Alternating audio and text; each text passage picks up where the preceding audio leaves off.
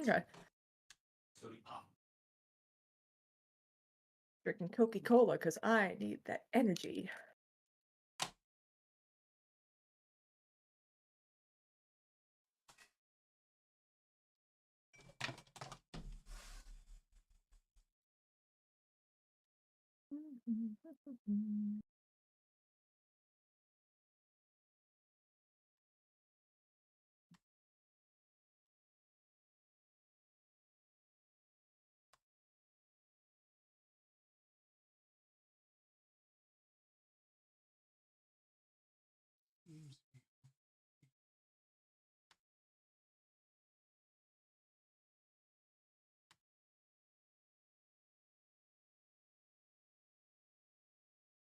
Yeah, all right, boys. Let me know if you can hear me, if anybody's there. It's very. Sorry, this is like it's kind of like New York over here. Haven't streamed in years.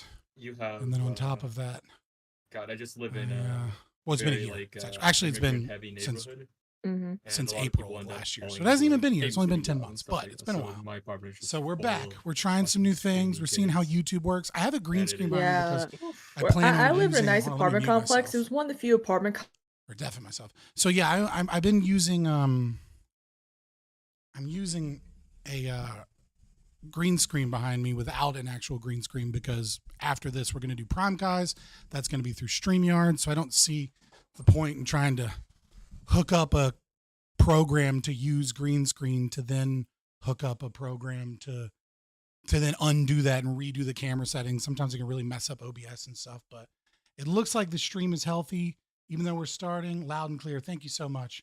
We're starting hours before we normally would. And then on top of that, again, we'd stream last Monday. And we're going to start doing Monday streams probably as I figure things out. But if you're just coming in, appreciate you. We're going to get this dating relationship debate thing started. It's kind of similar to many of these red pill podcasty things, but it seems to be a little bit more left-leaning, conversational, back and forth debate with one person, this Cosmepolitan or Cosmepolitics.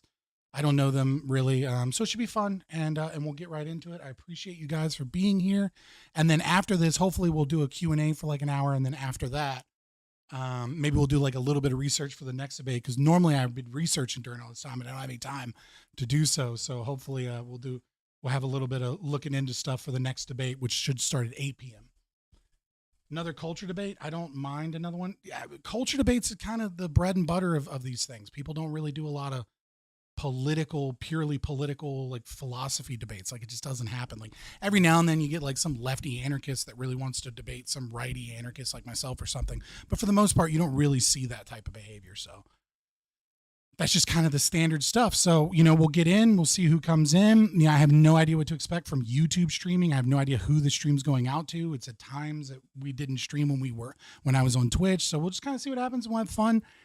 I don't think that this is the greatest content to record and then put out in like 3 or 4 videos as opposed to like interviews and stuff. So we'll see what it is. And we'll see how it works. I'm thinking about just making Mondays like a stream every Monday, no matter what. To do like some debates and other stuff. And then we'll kind of like to spend the rest of my time putting out some edited videos and interviews and stuff. But thank you guys so much. And we'll get started. Grow up in Florida. I'm a Florida man. All right. Everything seems to be stable on my end. Looks like my audio and video is all working and stuff. So I think we're good. Mm-hmm. Same on my end. Sorry about all that. And yeah, I'm not using the green screen, but that's literally just like, cause I have to do a stream yards thing after this, so like I'd have to set up one program to run the green screen and then like if you really want me to, I can. It'll just take me a couple minutes.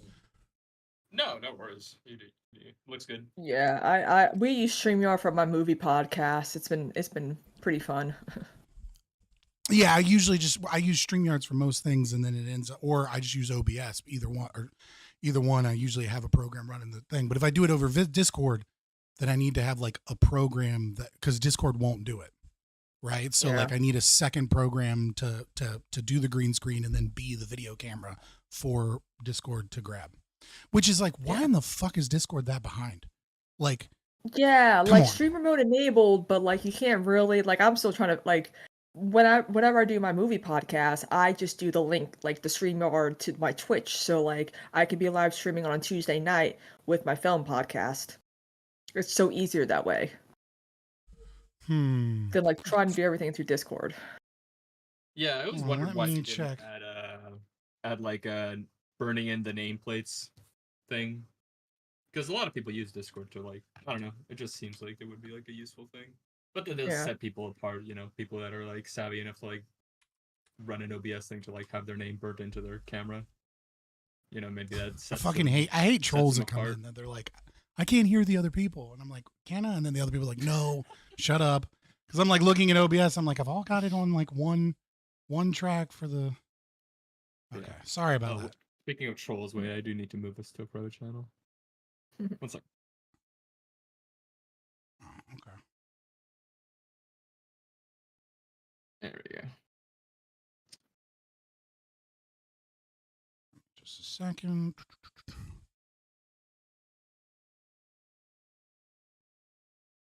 Testing. All right. Mm-hmm. All good. All good. Fams, should say. We're famished. We're grinding.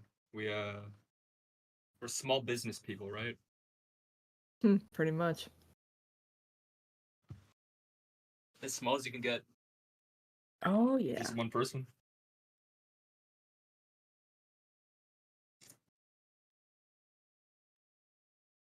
Yeah, just let me know when y'all are ready to go. I'm ready to go.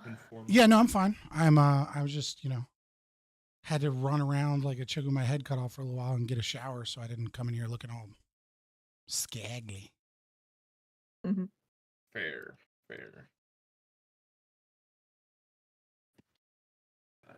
It is a lot to organize this stuff. Okay. So, this is my little harebrained idea for a fun show. It's like a dating/advice show. We have 3 topics today. How do differing political views influence compatibility in a relationship? What factors contribute to the acceptance or rejection of dating a transgender individual? And is there a universal standard for physical attractiveness? I selected these 3 questions because I figured they kind of embody like a full kind of political spectrum of discussion. And yeah, I mean, we can get started. We got about 20 minutes per question. I'll just throw out the question, let you guys discuss. I understand you guys are pretty opposite politically, so I think that's going to be really interesting because I do think politics are a factor in, everything, how you see the world, how you treat your friends, how you engage with people. And yeah, I mean, let's see how it goes. So the first question. Okay, yeah, I was about to say, is there structure? Okay, there we go.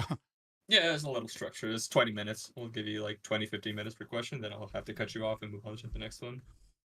So yeah, first question is, how do differing political views influence compatibility in a relationship? Would you date someone from the right, Cosmo?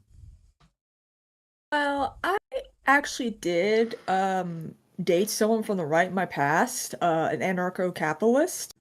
And surprisingly enough, it actually worked out pretty well because his views were a lot more progressive in the end. And I think it had to do with his zodiac sign being a Leo and I'm a Libra, and that was a good compatibility. We were really good for each other. Like, we never argued about politics or anything like that. It was weird because we had similar views when it came to like conservative type of issues, I guess. But like, he voted for Bernie. I'm not sure if he did it because he wanted me to like him more, because I know some guys, if they date someone like who's not the same politically with them, they always want to try to impress the girl and, try to share a lot of the same views. But we got along really well. Like, we never debate. Like, we always had casual discussions about politics.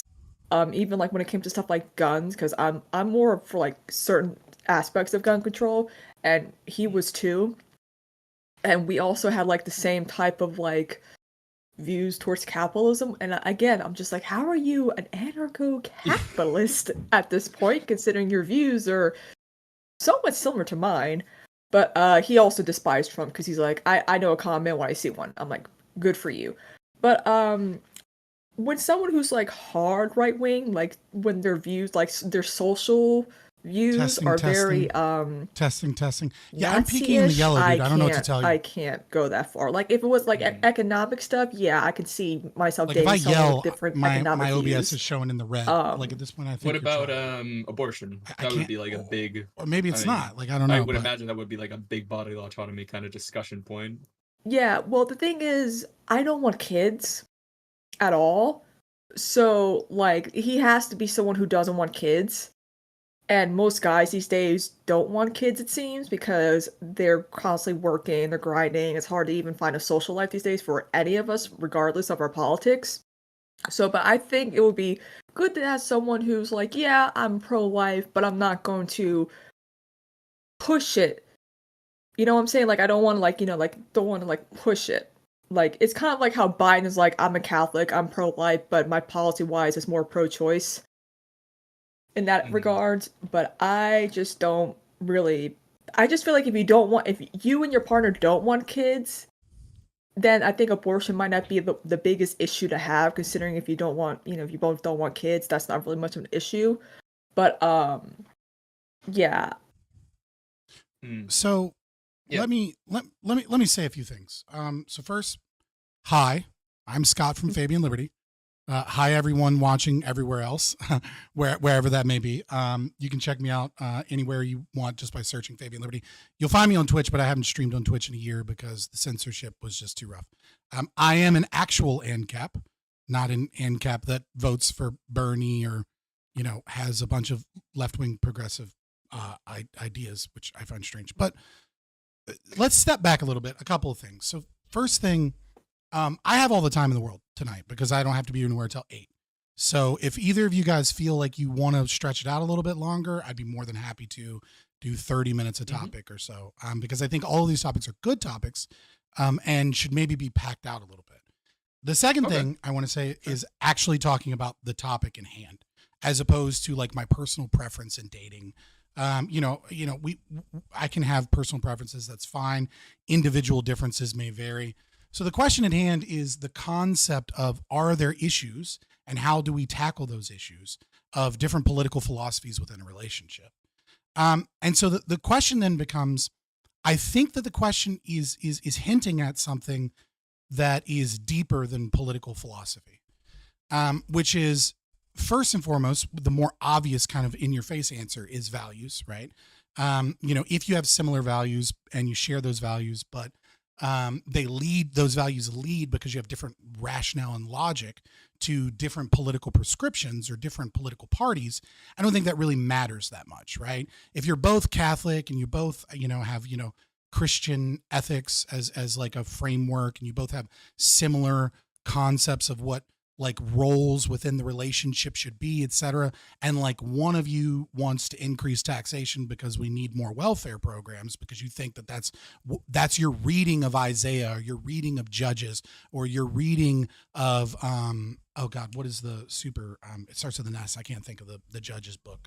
It's nevertheless. Regardless, right? It's the one where like, God is like, you're not taking care of like the widows and the homeless, right? Like if that's your reading of like, right? Well, I mean Judges as in the Bible, right? Because the example's Catholic. Yeah, right? I'm talking Supreme Court. I'm an atheist, but I'm just using it as an example because I think it's an easy one. Same. Right? Like then I think like, then it doesn't necessarily matter that much. Right. And so I would posit one more level of introspection, because I think that's a really kind of like a mid-wit way of looking at it, what I just posited, which is to say that, yes, values are what matter as opposed to political reasoning.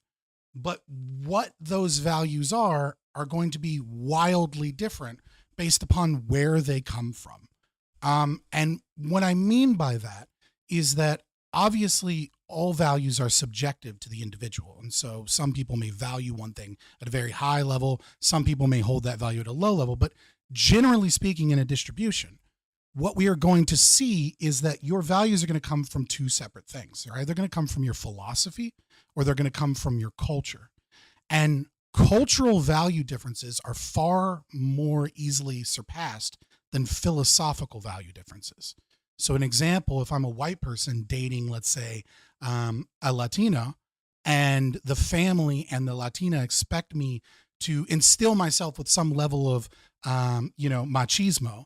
And there is, a certain expectation from the family that I uphold in my partner, Marianismo, right? Like I uphold her feminine values, right? These can be shocking, culture shock for, an American white person with white parents, etc. But they're not that big of a hurdle. But if the value differences come from, let's say, philosophy, and they change the way that you interpret the world, such as like the righteousness of selfishness versus the need for self-sacrifice, I think these can be values that show up in political prescriptions, right? But that can be insurmountable in a relationship because they are fundamental differences of your meta narratives and how you view the world. That's what I think the framework of how we should understand this question is, really, at its level.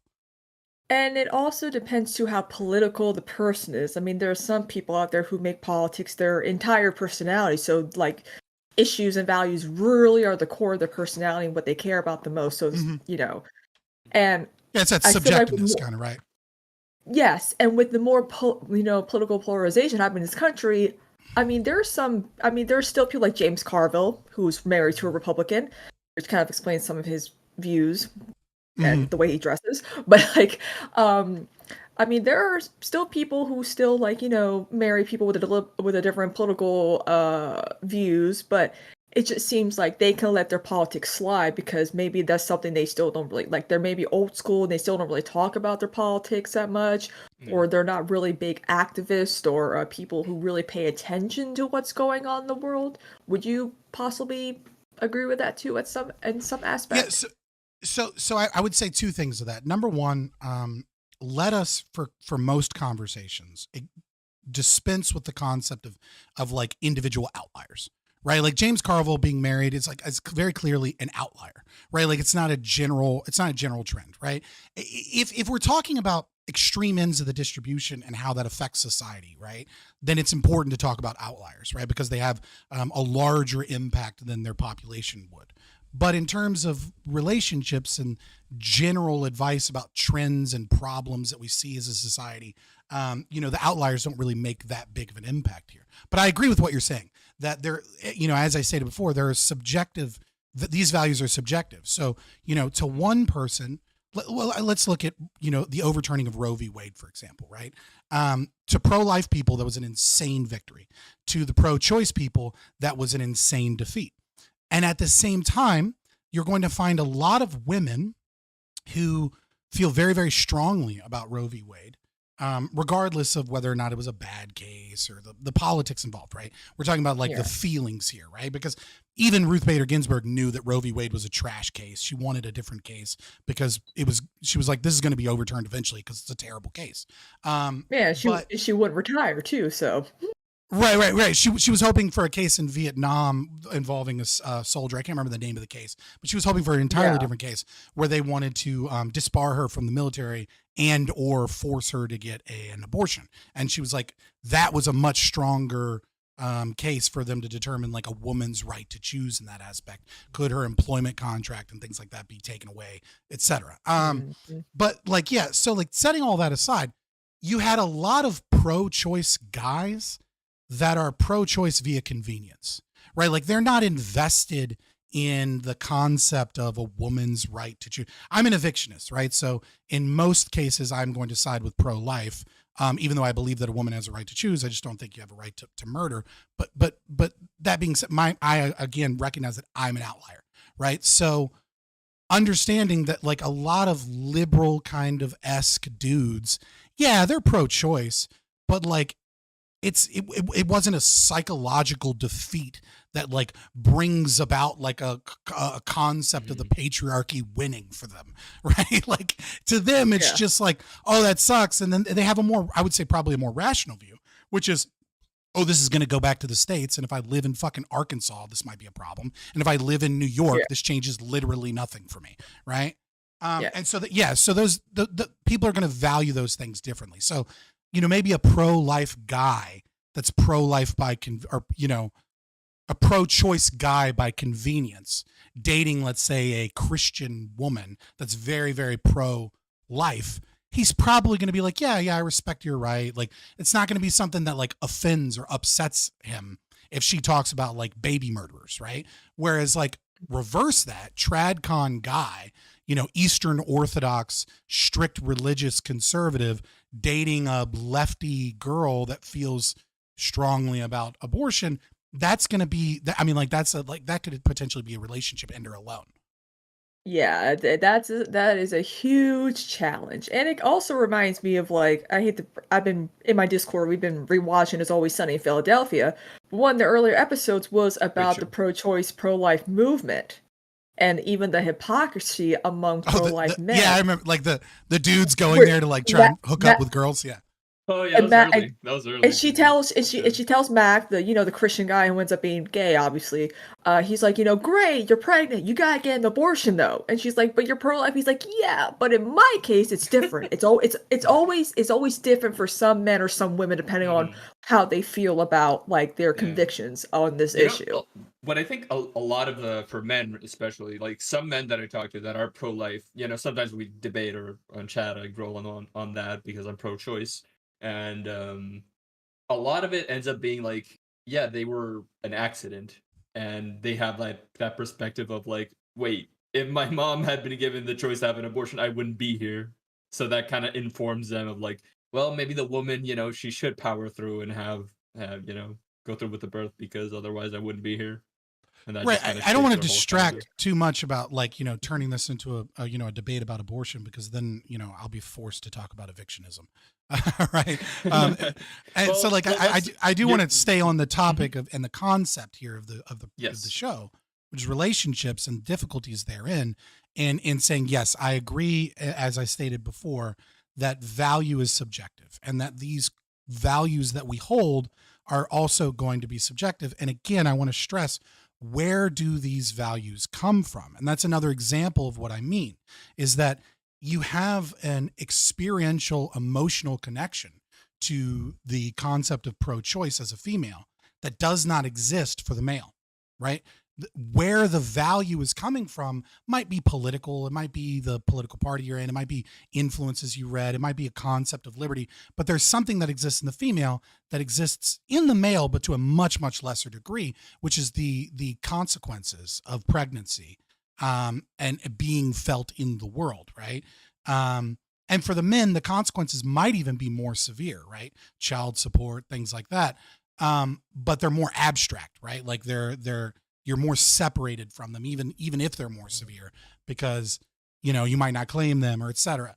And so I'd say that political differences matter, but what matters more is values. And what matters more than values at a deeper level is, where are these values coming from? Are they coming from your culture, your cohort, your demographic? Or are they coming from a philosophy of how you see the world? And I guess we could add another thing here, right? Which is, how deeply grounded are they in your experience in the world that you live in?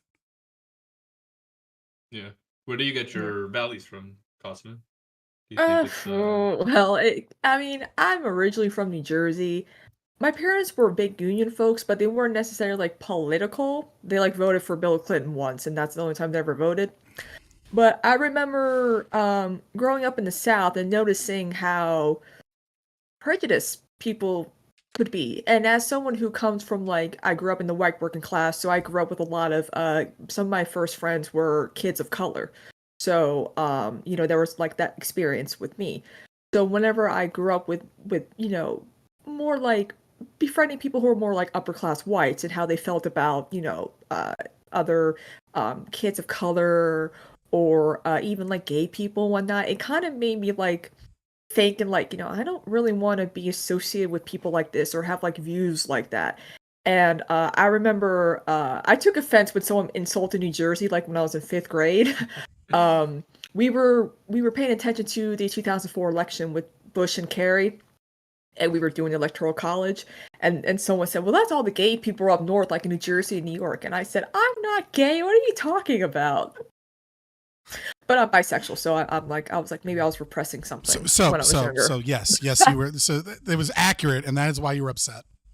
Yes, I was like, oh, but then I was It was like, accurate. There's a great migration to New Jersey because, you know, all of the gay men had to get this new haircut.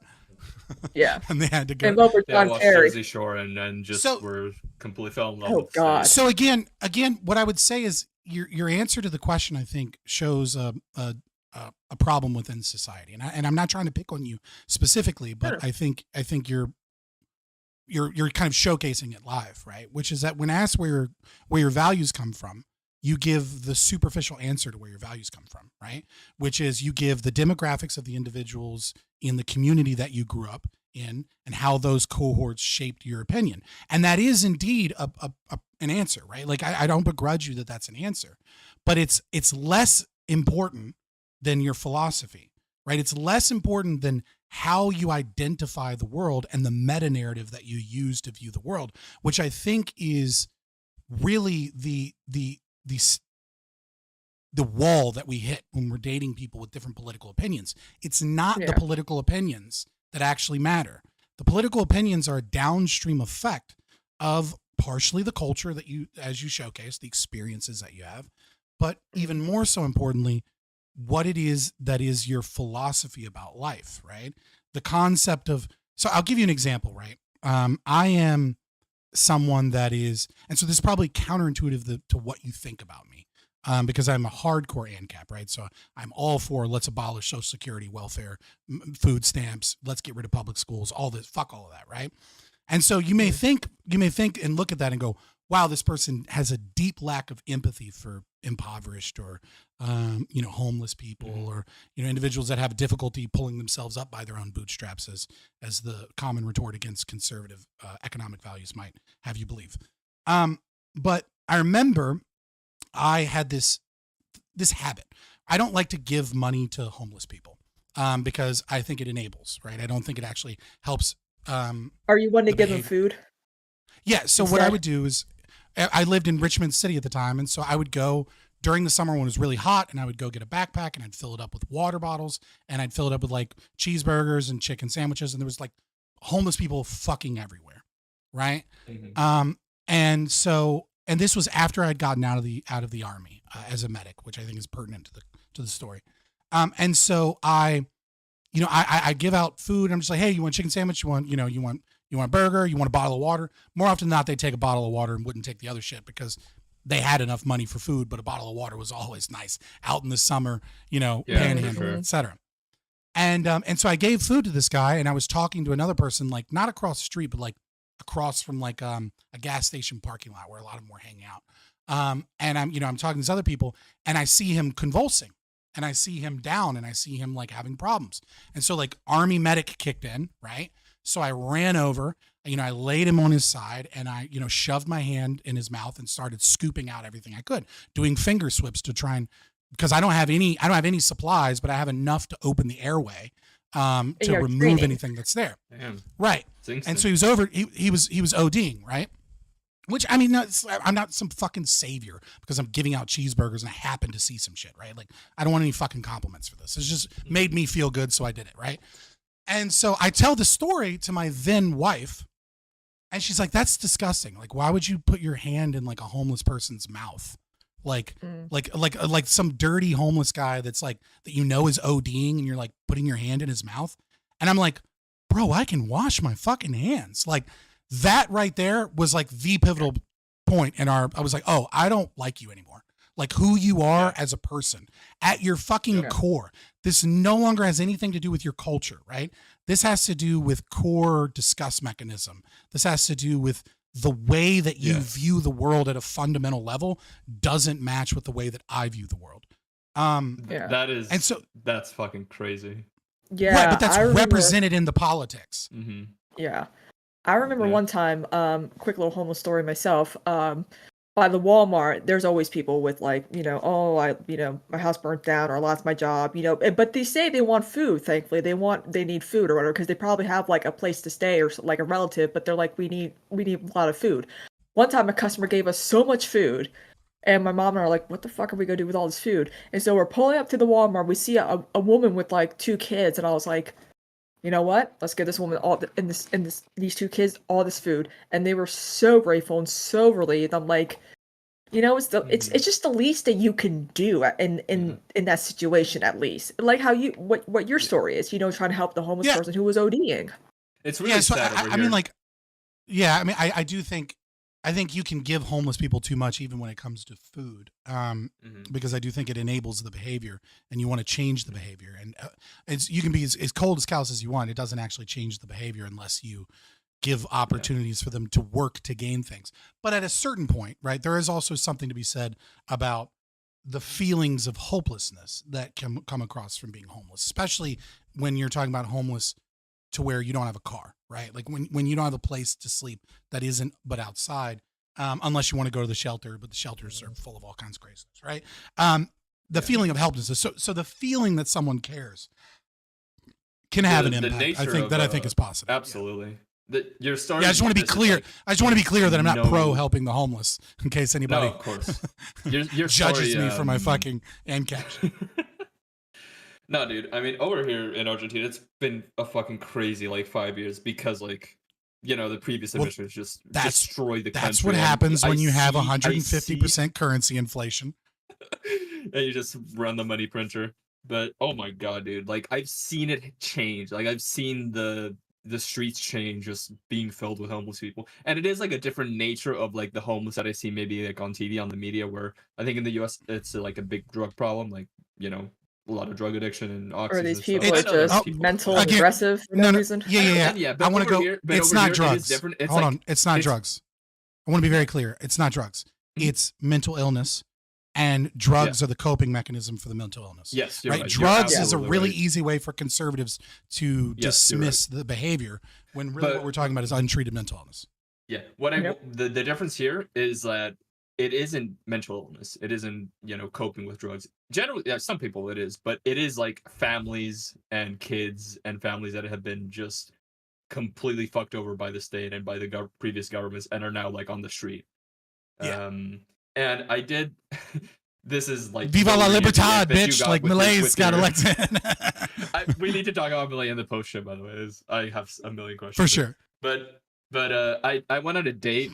This is like similar to yours, but nowhere near on the level of like saving someone from ODing. But I went on a date with like the only female Jordan Peterson fan in Buenos Aires, and oh, what?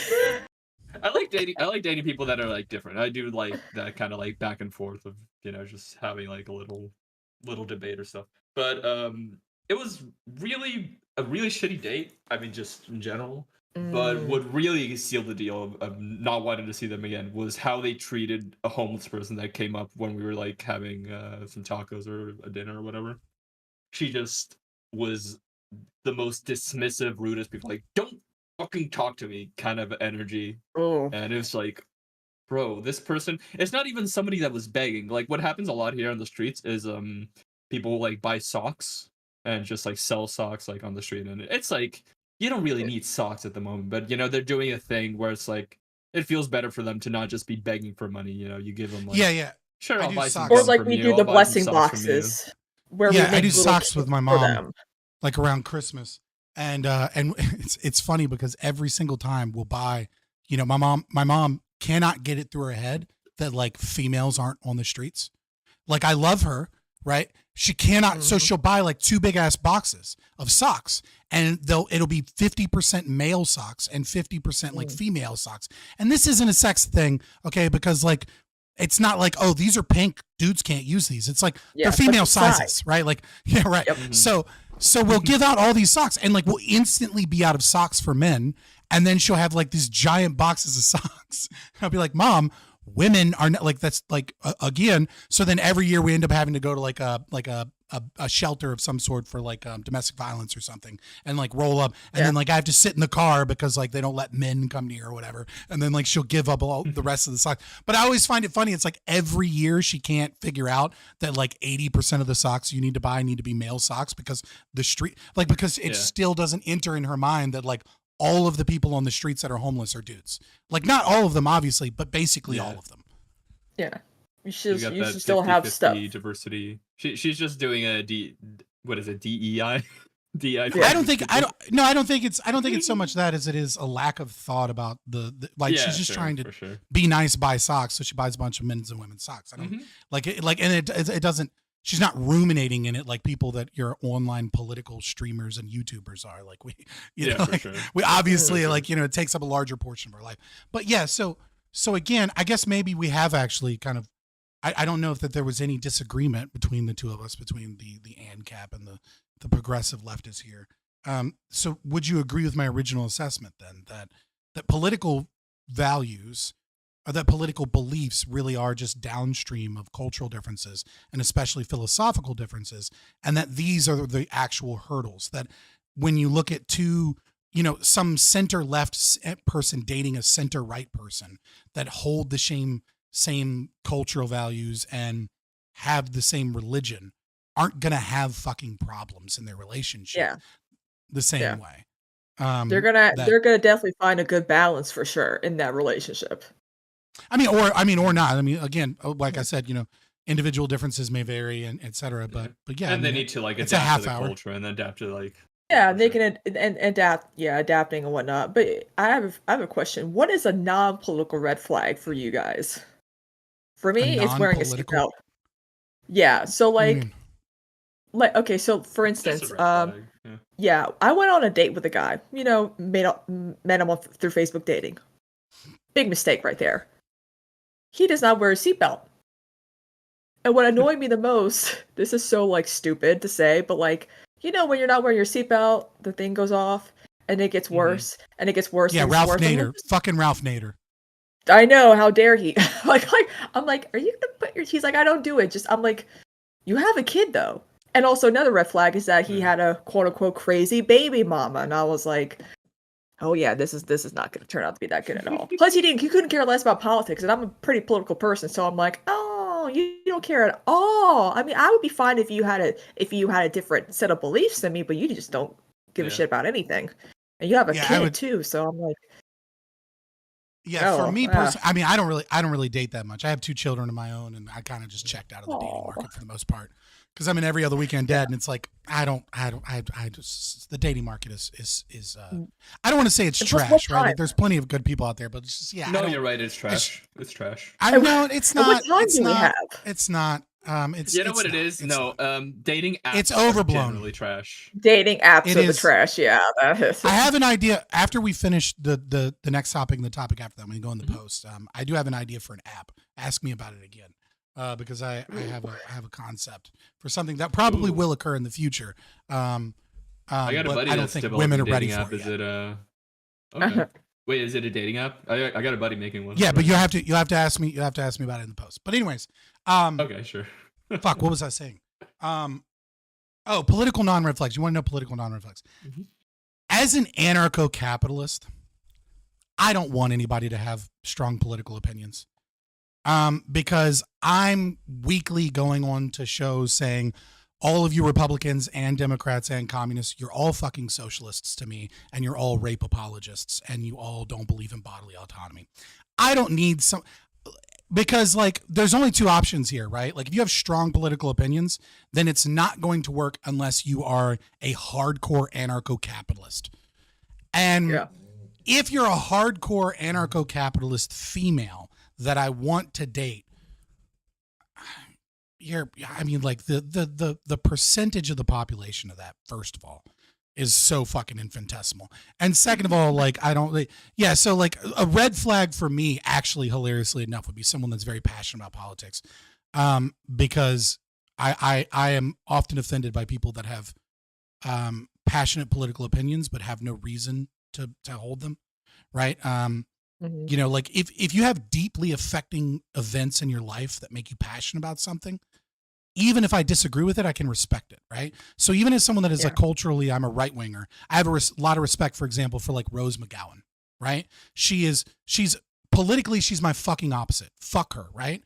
At the same time, I can respect her political opinions about the Me Too movement, because unlike all these other grifting bitches, she stayed true to her word and kept calling out names and lost all these opportunities and never shut the fuck up. And I know that I don't know that it's true because, so much of what we see is fake, but I get a strong, I guess, vibe, if you will, of authenticity from her. Yeah, and so like I can respect that. Right. So like if you have strong political opinions without a real big reason to have them, I don't give a fuck about your desire to get brownie points from your other retarded lefty friends. Okay, I don't care that you're on the right side of history. Shut the fuck up. You guarantee I know 900 times more about your own fucking political philosophy than you ever will. But if you have like a strong fucking life event that causes you to feel a certain way, yeah, I can respect that. But like somebody that's strongly political without a like major traumatic experience in their life, I don't feel like dealing with that retard. Damn, mic drop. I can't even date liberal men because they annoy me. Well, I mean, well, you know, Fair. You're pretty annoying. you know, that might be a fucking, you know, that might be a hormonal thing there from both sides. Call out. Yep. I'm just being honest, Hormones, right? I mean, there's certainly a correlation there.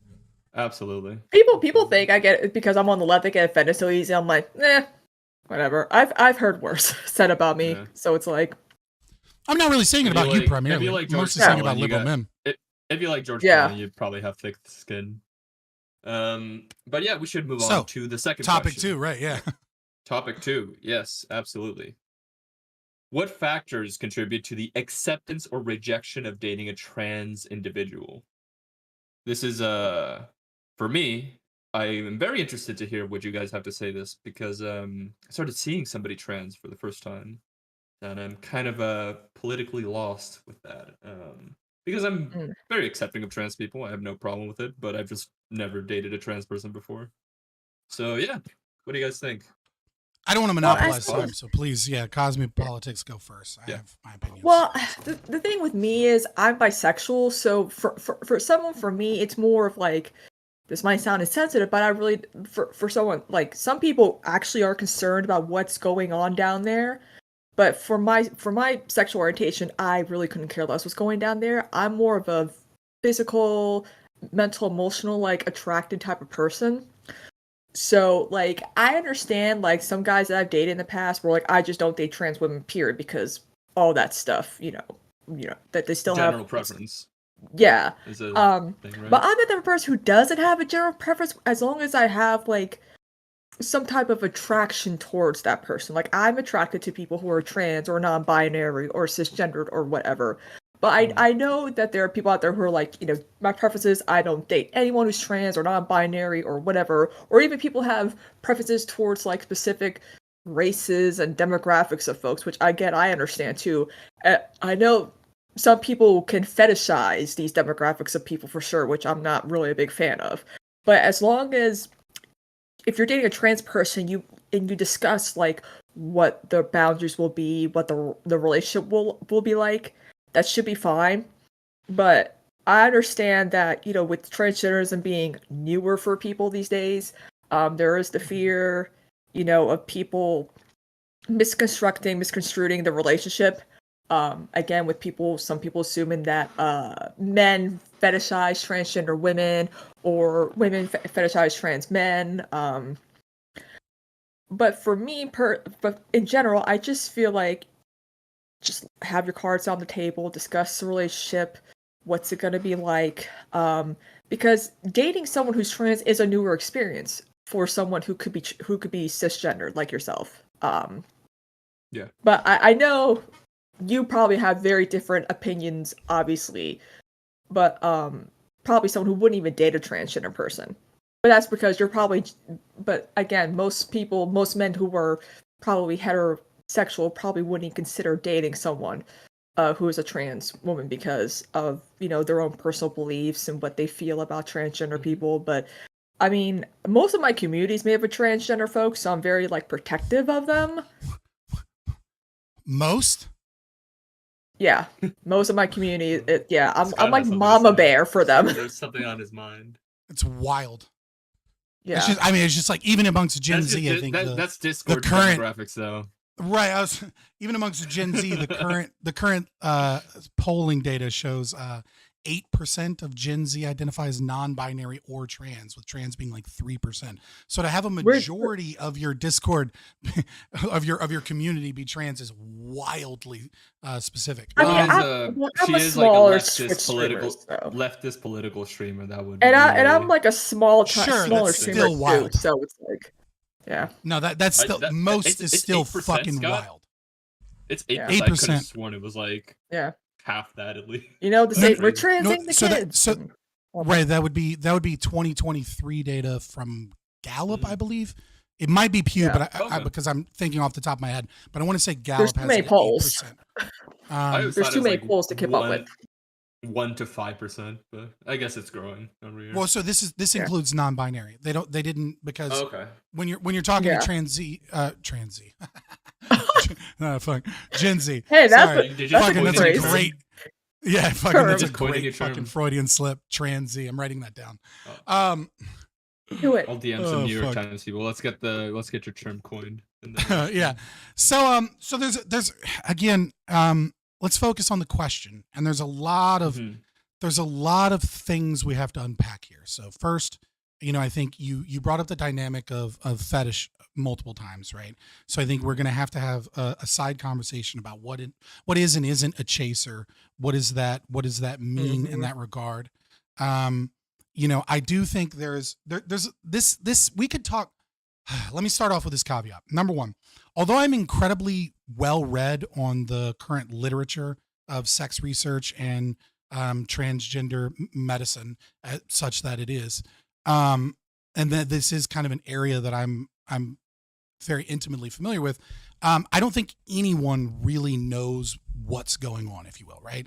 Like there's not good, which is a travesty towards, I would say, the political left in their demands for, I would say, their offense at research being conducted. It becomes very toxic to do any type of research that isn't in the domains of what already follows the political prescriptions of many left-wing people, because transgender people are without a doubt the easiest group of people in the entire world to study. It is the easiest demographic you could ever study in the world. There's no reason whatsoever for there to be a lack of research available on this. And the reason for that is that for most countries where socialized medicine occurs, if you are at the very least, I don't want to say true trans, right? I don't want to get into that demographic, but if you are taking hormone replacement therapy, you already need state mandated psychological evaluations and to go to some form of gender clinic. There is no demographic in any country other than really none that has that level where basically you can capture the entire demographic with state-based institutions where you can do research. So when someone says, well, the research isn't good enough, your immediate response would be, why? You should immediately think, why is that? Because there are political barriers there. That's a bit of a tangent. I'm sorry for that. Because I got a little bit. So the first question, setting aside fetishes, setting aside chasers, setting aside this concept of new, I don't know that I necessarily buy that. Maybe we can get into that later. I kind of put it in quotations because for some people they say, oh my God, this shit came out of nowhere with transgender folks. And I'm like, no, they've always existed. It's just there's more of a spotlight on them. I think this is another example of like that kind of bell curve thing where like the high end and the low end are saying the same thing and the midwits are saying, no offense here, but like when I think this is new, like the utter retards think this is new. And then people in the middle of the IQ distribution, right? They're like, oh, well, this isn't new. Like this has been around forever. And then people at the other end are like, yeah, sure. When it was 0.1% of the population and they hid in bathrooms, right? This is new for society. Like it is new. It might have been there all along, but its cultural impact was insignificant before. Yeah. And so I also think we also need to have a conversation about cluster B personality disorders. And specifically covert vulnerable narcissistic personality disorder and its prevalence within the trans community, because these are incredibly rare conditions. And yet most research points to the fact that all trans people, more so, slightly more so, female to male, but all trans people are a majority of them in that demographic. suffer from some form of cluster B personality disorder. And so What you when you're said, talking sorry about, to cut you off. Just go ahead. and as a layman, that narcissistic personality disorder, that would be, is that AGP? Is that related to AGP? Like No. autogynephilia? Autogynephilia, right, is, I mean, we can talk about AGP. I don't know that this conversation is necessary. Okay. Like that gets too into it, right? But like AGP is more Sure, internal. sure. I don't know that it necessarily determines the willingness of a conservative or a liberal to date a trans person. Sure. You know, like Liberals, I want to set that liberals, aside. liberals really Fair show enough. who they are when it comes to trans people, for sure. When it comes to that, Yeah, no. So when I say cluster B, I'm talking about antisocial personality disorder, ASPD, where your psychopaths are going to be. But that's probably not a majority of trans people. It's probably a very, very, very small percentage. What we're mostly talking about is the big three here, which would be narcissistic personality disorder, histrionic personality disorder, and borderline personality disorder. You can see a lot of BPD, a little bit of histrionic, and a lot of NPD. And then you're going to see a lot of non-specific cluster Bs. And the non-specific cluster Bs, in my opinion, and this is, you know, again, limited data here. So this is purely conjecture here. I think the reason there's a lot of non-specific is one of two things. A, there's a overlap here between dysphoria and symptoms of identity crisis and the ability to formulate your identity, which, you know, causes and or maybe a Venn diagram kind of that situation where they might not necessarily have cluster B, but they have symptomatic of it. Characteristics, trait. And then the other one is the difference between covert vulnerable NPD versus grandiose NPD, right? Like Donald Trump is a prime example of like grandiose narcissism. I'm the greatest, like, you know, when we build the wall, it's going to be the greatest wall ever. I went in here and I said, wow, everyone in here are the greatest doctors. This is the, right. Like, it's like, right. It's like everything is about how fucking amazing they are. Please, you know, venerate a statue. And if you don't feed that ego, then you don't, then you shall be pushed aside. Whereas with the covert vulnerable narcissistic personality disorder, it's kind of the exact opposite, which is I'm a special victim. And and the evidence of my victimhood is everywhere. And every time I fail at something, it's actually because people treat me horribly and they dislike me because of something to do with my identity. And if you don't feed that victim complex that I have, you're actually a toxic, terrible person. And I will manipulate things around you. I will find your friend group and I will make up stories about you. I will lie about you. I will do what I can to gaslight and manipulate you into hating yourself or destroying yourself for daring to not feed my victim complex. And this is probably, it's hard to know what percentage of trans people it is, but it's orders of magnitude higher than the general population, to the point where it's likely a majority. I obviously discount the Iranian study that has it at like 85%, because I just don't trust the Iranians' methodology, even though they reported it to be good. But there are plenty of studies that place it in Spain, in Italy, where these clinics, you know, over and over again show. And so maintaining a relationship with trans people when a majority of them have cluster B personality disorders is going to be nigh impossible. And so if we want to understand failure rate of those relationships, or some of the red flags that people have, you can attribute much of it to the dislike of them because they're trans. But it is also really, really important to understand that mentally speaking, close to a majority of trans people are incapable of a long-term relationship mentally. They're not capable of doing anything other than abusing their partner mentally. And that's, I don't know that it's necessarily their fault per se. It's just a fact. And so that's gonna affect a lot of things. And it's an important thing that we need to reference when understanding whether or not someone is willing to date these people. Because if you're like ignoringChat and you date one of these people, right, it's very, very likely that you come across from that experience of that was so much fucking drama, that was so much shit, I'll never do that again. Right. And so it kind of can become a I did it once, I'll never do it again. Especially if you're not a chaser. Yeah, for sure. Especially if there's not a fetish. Obviously there's going to be some fetishization involved there, unless someone is like a doll that has had bottom surgery. Right. Like if obviously there's some level of fetishization there. If you're dating someone if you're cis and you're dating someone with opposing genitalia. And but brings us back to It's Always Sunny.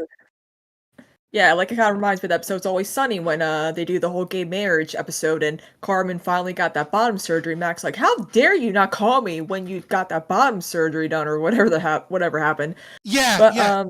Is it the ideology or is it the narcissism? And I think the two are they're an Ouroboros in a way, that they're both feeding themselves, because the ideology demands the most narcissistic thing you could ever happen, which is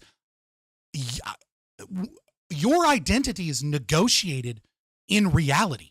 Like, how you identify is not a fucking choice that you get, right? Like, how you are identified is how other human individuals with their own brains determine how you're identified. Like, you can say the demand of trans people and trans activists, for the most part, obviously not the people that coin themselves transsexuals, right? Like your few conservative anti-TRA, anti-queer theory trans people that are a minority don't feel this way.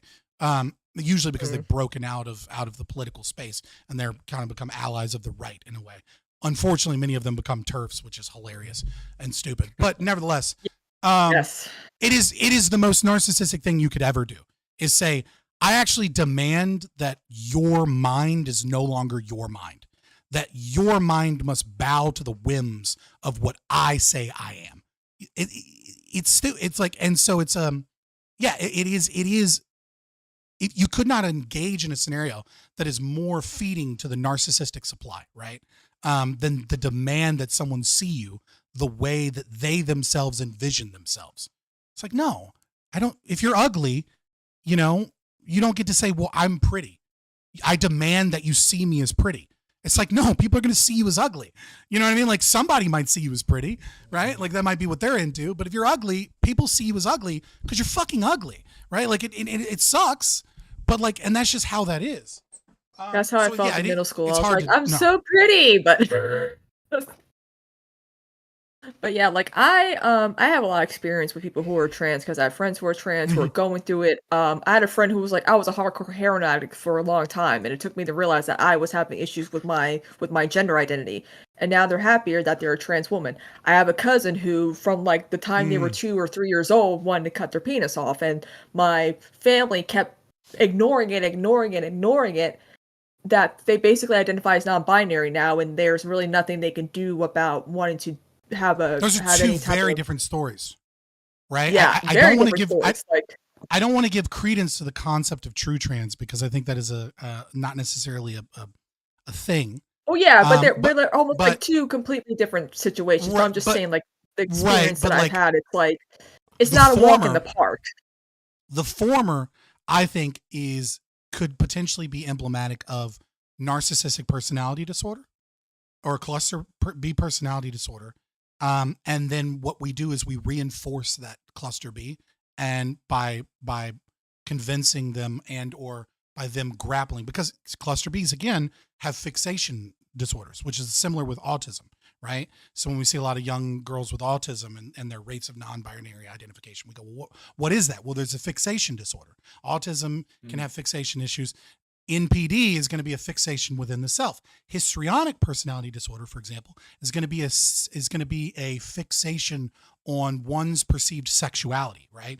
I'm sexy and everyone knows I'm sexy. And you see these, right? You see these like dudes, for lack of a better term, wearing skirts that are on like Twitter that are like, I'm fucking gorgeous and everyone wants to fuck me. And it's like a cretinous, like it's not even like it's a fat guy that didn't shave, that has on like a pink wig, that is like, call me Twixie. It's like, okay, dude, like I can see the HPD leaking out of you, right? And so the question is, that's a very separate thing than what majority of trans people were up through the 90s and even the early 2000s, which was persistent, without desisting gender dysphoria, which is what you describe in your cousin, right? At a very, very young age, they realize that something is wildly wrong between the body that they inhabit and the feelings that they have at the very inception of play, right? Because play is where we begin to understand gender roles,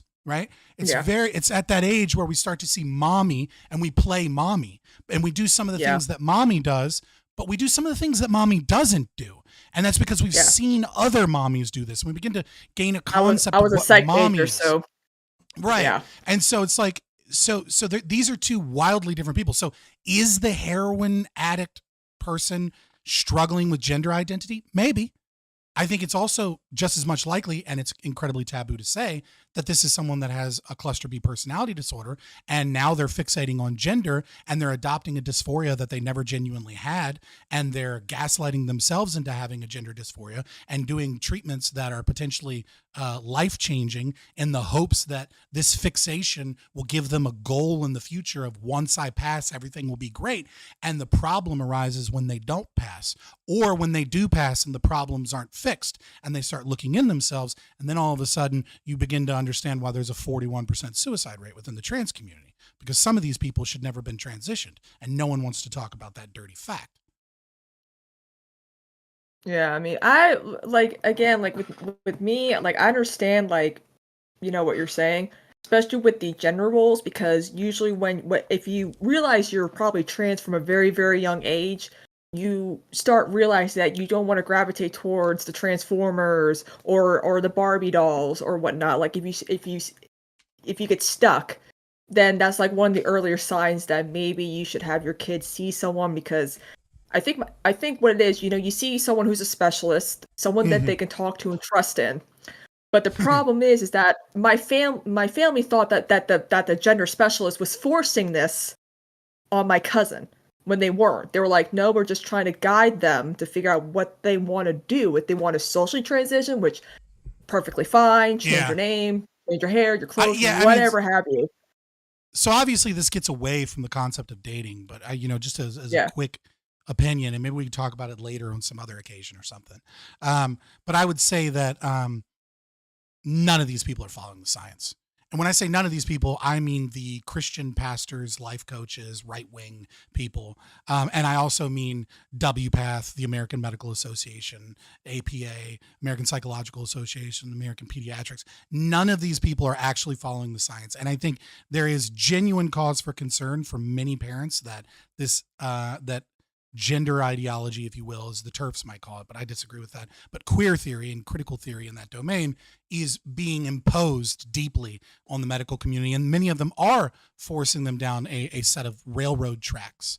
But that the opposite is also true, which is that, when you try and get away from that toxic form of non-aid or psychological help, and you take them to your Christian pastor, well, your Christian pastor has, one size fits all glove that nobody's trans and that nobody should be gay or it's like, so none of these kids are getting appropriate help in as far as I can tell. I think they're all ignoring the science, and I think there will be a day of reckoning in the near future as we see large swaths of millennials and Gen Z desist, because it takes about 7 years for female to male before the desistance really starts kicking. A lot of conservatives think, oh, this happens overnight. This is like an overnight thing. They become fully trans, overnight. I'm like, no, it takes years. Hormone replacement therapy, regular therapy, thinking like, oh, do I want to get the surgeries done? Like, it takes years for someone to change one's gender. Like, it is a process, and I feel like not enough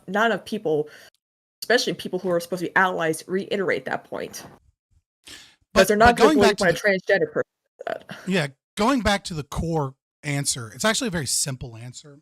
Why there's disparate outcomes in terms of conservatives and liberals dating trans people.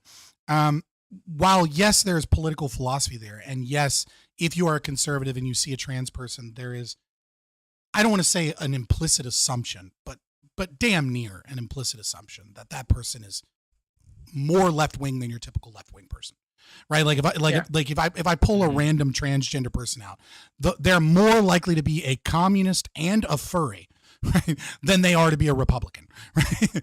Like, and that's true, right? Like, it's like, I don't even, it's just, it is what it is. And so that is going to be a signifier to conservatives. But the more important thing to understand is, well, I think, this is some of the only really, really good research that Jonathan Haidt did as a moral psychologist back when he was at the University of Virginia, as opposed to being in New York, when he was, cataloging and understanding moral psychology, but specifically before getting into his traits systems, getting into disgust defense mechanisms and disgust mechanisms. Are you aware of the literature on disgust mechanisms and things of that nature? I don't think so. Okay, so That's the Like, I've heard the colloquially? term. Is that right, so disgust, so there's core disgust. There's a lot of different social stratifications of disgust mechanisms, but basically there's like animal, gore, interpersonal, moral, etc. Long story short, there's something known as the omnivore's dilemma within evolution, right? Which is that herbivores, like cows, for example, they'll just eat grass, right? And like, yeah, they can't eat wisteria because they might get bloat and die. But for the most part, like, so long as they go out into a field and they eat a bunch of grass, they have 2 stomachs, they digest it, they're fine. Carnivores, and well, the brain wouldn't go there. Carnivores, you know, they're eating animal meat, right? And they eat guts first, and they eat intestines first because that's where, you know, that's where you're going to get most of your bioavailable nutrients, right? You know, organ meat. And then you're going to eat meat, and you're going to eat like sweet meat, fatty meat, etc. So there's very little danger for both of these types of diets in poison. Omnivores, however, are completely different.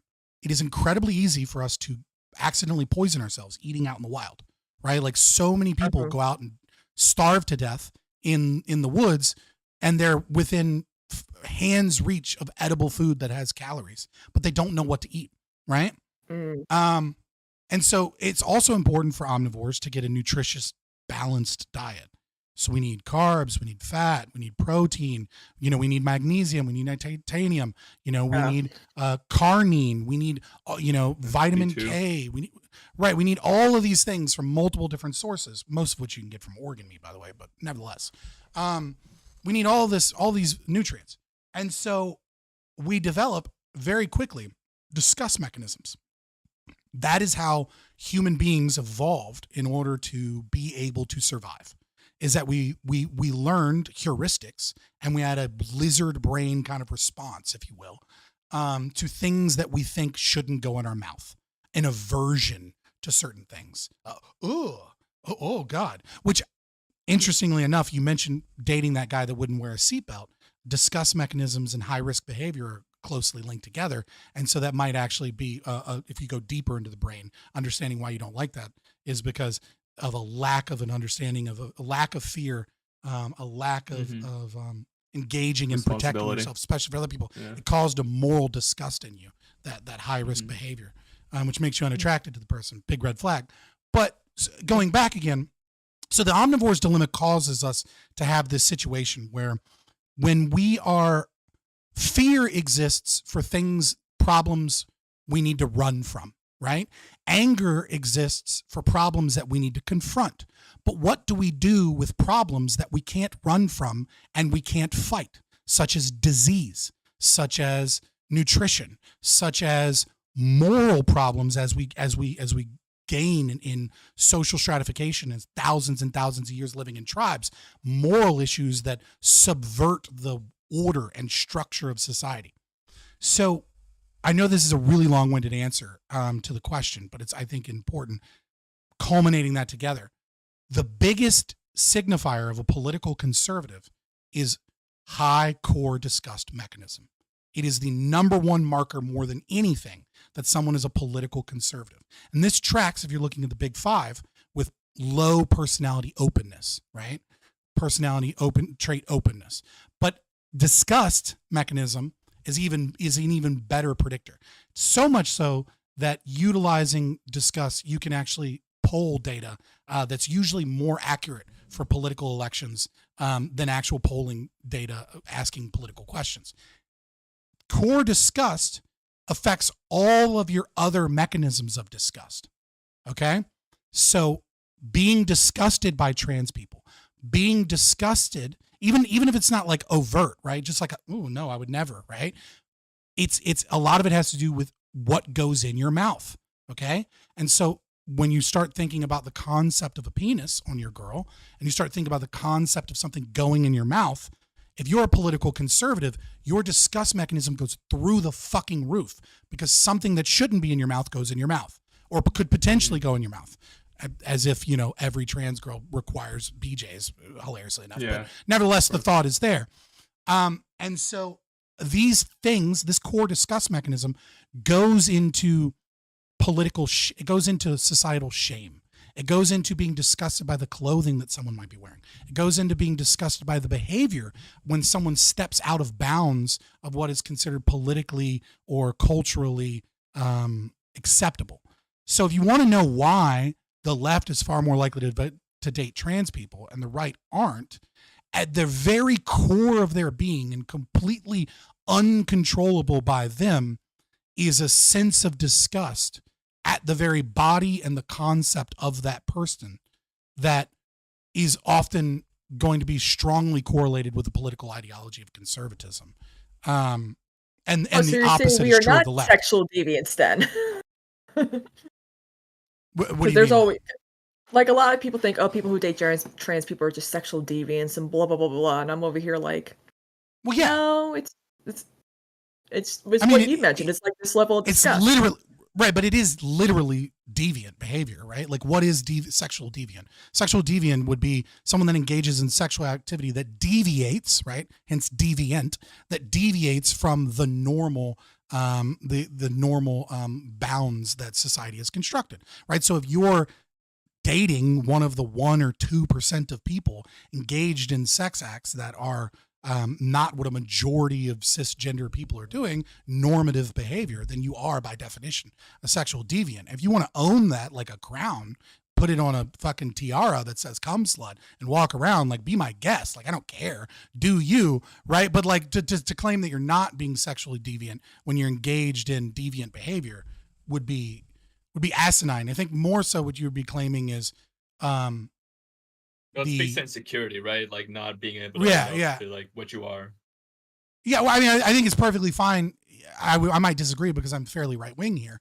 I think it's perfectly fine to say that I don't care, or that what I'm doing isn't hurting anybody, or it's actually not dysgenic or degenerative in the way that you think it is. It's actually positive in some regard, and you want to make those arguments. That's fine, right? Or it's none of our business what people do. Yeah, I mean, like, sure. I mean, yeah. I mean, this is where you and I will find some common ground here, which is that I may dislike certain behavior, but I wouldn't make it illegal because I'm an anarchist. Right? Yeah. I would just say not in my fucking community, right? Not around my kids, not around my property.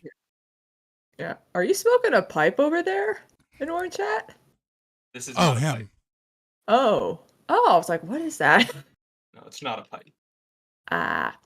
For me, I was like, someone's looking like Oppenheimer these days. Got my Oppenheimer. Yeah. So I would say that is I would say disgust mechanism is the real thing here. The other one is it is an identifier of opposing values, right? It's a heuristic, right? Like it's like if your friend gets bit by a black widow and dies, right? You might develop arachnophobia. So much so that arachnophobia is actually genetic now, right? Like we know that it's passed on. Well, why is that? Is it because all black spiders? Yeah, people are born with arachnophobia. They're not necessarily always learned. Fear of spiders, fear of the dark, and fear of snakes are all like genetic, right? Like these are things you don't have to have like a traumatic childhood event to be afraid of snakes. You just are, it's so deeply ingrained in our psychology. I'm afraid of. Yeah. Well, I mean, so that's why it makes sense that Satan, if you will, is a snake in the garden, right? Because it goes deep into our mythology. You can look at any mythology, right? Snakes as a symbol of both. All that. Well, I don't think Hades isn't represented as a snake. I think that's why we no, but I'm just saying, like, the Greek mythology of, like, hell, like, the translation, like, Hades represents what hell is, and I'm like, I think I read that we can see more shades of green than, like, other colors, specifically because of that evolutionary kind of, like... Because of snakes. Because of snakes, So that we can see snakes in the grass. Or as the beautiful poet Gucci Mane said, snakes in the grass, better clip that shit, right? Like, it's that fucking core. Or as my dad always says, a good snake is a dead snake, and I'm like, okay. Yeah, so that is an element of it. I wanted to get into this concept that you had of fetish, because you seem to have a strong opinion on the concept of whether or not someone is fetishizing. Yeah, and 'cause maybe I know people maybe I'm wrong that you who do. when I say that. The thing is, I do know people who are like, yeah, I fetishize. I'm a chaser. I'm a this. I'm a that. And I'm like, okay. But my thing is, I'm not sure how how people who are or if you're a chaser of anything, how the person who's being chased feels about those situations. You know, like Yeah. if I Yeah, no, I agree. Yeah. No one wants to be a fetish, right? Like no one desires to their partner's sexual attraction be because they're a freak, right? And the unfortunate circumstance to trans people is sorry, you're a fetish. Like there's a very, very, very small amount of people that are going to be dolls, right? Like this is an incredibly small percentage of the they're overly represented in media. Why are they overly represented in media? Well, one, because of the narcissism that I spoke about earlier, right? The transgender people often have a completely, I mean, they have body dysmorphia. Of course, they have a fucking unrealistic understanding of themselves. Yeah. A doll would be like a trans person that passes really well, or I mean, if you're familiar at all with conversations within like trans communities, right? Then you've heard the term doll being thrown around before, and it would be it doesn't necessarily mean someone that passes really well, right? Like you can pass poorly but be really attractive. Like so, Blair White, for example, is many would consider a doll, but she doesn't pass well, right? Like you can see Blair White and you know she's trans. Right, like it's obvious the second you see her, right? Because she has a certain aesthetic to her that is a kind of a trans bimbo aesthetic, despite her vernacular not necessarily being that way. Well, even her vernacular, she might use words that you wouldn't necessarily associate with bimbos, but like the voice modding that she has chosen isn't subtle, right? It's very like California uplilt Valley girl poppy, right? Right. So again, you would consider her a doll, but not necessarily someone that passes. What a doll is, I will leave that to trans people to define, because again, I'm aware of the literature, I'm aware of the communities more than most people. Interviewed a lot of D-trans people, and yeah, I've talked to Blair White before and a bunch of other people about some of these issues. But so what I'm saying, back to the fetish portion. Yeah, sure. There are some dolls who pass or who are really, really, really attractive where you're beyond the domain of fetish, right? If I'm a cis heteronormative individual and I see a 10, it doesn't really matter if that 10 used to have a penis, right? It's still a 10. And that's a reality for a very small group of people. But for the majority of trans people, it is going to be it's going to be a big deal if you don't have matching genitalia to the role that you're playing out in the world, right? If you're playing female, you don't have that matching genitalia, and it's especially going to be worse for female to male. When we have these conversations, we often ignore female to male because outside of Elliot Page, it seems like trans men don't really get that much of a discussion made about them, it seems. Yeah, well, it's because conservatives, again, core disgust mechanism. What are they doing? They're afraid of danger. They are indeed patriarchal in the sense that they want to protect women. They want women and girls to be protected. Trans men are a threat to fucking nobody. They are females that are less strong than your typical dude who pass as dudes and who live in communities and spaces where we check each other with violence. That's what it means to be a male, is there is an underlying threat of violence in every single interaction that we have, which is that if you go too far, I'm going to beat your fucking ass. When we deal with women, that doesn't exist, right? Women, it's if you go too far, I will destroy your life behind the scenes and I will spread rumors about you and I will do whatever I can to destroy your reputation, let everybody know what a piece of shit you are. It's a very different type of thing. When you put biological males, right, when you put biological males into spaces with biological females, you carry over the biological male aspect of engaging in interpersonal relationships with an underlying threat of violence. Men understand this. And it's not necessarily true, and it's not necessarily true that every trans person's like that, or that even a majority of them are like that. But if you're trying to understand why one is seen as a threat and the other isn't seen as a threat, put yourself in the shoes of a conservative. And that's, oh, a female that looks like a dude is going to go in places and be weaker than your typical dude. They're a threat to no one. Versus a dude with a dick is going to be in female-only spaces. And he has an understanding, he obviously, like, you know, trying to be pure fucking transphobe here, right? He has an understanding that violence can be used to solve problems, and there's no one there to stop the violence from occurring. How are we going to protect our girls? It's an extremely protective reaction to a threat, where that's why nobody cares about, like, they care about Elliot Page. And the reason they care about Elliot Page is because Elliot Page is famous.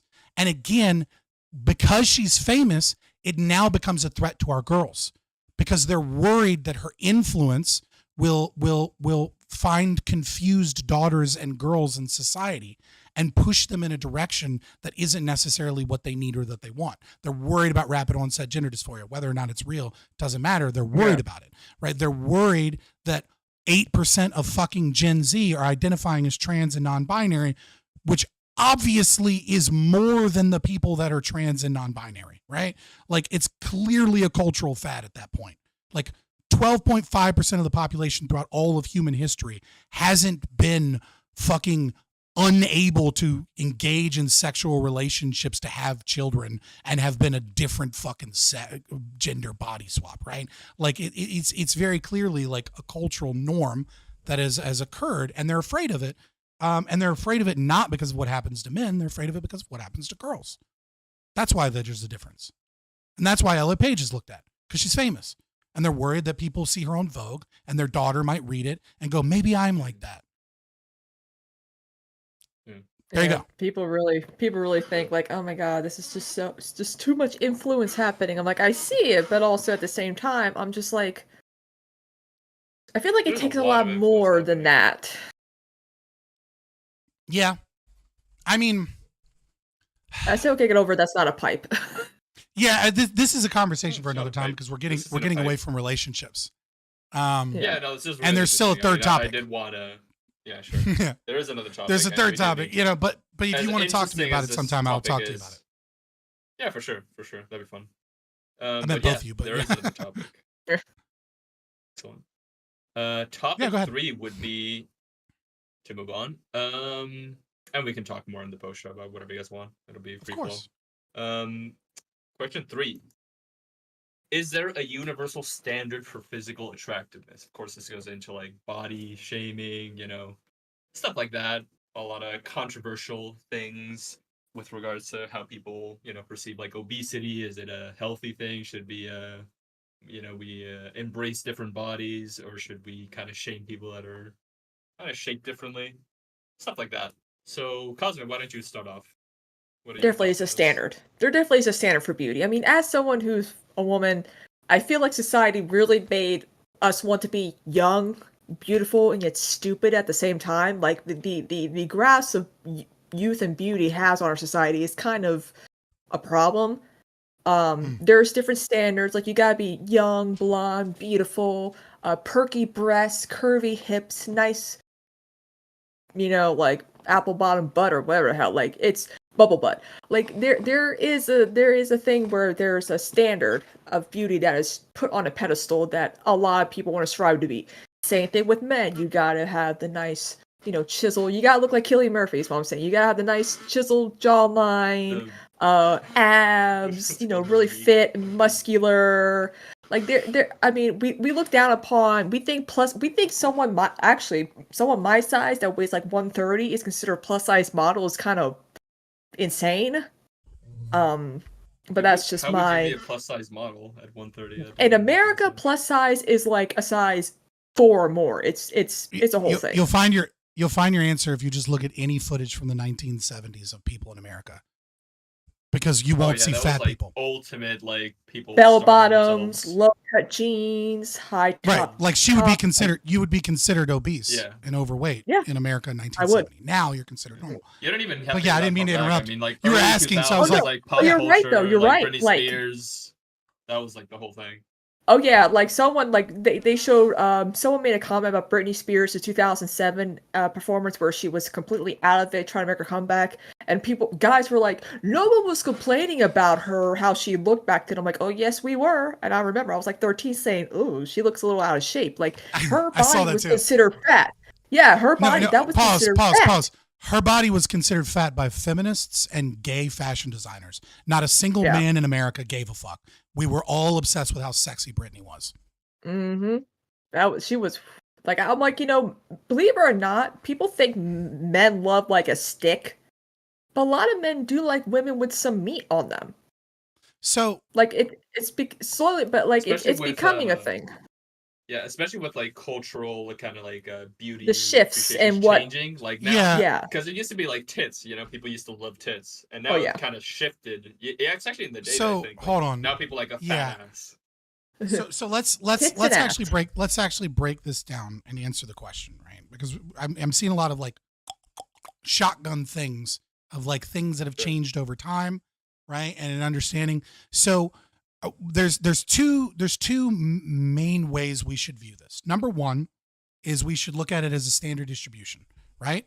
So anybody that has taken like a basic statistics class, if we assume that what society considers to be attractive, what traits are generally accepted and what traits are generally seen to be unattractive within a standard distribution, right? Then we can assume that like 66% of people for the most part kind of agree, right? And then on the other ends of the distribution, you have like, you have people that are outliers, they're a mean away from, a standard deviation away from the mean.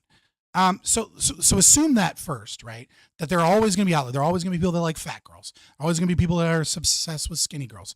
There's always going to be girls that are like really, really, really, really short and don't want a tall guy because they find it awkward, right? Like those people aren't normal, right? It's not normal for a girl to like short guys. It's not normal for a guy to like obese women. And yet it's perfectly normal in the sense that that cohort within society has always existed. And there is some stratification of sex traits because if they're too defined, then we as a species die out, right? Like if we as a species are too picky about our partners, right?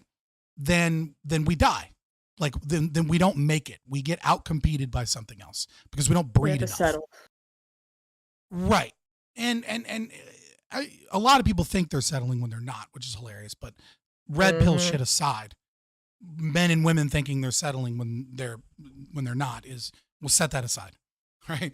I don't know that it's necessarily part. So the question is, Well, a lot of is evolutionary, like biological. Like people are attracted to like big breasts because milky production. Right. or, Pickiness like, tends to be more preferment, extreme like, from females.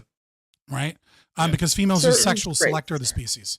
So the second thing I wanted to talk about is when we say, is there like a kind of, let's say an objective physical attraction?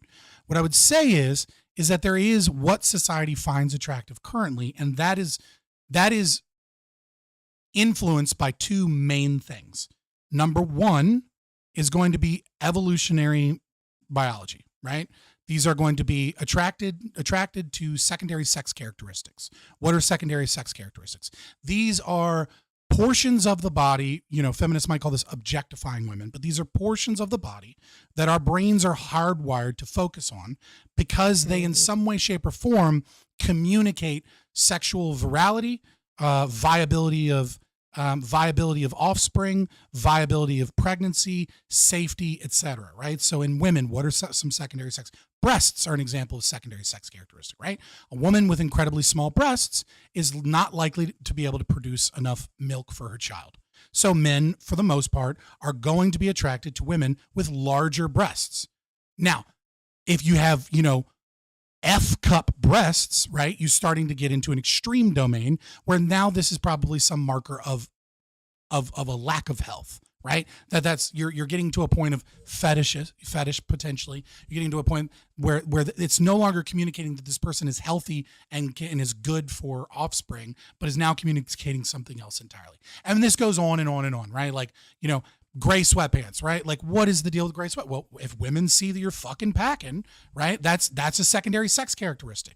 That's not the only thing that's important about you, but obviously if they can see it, they're going to notice something. They're going to be like, oh, well, fucking this might do something for me, right? It's going to be helpful to me in some regard. So that's one. And then the second thing is going to be culture and society, right? So these two are going to intersect and they're going to play with each other. Right? I don't mean play literally in the way that humans negotiate and play, but I mean that there is a foundation of certain characteristics that a majority of us find attractive and certain things that are a marker for health and virality, such as symmetry, right? There's a reason that asymmetrical faces are ugly, and yet some level of asymmetry is good because it shows genetic diversity. This is why men love Natalie Dormier. Right? She has this smile where one corner of her mouth goes into this tiny little peaked thing, and she has a crooked smile. Now, under most people, that wouldn't look attractive, but it's like a crack in the Liberty Bell. It's the same thing as a beauty mole. It's one thing that's off while the rest is symmetrical and conventionally attractive that says, you're good, you have good DNA. Also, here's a little experimentation. Here's something just a little bit different. And the more we experiment whilst maintaining a relatively stable kind of genetic line, then the more new traits we can introduce into a population to determine what is and isn't good as a survival mechanism. And so that's the role of society, and culture can play a role in this as well. So evolution, right? There's wiggle room in evolution. And the reason is we need new traits and that we need to breed. We need to settle. So once we accept that there's a foundation of evolution, that there are traits that ought to be experimented from the goal, if you will, of, genetic diversity and finding better traits, then you realize that new societies can then experiment. And on top of that, new societies, cultures, clines, right? New genetic groups can prove to be superior to others. And that malleability of culture and the malleability of being able to go to the next tribe, kidnap a few women that are different and breed with them because they're different and they're hot because they're different, right? It's not fun, but it's just like a lot of rape was happening for a long time. Like, right, we're built off of rape. Like our genetic diversity is built from rape. Right, like this is where that is. So yes, there is an objective foundation of important traits, but those are played with. And society and culture changes the way that we play with those. That's what I would say. Yeah, and like throughout the decades, the standard of like what was considered beautiful changed like with trends within decades, like from hair to like body structure, like Marilyn Monroe from the 60s and into the 70s, more thinner, even the 80s and 90s, early 2000s, thinner women were more acceptable because like the heroin chic trend of fashion models. But now we see more women with like actresses with some meat on them. They're still kind of thin, they're like average like 100 and 115, 30 pounds. They might be 5'7", whatever. And but Hollywood they're still and culture are kind of Hollywood is shaping culture in that way. In terms of like the macro society, what people are attracted to, what they see.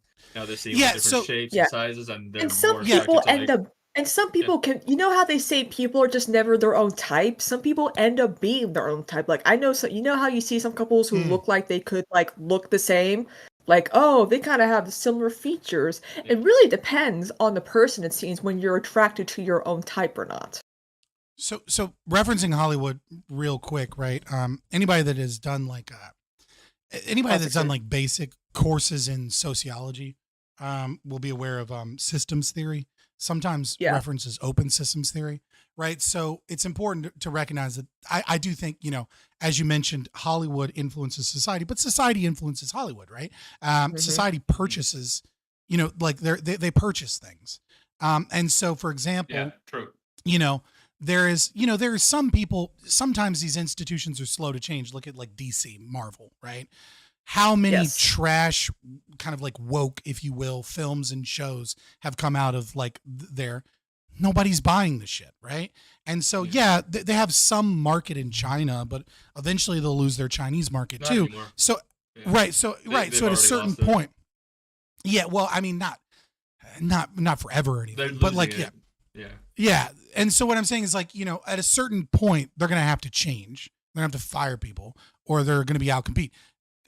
Now, obviously, media has a very, very strong monopoly, so they're slower to change than other institutions. But yeah, I absolutely agree that these things change over time. But again, there's a foundation there, right? So, I think there is a forced push in a lot of ways. We've seen a lot of fat influencers and people like that are trying to say, beautiful at any size. Well, no, you're fucking not, right? Like if you're morbidly obese, you're not beautiful. You're not conventionally attractive. Somebody might find you sexually attractive somewhere. Sure. Right. You might be someone's fetish because, they like to get off to my 600-pound life or whatever. And it's not nice to say, and we don't want to hear it. Right. But there are things that you go too far out of bounds. And once you start to go directly against the evolutionary prescriptions of our species, I think is when you start getting there, right? When society, culture, media, our sexuality is malleable. Female sexuality is more malleable than male sexuality. We know this, right? And of course, there might be things that occur, such as sexual imprinting in males. We saw this with speciesization between goats and sheep, trying to understand fetishes and things like that. Sure, those things, but again, those are all outliers. There are certain places where it seems like we're at a battle with each other, where the sexes are diverging, where more left-leaning, more female perspective is trying to force an increasingly more right-wing, more traditional form of sexuality from males to engage in things that are not only dysgenic, but fly in the face of reality, which is that a 400-pound woman is sexy. Like, no. I mean, she might be sexy to some, right? But she's not sexy. Like, it's disgusting. We all know it's disgusting. Okay. And we're trying to pretend like it is. isn't. Attracted to a 400-pound man? Well, Are you I mean, attracted to fat people in that way? Well, you'd have to add 100 pounds, right? Because a man's obviously going to be taller on average. So really, it's more like, would you be attracted to a 500-pound man? this is why, like, a lot of people say, like, inner beauty is what matters. Like, I remember when my sister was in high school, this upper class black family that we knew, someone to go out with her, but as liberal as my mom was, she's like, oh, but what would your grandfathers think if you were dating a black boy? And she's like, Mom, you always said what inside is what counted more than what was on the outside. She's like, yeah, well, Miscegenation like, laws are hilarious. Yeah. I mean, I'm over here like, I don't care who, like, I mean, I'm more like, I'm a girl who likes piercing blue eyes. Like, I'm like, if you look at all my celebrity crushes, you guys would know, like, oh, she has a thing for like piercing blue eyes with like her male crushes, and so, or like with women, I like an olive skin tone. Like, oh, you can tell by a lot of her celebrity crushes, she likes girls with olive, like Italian looking women or whatever. I mean, I do try to see what's good on the inside. Believe me, I do. But I'm that type of person who's kind of shallow and selfish when it comes to what I'm attracted to, because I know what I like. So you wouldn't. Yeah, but that doesn't answer the question. That was a really long way of being careful, because you don't want to be on the internet right now and saying morbidly obese people aren't attractive. Oh no, but I'm not saying that. I'm just saying, like, in general, like, another part of it's like what's also like on the inside in general is what's more important. But again, like, again, I can see why people would be like, no, I wouldn't date someone who's like that. But again, Okay, so there's a couple of things here. Let's break it down. Right? Morbid obesity, right? This is what we're talking about. Morbidly obese. So we're talking about women that are over 250 pounds, right? Unless they're like, 6'1" or something. But, ex fucking Division I, athlete females aside, right? Yeah. Over 250 pounds easily, right? Like you're easily in the category of morbidly obese. So what does that signify evolutionarily, right? Well, so there's a couple of problems here. So number one, we know that this person is like, we don't know, right? Like all of these things become a Bayesian inference. You know what like Bayesian inference is? Yeah. Like another thing. So we're doing a Like for Bayesian. the layman up top, what is a Bayesian inference? So like when you're doing a Yeah. Bayesian analysis or Bayesian, when you're doing a Bayesian inference, right? Like this is like, so like when I ask you like, what is a woman, right? And you don't give me a definition, but you try and work through what a woman is, right? We all know what a woman is. And yet, you know, female is part of a woman, but like having breasts is part of a woman. Having the ability to have children is part of woman, right? But some women are infertile. Does that mean the woman is not a woman because she's infertile? No, it's a Bayesian inference, right? It's like if it walks like a duck, talks like a duck, quacks like a duck, runs like a duck, swims like a duck, tries to fly like a duck, you know, does everything like a duck, but then it doesn't do one thing like a duck, then it's a weird duck. It's not a duck, right? Like it's a fucking duck, right? That's kind of the layman way of explaining a Bayesian inference, right? So when we do a Bayesian inference and we start looking at heuristics of what it means when I look at a morbidly obese person. So number one, it probably means poor genetics. Now it could mean that they have good genetics, right? There's a possibility there's good genetics, but I'm reasonably safe in assuming that someone that's morbidly obese has poor genetics, right? Number two, it means they have a lack of willpower because nobody is morbidly obese unless they can't stop fucking eating.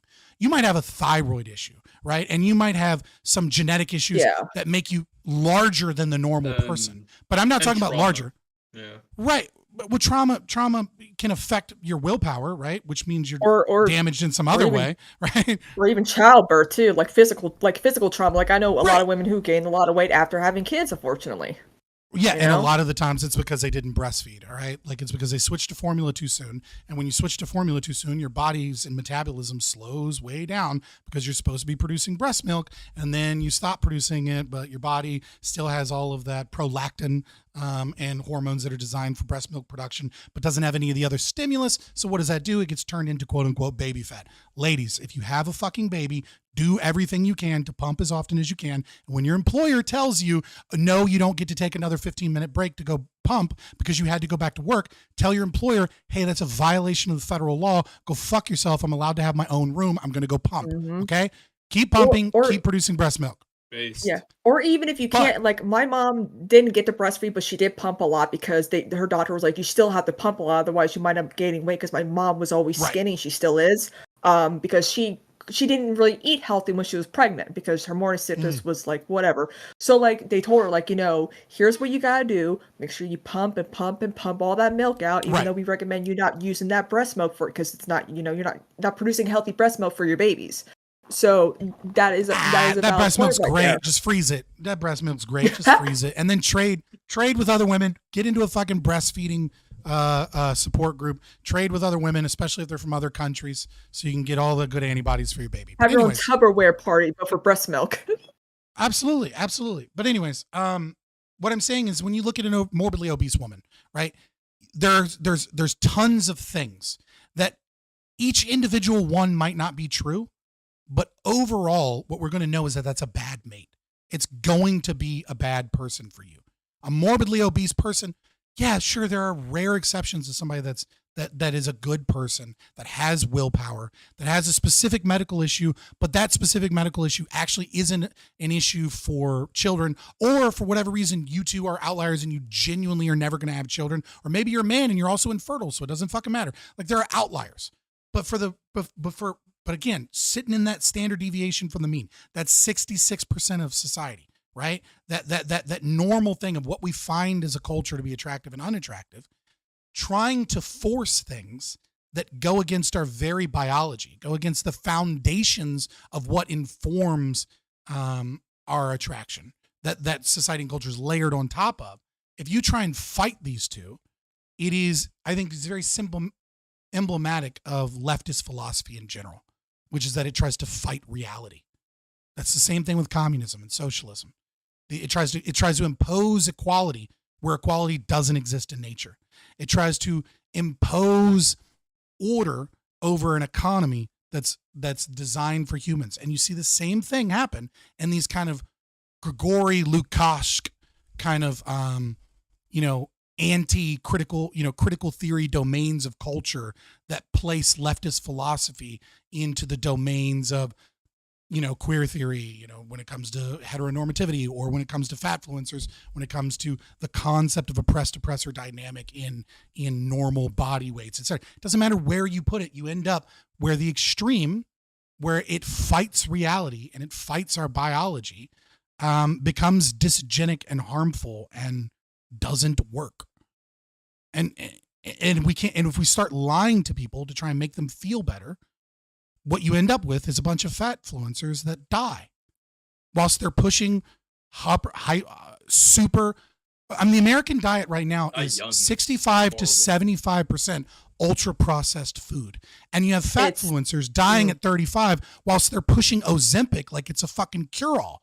Like, no, like we're deeply unhealthy as a nation. And part of this lie is a financial cope from big companies trying to recoup losses because they need to sell sexuality to a growing, and I mean this literally, population of women that are becoming unattractive. And the same is true for me. Absolutely.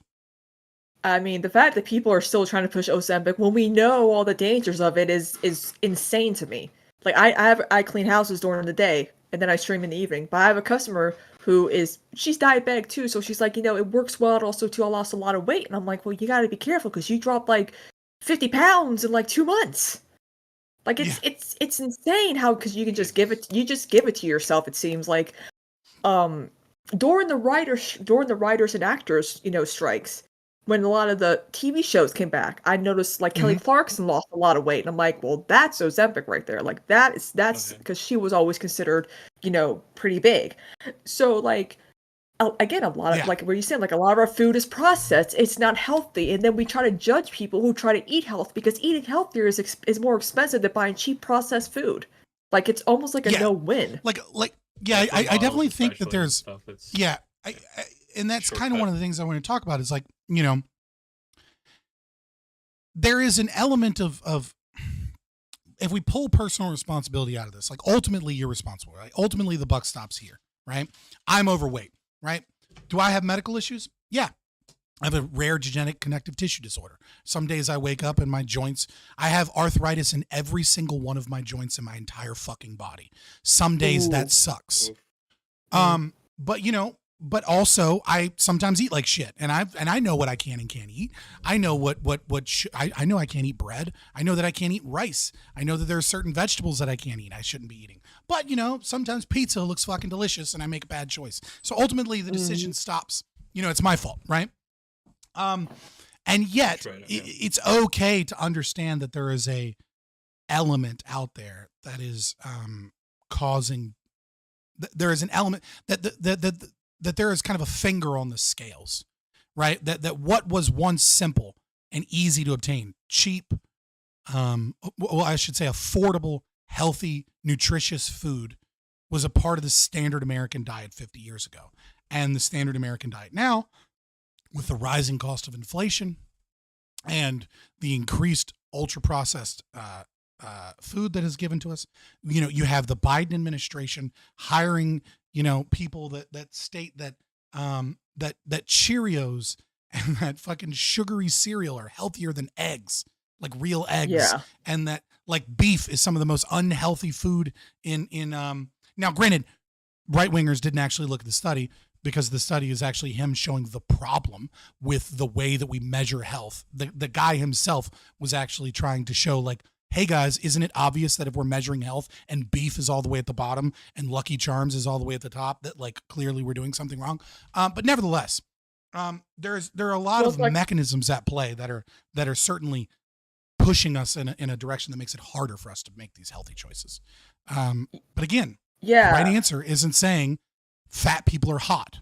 The right answer is saying we need to start eating regeneratively farmed amp grazed, grass fed beef and organ meat and fruit and potentially vegetables. And we need to find what people are allergic to. And we need to start doing genetic testing so that we can determine if you have the motherfucker gene, right? The MTHFR 677 gene. So you can know whether or not you're allergic to folic acid, which is sprayed on a bunch of different food. Like we need preventative medicine as opposed to managed care like Ozempic. But you know, it is what it is. Yeah. Because when you're dieting, you got to keep dieting. It's less about food and more about how sedentary our lives have become. I agree with that. I mean, I work. That's bullshit. I can just see my body. You don't That's think bullshit. So? It's bullshit. I mean, it has an effect. Absolutely, it has an effect, right? People don't go. Sure. Right. People don't go outside enough. People don't get enough vitamin D because they don't go outside enough. People aren't walking enough. People aren't getting fresh air. People aren't getting grounded enough, if you will. I don't know that I believe in grounding. I think it's fucking Hakamimi bullshit. But it could be true. So I'll set that one aside, right? Right. People aren't getting active, right? But how many you burn an overall, like a massive amount of your calories are burned by living and just like existing. Right. It's mostly calories in, calories out. Then it's like exercise and metabolism and like the type of shit you're eating way down the bottom. And some of it's genetic, right? Like some people have longer intestinal tracts, and longer intestinal tracts means that you absorb more of the food that you eat. So the whole calories in, calories out can be a difference of like 10% in some people, right? Some people genuinely, you know, they don't have as long of long intestine or short intestine. Sorry, small intestine. God damn it. My medical knowledge is fleeting me. Or have you ever heard people? I feel like we're kind of already in the post. Yeah, no, we've been in the post for a bit, but this is I mean, like there are some people who are allergic to yeast, and they can't eat bread, otherwise it breaks down a certain way where they end up being. And there are a lot of fucking crunchy moms that think their kids are allergic to yeast when they're not, but yes. Or anything. Oh my God, they can't have this, they can't have that. I'm like, they're allergic to peanut butter. I'm like, they say expose your kids to foods at a very young age, so your kids don't end up being picky eaters, and two, they don't become allergic to stuff like gluten and all that. Several studies have shown one of the best things you can do to prevent peanut allergies is to eat peanut snacks or dishes with actual peanut butter, not shit that's just all soybean oil is like is like the first ingredient. I don't want to get into a fucking conversation about seed oils, but no. Peanut butter.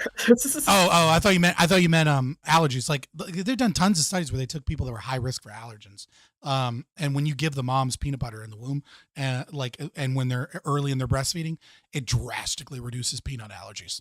That's all my mom could eat when she was pregnant was a slice of bread with peanut butter and then like strawberry jam on top in a cold glass of milk. That's all her stomach, her like pregnancy, that's all she could take.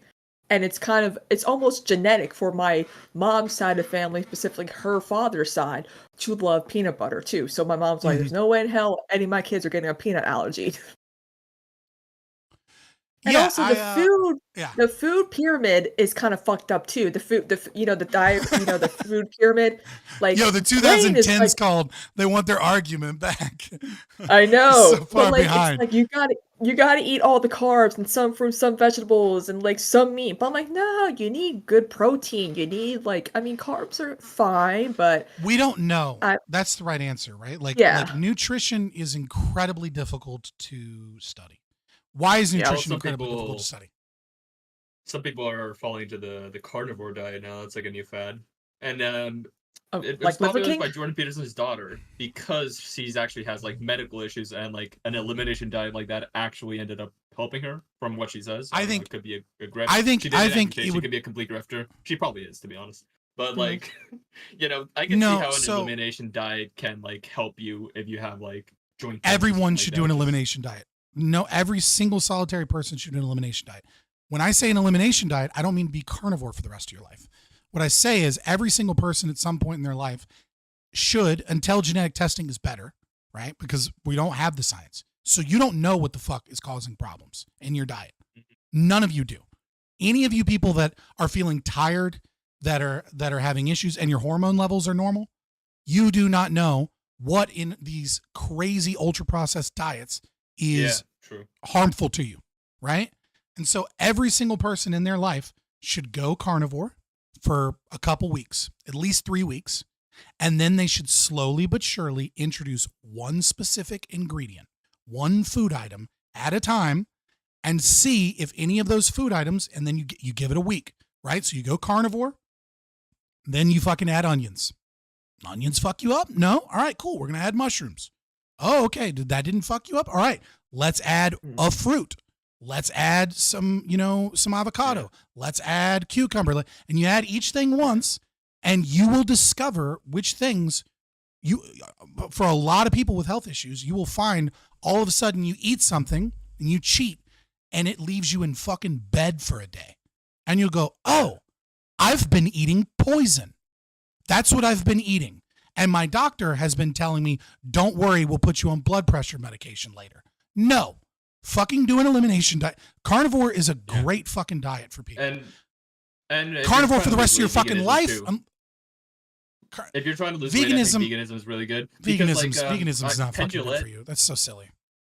Well, I know vegans who are like, you can't go vegan. A shit ton of weight just eating potatoes. Like he went on a full just potato diet because he was able to separate like the pleasure he got from being obese and eating food. He was able to just turn it into like, no, I just need to eat this bland thing and force myself to like it. And yeah, I know people who are diabetic who are doing the bland diet now, which is like you can't basically eat good food. Like you have to really completely change up your diet. I can see how that can help you separate that addiction. Veganism, number one, isn't an elimination diet, right? To go vegan, it requires you to eat a massive amount of food groups and different things. So you're not going to find out what it is that's causing. If you have gut issues, right? If you are allergic to something, if there's something that is making you unhealthy that you're consuming regularly and you don't know what it is, right? You're never going to discover it on veganism. Why? Because there's almost no plants in existence have full proteins. Okay. Well, it was veganism, but just one food. It's technically veganism, but yeah, it's sure. That's unhealthy as fuck. Like you're not getting your nutrients, right? If you go carnivore, vitamins and stuff too. Yeah, you're taking all this other shit. And what's in vitamins? Go to your store and look at your vitamins. Folic acid is in all of them. Okay, 40% of Americans are allergic to folic acid. Sorry, 40% of humans. 40% of humans cannot properly process folic acid, and their body produces an overabundance of homocysteine. What does homocysteine cause? It can cause a drop in testosterone. It can cause lethargy. It can cause gut issues. It can cause difficulty growing muscle. It can cause all kinds of medical issues that we associate with old age. And for 40% of you, it's just that you're getting folic acid. Where is folic acid? It's sprayed on almost all your vegetables. It's every time you eat any bread product that is enriched or is bleached, that's folic acid, right? Any hyper processed food that you're eating likely has folic acid in it at some point or is added into it. So here we have 40% of Americans are eating poison every day and they have no idea that it's poison. You're not going to solve that if you go vegan. You're not going to know whether or not. Now, granted, you could just know if you go get a genetic test. That's one of them that we know, right? And there's levels of the motherfucker gene, right? Some people, it's not that big of a deal. Some people, it can be a really big deal.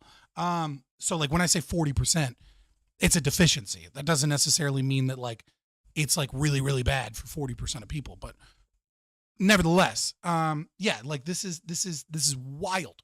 So, no, veganism is not the reason vegans are healthier is very simple.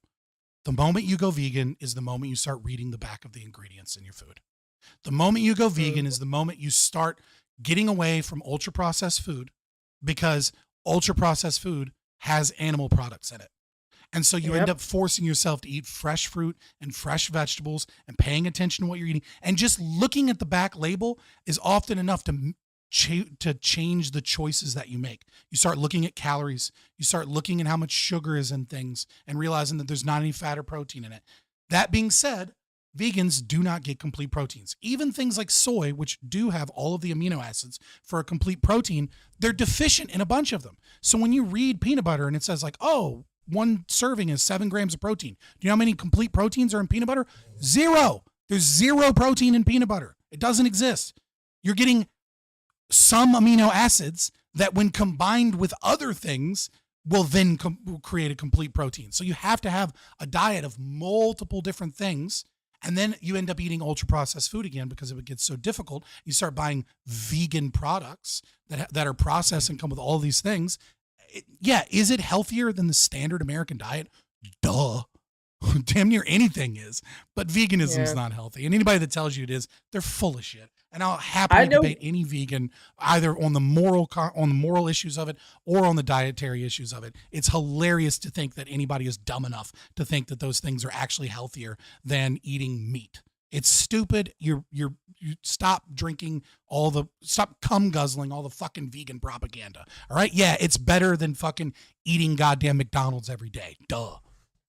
Yeah, I have a friend who's vegan. I was like, I want to try to go vegan. She's like, you could not go vegan. I know you. You love meat too much. I'm like, well, at least you know that I have my limits. So I'm like, that you're not. She's not a militant vegan type. Like, she actually knows like she can handle going vegan.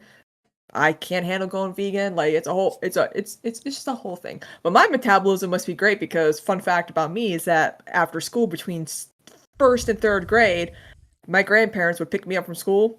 Guess where I would go after Burger King or Wendy's or KFC? That was my snack every day for almost 2 years. And the fact that I'm only 130 pounds because both my parents were always very skinny folks, I'm like, yeah, good genetics part of it. But also, I ended up eating let's be honest, McDonald's 15 years ago is not the same as McDonald's today. Right? Yeah. Like, we do have to know that.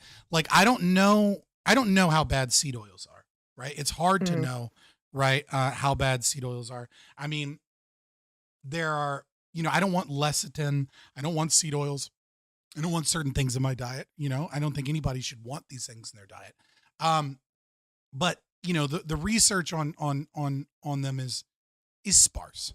Especially when the research is done based off of the oils raw as opposed to heated, because the structure changes from heat. Olive oil being, less buildup of certain chemicals, but nevertheless, like the amount of ingredients the amount of emulsifiers and the amount of,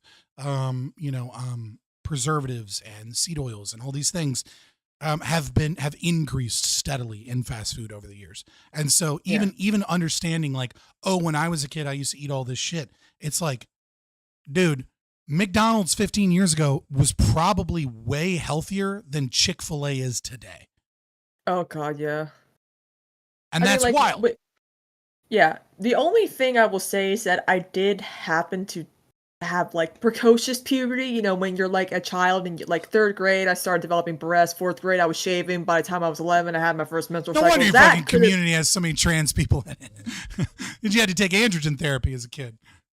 Oh, I mean, I literally, if I knew that puberty blockers were a thing, I would have taken that because my elementary school didn't have menstrual products. No, it was not until the end of the school year that we learned about puberty. And I'm like, I'm getting razors and I'm getting razors and deodorant. I've been using this shit for over a year now. Like it was it was kind of embarrassing to be the only girl ever in elementary school to have her period. Like it was not a walk in the park for sure. I mean, the research is pretty clear that the earlier females have puberty, the more negative outcomes it has, and the reverse is usually true with males.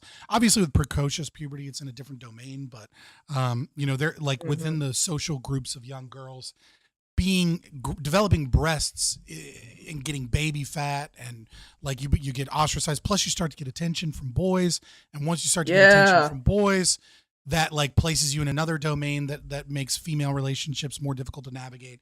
So yeah, no, it's the outcomes for early puberty for girls are it's lower grades, more behavioral issues, more difficulties in life, more likely to grow up to have drug addiction and problems, all kinds of. And the funny thing is for guys, it's the exact opposite, right? Like the earlier you go through puberty, the more beneficial it is for you.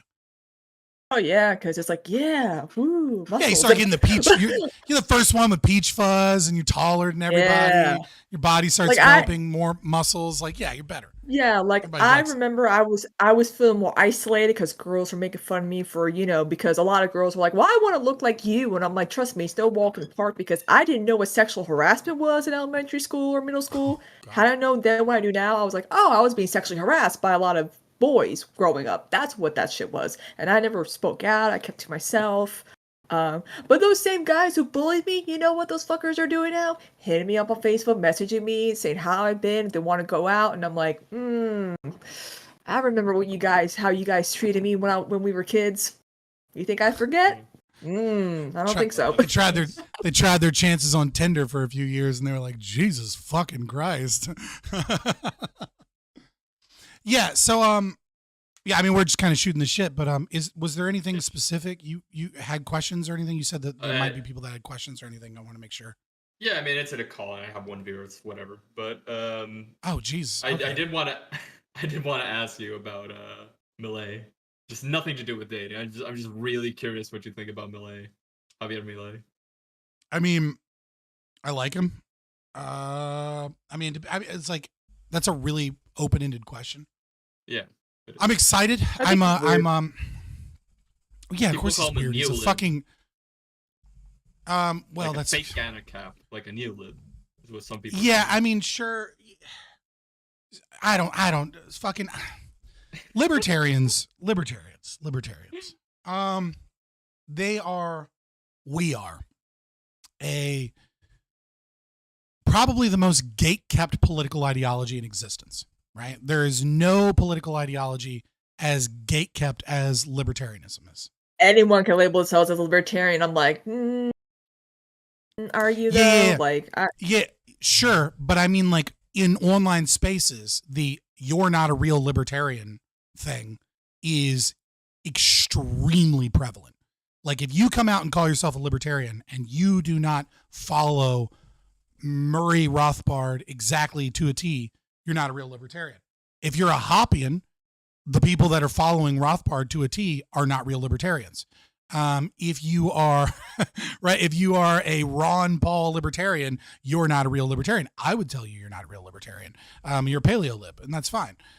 So yeah, so the idea that Millet isn't a real libertarian, it is obviously to be expected. I think it's silly because I think he has shown himself time and time again to be very Austrian in his economic philosophy. Published several times, done it. He has gone to the World Economic Forum and shit on them every time he's gone there to tell them that they're nothing but a bunch of commie scum. And yeah, but at the same time, he has a coalition, right? It's not an ANCAP running the ANCAP party, right? He has a coalition with right-wing nationalists. So he has to appease to a certain degree right-wing nationalists while at the same time doing shock therapy on a massively socialist country and engaging them in more free market capitalism. And he has to be a perfect ANCAP at the same time. Like, this is an impossible standard.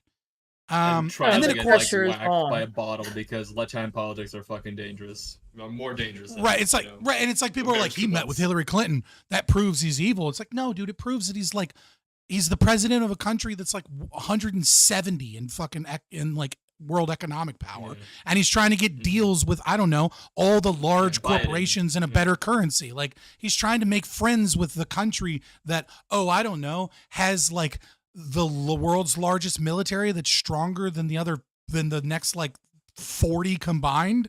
Yeah, I don't know. It might be a good idea to be friends with them, especially given the idea that by being capitalist, you make yourself an enemy of nearly every surrounding South American country. And then, of course, there are the anti-Jew, there's the Jew haters that like somehow the post-libs that somehow weave themselves into the libertarian space being like, but he's a fucking Jew. And it's like, it's so ridiculous. You mean like Murray Rothbard? Like Mises, like all of our founders? It's like we were all Jews. It's interesting because Millet, like, his like interest in like Judaism and his like talks with religious leaders, that has been the thing that has like chilled him out the most compared to like the old clips that his opponents keep circulating of him, frothing at the mouth in panels. Like, that was just like he was like Afuera! And then he gets around like a rabbi and he's like yes, I have deep respect for you. It's like, because he has both. You get him away from a rabbi and he's like Afuera! Yeah. He needed to be a showman to get elected, and that's what got him elected. Thank God, because like I cannot imagine what would have happened if the other side kept doing what they were doing, it would have been another Venezuela. It would have been a fucking disaster. I mean, I'm not an expert on.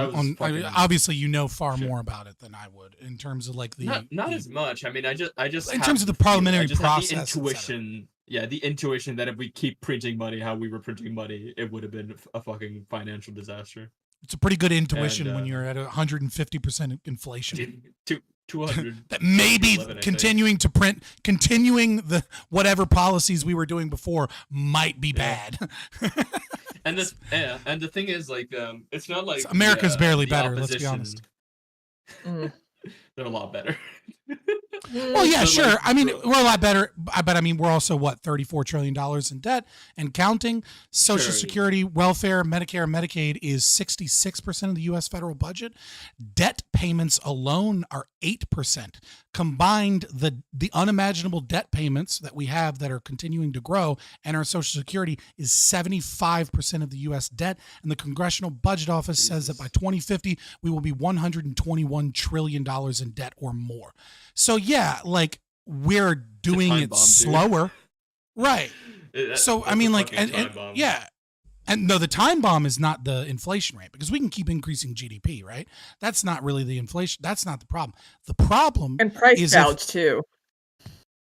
Well, I mean, price gouging is based. You should price gouge. Price gouging is good. Always price gouge if you can. It's the greatest thing you can do. Right, but it price. I think we should price gouge medicine, especially. I think absolutely. But we should also abolish. We should also abolish intellectual property while we're at it, and price gouge as much as you want. Costplusdrugs.com. Cost plus drugs. But anyways, no, the actual ticking time bomb is not our inflation or our debt. The ticking time bomb is that the U.S. currency is what we trade oil in, what OPEC Plus trades oil in. The ticking time bomb is if our currency continues at this rate and or Europe or some other currency doesn't, and Saudi Arabia decides that they no longer want to trade in dollars, then what you have is trillions of dollars immediately come back into the American market. They go from foreign markets into the American market. And then what happens when you throw trillions of dollars into an economy? Rampant inflation. That's the ticking time bomb. And it was just like in Argentina, it's just like a perfect storm because it is like printing money to pay for services that they can't afford. I mean, it's just like very, very high, like public spending, like incredibly high. Yeah, I mean, it's Keynesian. It's Keynesian. Yeah, it's modern monetary. It's not even Keynesian. It's MMT, right? Like, it's like, well, if we keep funding these things and they increase GDP, well, then we'll be fine. It won't matter. Well, the thing is that it doesn't always increase GDP. The cows come home to roost eventually. And then all of a sudden, people can't afford bread. Yeah, and that's what's happening. I mean, I walk the street and I see people like picking through garbage to eat it, and it wasn't like this 5 years ago. It's just fucking a disaster. And that's why, like, we'll see what happens. And people in Argentina were put into this position where, like, yeah, it's a majority Peronist government, but like people aren't stupid, and there's like a large immigration from Venezuela. Influx into countries, so like everyone has like a Venezuelan friend that is like warning them about like what could happen if they don't get their economic situation sorted. So that's a long-term problem, right? Because because that's also an IQ bleed. Because the people that leave are not the poor, right? Yes, it's doctors, it's lawyers, it's people with it's a brain drain. Like it's the people that can afford to leave. So the people that can afford to leave see the problem, and then they go immigrate to America legally, and they get like, an H-1B1 visa, and they get a quick pathway to citizenship because they're a doctor or something, right? And then you have a country that not only has a collapsed economy, but has no doctors, has no lawyers, has no upper management or CEO or businessman. Yeah, that's Venezuela right now. Or wealth, right? They have no businessmen because they have no wealth because all the wealth left. Dude, even when I left 5 years ago, it was like that. It's just a ghost town. You just saw like no cars in the streets, just everyone fucking packed out and left. It's insane, an insane situation. And like the brain drain is interesting because like the middle class kind of fled to Argentina, Chile, like countries like that, Brazil. The poor people aren't able to afford that, aren't able to do that. So either they do the trek where they go on buses and do like a fucking multi-day trip that's really. Well, I don't want to to leave, Christina here or, sure. Cosmepolitics so far out of realm where we're talking about, Peronism versus, anarcho-capitalism in the Argentina economy, right? Like we could totally, we should totally hit up another day to talk about it. I would be happy to talk about anarcho-capitalism and how it may or may not mesh with things, and maybe make some more predictions, and also let me do a little bit more research on the Argentina economy and how it's doing currently. Cause I've looked at it, but I haven't looked extensively, but nevertheless, I definitely want to make sure that we tie up any conversations we may or may not have had about relationships and dating and politics and transgender relationships and politics and fat phobia and all of the same. Yeah. All right. I'll throw in a personal question for me, especially. This trans woman that I'm dating, she seems like she has some fucking narcissistic personality disorder, and I'm kind of worried about, if I want to break up with her, what's gonna happen? What's she gonna say? Listen. So, seems to have some things is a really bad diagnosis, right? Okay. Fair. Yes. Right. So there's something known as a dark triad. You can take an online test, right? I Machiavellianism. Okay, well, right? Like so these are some issues, and there's plenty of tests that you take, etc. It's difficult to know, as I stated earlier, if the ideology feeds the problem or if the problem has similarities like a Venn diagram. So more people trait this way, because that's what we're really talking about, right? We're talking about trading. So anytime you look at, let's say, the DSM, right? You'll see, like, in order for someone to have this, they must have 4 of these 7 things, right? It's like, well, what the fuck does that mean? Well, what that means is that autism isn't the only fucking thing that's a spectrum, right? Like, what that means is that some people have 7 out of 7, right? And then some people have 3 out of 7. So they don't meet that magical fucking barrier where we determine that they have this thing. But, like, if you know them, they're kind of like that, right? And so, like, what's more important is does this person respect your boundaries when you set hard boundaries, or do they not respect your boundaries? Does this person make demands of you that are unreasonable? And when you tell them, oh, well, when you attempt to negotiate those demands, that you are emotionally manipulated or punished by, like, oh, how dare you how dare you not do these things? These things are important to me. Because they're not communicating boundaries. What they're communicating is expectations for your behavior that influences how you engage with them. And if that's occurring, run for the fucking hills. But if they respect your boundaries and they don't put fucking they don't make, like, unreasonable demands of the ways that you engage with them and the way that you speak with them, then fucking, I don't know, have fun. Do what you want to do. I mean, if you want to be a dad one day, like, it's fun. There are other considerations here, but, like, in terms of, like, are they toxic? Like, well, those are 2 pretty clear signs. And if they don't do either of those things, they're probably not toxic, man. They might have some issues. What trans person doesn't have issues?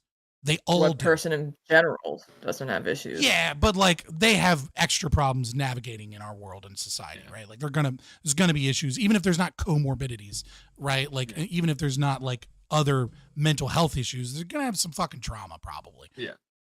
The thing about this person is, and I want especially in South America as well. For the record. So if you're able to answer this as well, like, this person is, like, very intelligent. Like, I can tell they're, like, well, they're very successful in their field, what they do, and they're very socially intelligent.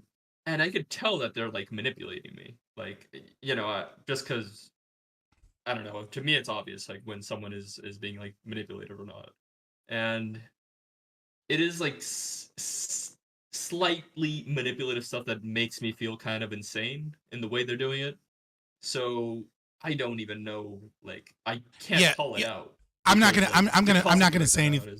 Yeah, I'm not gonna say anything else. It would be irresponsible of me, even with, like, graduate education and counseling and therapy and stuff. Like, this is getting too close to a patient client experience online. I don't like it.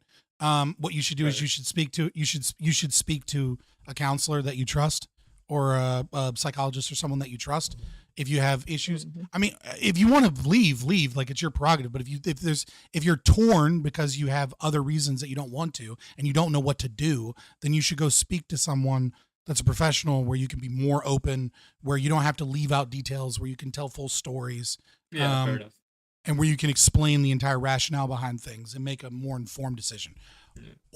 Right, like I'm not gonna. I'm not gonna. Let's drop that. Let's talk like toxic relationships in general. Like what's I'm very scared. I'm very scared of having a education in counseling and then being accused of engaging in some level of psychotherapy. That's a reasonable fear. Had I finished my degree, because I wanted to be a psychiatrist and whatnot, because I wanted to live my life like Harley Quinn at some point. Had I not was forced to quit school and work full time, I would have helped you. But I don't know enough.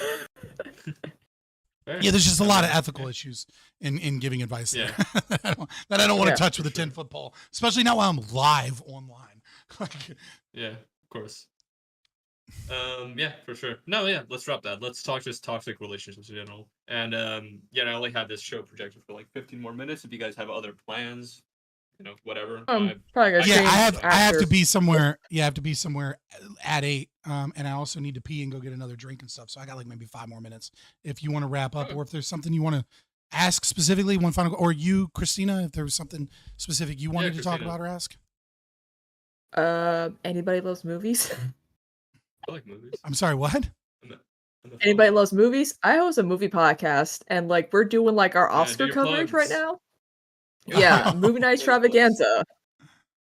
And we're doing every movie but Maestro, because you know what's so funny about that film is that and Golda, which is a movie about like an Israeli woman, that category for best makeup has been changed to best prosthetic nose. Okay. Cool. I wish I knew more. I have mostly checked out of Western media. I play some games. I play some games. I watch some anime. If somebody says that like a movie's really, really good, I might watch it. Funny thing about I never said it was all Marvel stuff. I'm just like, it's just it's tiring. I'm telling you, it's making a comeback. There's more. My friend group was the anime friend, like the anime group, but I was the only person who was like, yeah, I like Sailor Moon and Dragon Ball Z, but that's about it. Yeah, as I've gotten older, I've appreciated anime a lot more. Mostly because because they're fucking structured, man. It's like American media is like it's like, well, I came up with a really good idea for a show, so I pitched 2 seasons, and then it did really well, so I wrote a 3rd season, and then that did really well, so we wrote a 4th season, and then that did really well, so we wrote a 5th season. So you end up with like this like retarded arc of a show where like there's no end point goal for the development of characters or anything like that, right? Like look at like Breaking Bad or like Lost. Lost is a great example where it's like great show, great concept, and then it's like by the 3rd season of Breaking Bad, it's like the whole point of this was that he was like he was like a high school teacher with cancer. Like now he's like going to be a drug kingpin. Like this is stupid. Like this is like you ran out of show. Wow, what a hot take right there. No. It's so dumb. It's like you ran out of show. No. It's trash. Bad. No, you're wrong. I never watched Lost. You're wrong here. That's why I like my It's Always Sunny Philadelphia, because the gang is never going to develop into good people. They're always going to be assholes and terrible people. That's why I love that show. That show's gonna run forever until Danny DeVito finally croaks. Yeah, Scott, a show that is like that is a good structure, has like a plan from beginning, middle, and end. Community, because Dan Harmon is a very fucking smart guy, and he had that whole show planned out like from the beginning of like. Oh yeah, maybe not like exactly, but I have a hard time watching any Dan Hartman stuff after like just seeing that video of him crawling through the window to rape a toddler. And he was like, isn't this funny? I'm raping your toddler in the middle of the night. Aren't I edgy and funny? I crawled in through your window and I like raping little kids. Ha ha ha. After I saw that video, like every time I see something and it's like him, like even fucking, just in general, like any show I see by him, I'm like, people are like, let's watch some Community and Rick and Morty, man. It'll be great. And I'm like, fucking I don't know, man. It's just like You I got just that, I you got keep that thinking image of in it. your head. Right. It's just like Yeah, it's like I'm good, man. I don't know.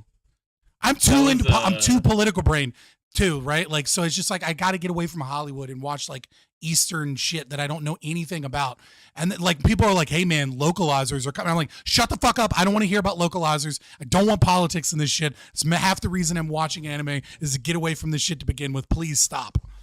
yeah. I'm too pop culture pilled to the point where like I'm just black pilled about politics because I'm just so pessimistic and bitter and jaded already at 30. So I'm like, yeah, I'm gonna like focus on movies and music and like art and shit like that.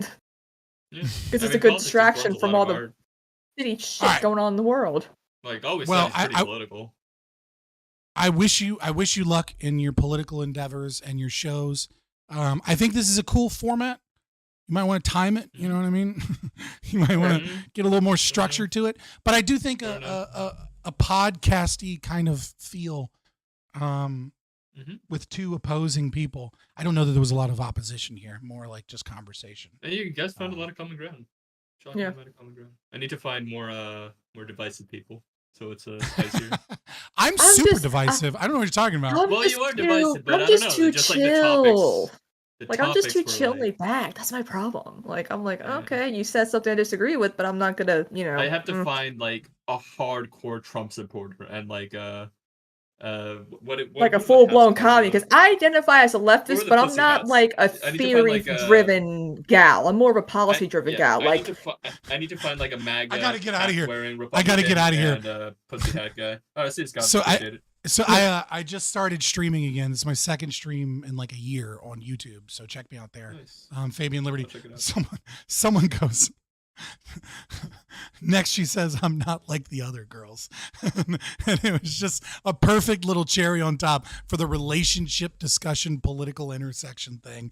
I appreciate you guys, and I'll see you around. You're not streaming on Twitch, right? No. I fuck Twitch. There's too much censorship on Twitch. It's too difficult to deal with. It's too much bullshit. It's so difficult to have conversations on Twitch if you're right wing or libertarian. It's just impossible. All right, peace. Appreciate it. All right, boys. Let me pull this up. I am going to hop in the Discord, but then I gotta like take a quick leak, and I have to grab an energy drink, and then we will be back again to do PrimeCayes. So this should be really fun. I'm a policy-driven gal. Destiny would love you. Oh God. All right, let's mute. And there's the Hobbit hole back. You guys wanted the Hobbit hole. So the Hobbit hole will be back in just a minute. Let me hop in the Discord and see what happens. Oh, there's nobody in here right now. Where the fuck is it? Oh, here we go. Waiting room. All right, I'm gonna mute myself. And I guess I'll throw on some music while I take a piss since there's nobody here. But yeah, now's the time to get a snack, get a drink, do whatever you got to do. I'm just going to throw some pretzel rocks on. And just, we'll be back shortly.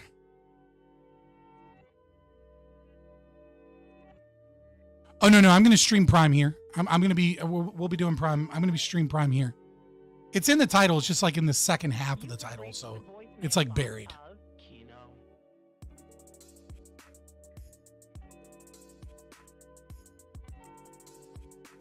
Let me just, oh my God, there's so many tabs. All right. I'm going to take a quick break. I'll see you guys soon. Just wait for the tone.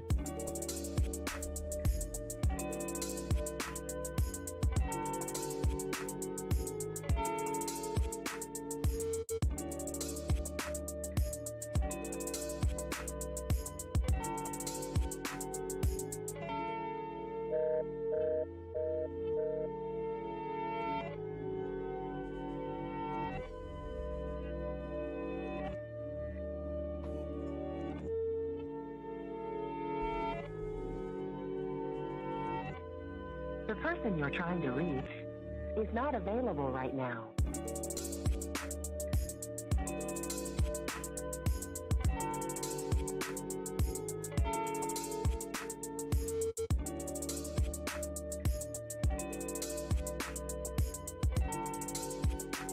If you need further assistance, enter pound now.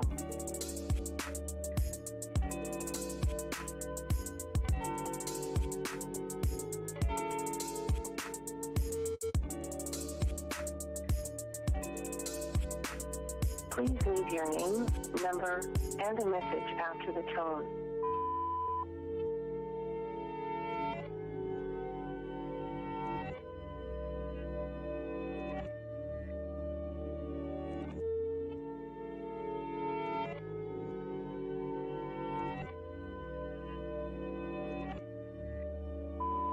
Goodbye.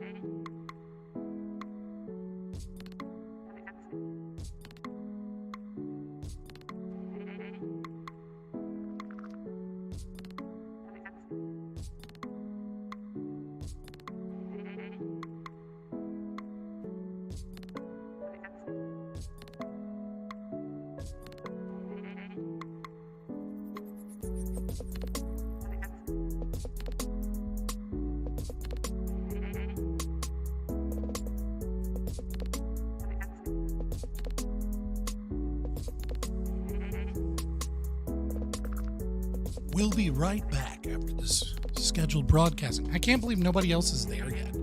It's like, it's supposed to start in a couple minutes. I thought there'd be chatty people in here, but I'm the only one. Everybody's late. So you guys are just listening to chill music. I'll be back in just a couple minutes. I still got to take a leak, but I got my coffee brewing.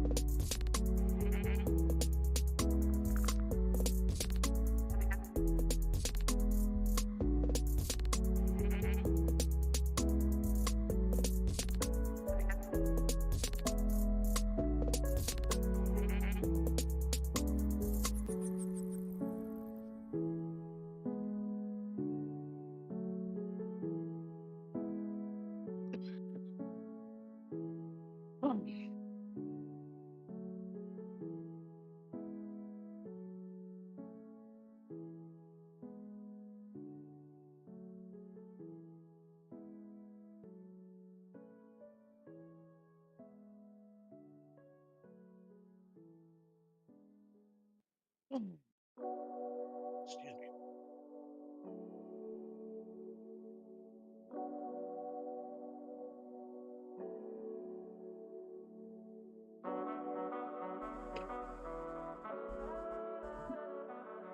Bro, where is everybody?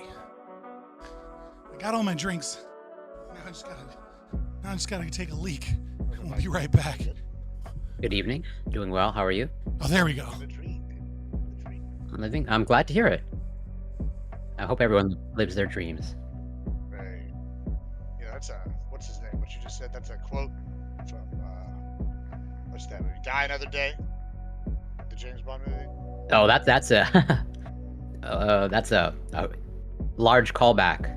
Yeah, that's such a good. It's a good movie. That's my favorite of the Pierce Brosnan movies. Real wow, even better than GoldenEye. That is GoldenEye's wild. good, but I like how like they kind of just on the last one they just kind of like embraced the over the topness. You know what I'm saying? It was I don't know. Yeah, the Die Another Day. That was like with the Halle Berry one, right? Yeah. Yeah. That one. That's awful. Sorry. I don't know. GoldenEye's really good though. It's probably my second favorite. Yeah, I think GoldenEye. Well, at the time, was great. I'm biased because I also like I played the Nintendo 64 game. Like, Yeah, forever. same. Yeah, I have like all the cheat codes to this day memorized. The thing is that I think a lot of people forget though is like when that movie came out, it was pretty like people were like, it's aight, right? It was good, but Yeah. like the game was so fucking good that everybody was just like, Oh, it's yeah. such a good movie. You know what I'm saying? You're absolutely a lot of good memories with that game, playing with friends and everything. Yeah, it was like Halo before like Halo parties were a thing. Like it Yeah. was like the original one. But yeah, that's funny. I just watched No. that movie too, so I remember that. The pause music is really what made it. Let's be real. Oh, that's true too. Yeah, no choice. I mean, honestly, the whole soundtrack for that game is pretty hard. Yeah. To me, that's like one of the GoldenEye. pretty close to perfect games. Yeah, I agree with that statement. GoldenEye is tried where I to- discovered camping for the first time in my life. Getting incredibly angry at people hiding in the bathroom stalls with the golden gun. Oh, So that it's like just sitting there like, oh, no, I'm fucking invincible now because if you open this door. Oh, no, you switch play you. Okay, there's only one way to play multiplayer on Golden. That's with License to Kill, where everything is the golden gun. I like that. Also like that. What was the other one I liked was the mines. You find like put like golden guy and like you have like the weapons and then you have the mines. And, Yeah. Oh, remote mines, bitch. You're in the stall. Got something for you. License to Kill with power weapons, RCP-90. Yeah. Oh yeah, that shit was nasty. I also like the paintball mode. Yeah, paintball. Like, well, yeah, I would have it on no matter what. I never turn it off. There you go.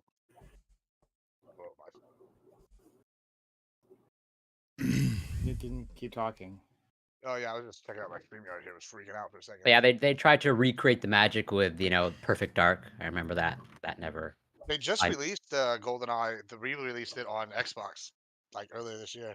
Oh yeah, It's like free too. I highly doubt it lives up. Or I don't have an Xbox, so. I think it's PC portable though if you have Game Pass. Oh yeah, I mean, I still play whatever Mario 3 and like There all you that go. stuff. Mario 3, like, Yeah, straight like original Nintendo NES Mario 3 classic game. ugh, I've met people like you. Yeah, good people. I mean, I don't get it. Like, that kind of. I mean, like, I get like going back and having fun with an old game. Fair enough, right? But there's just so much better things out there now, or more varied experiences.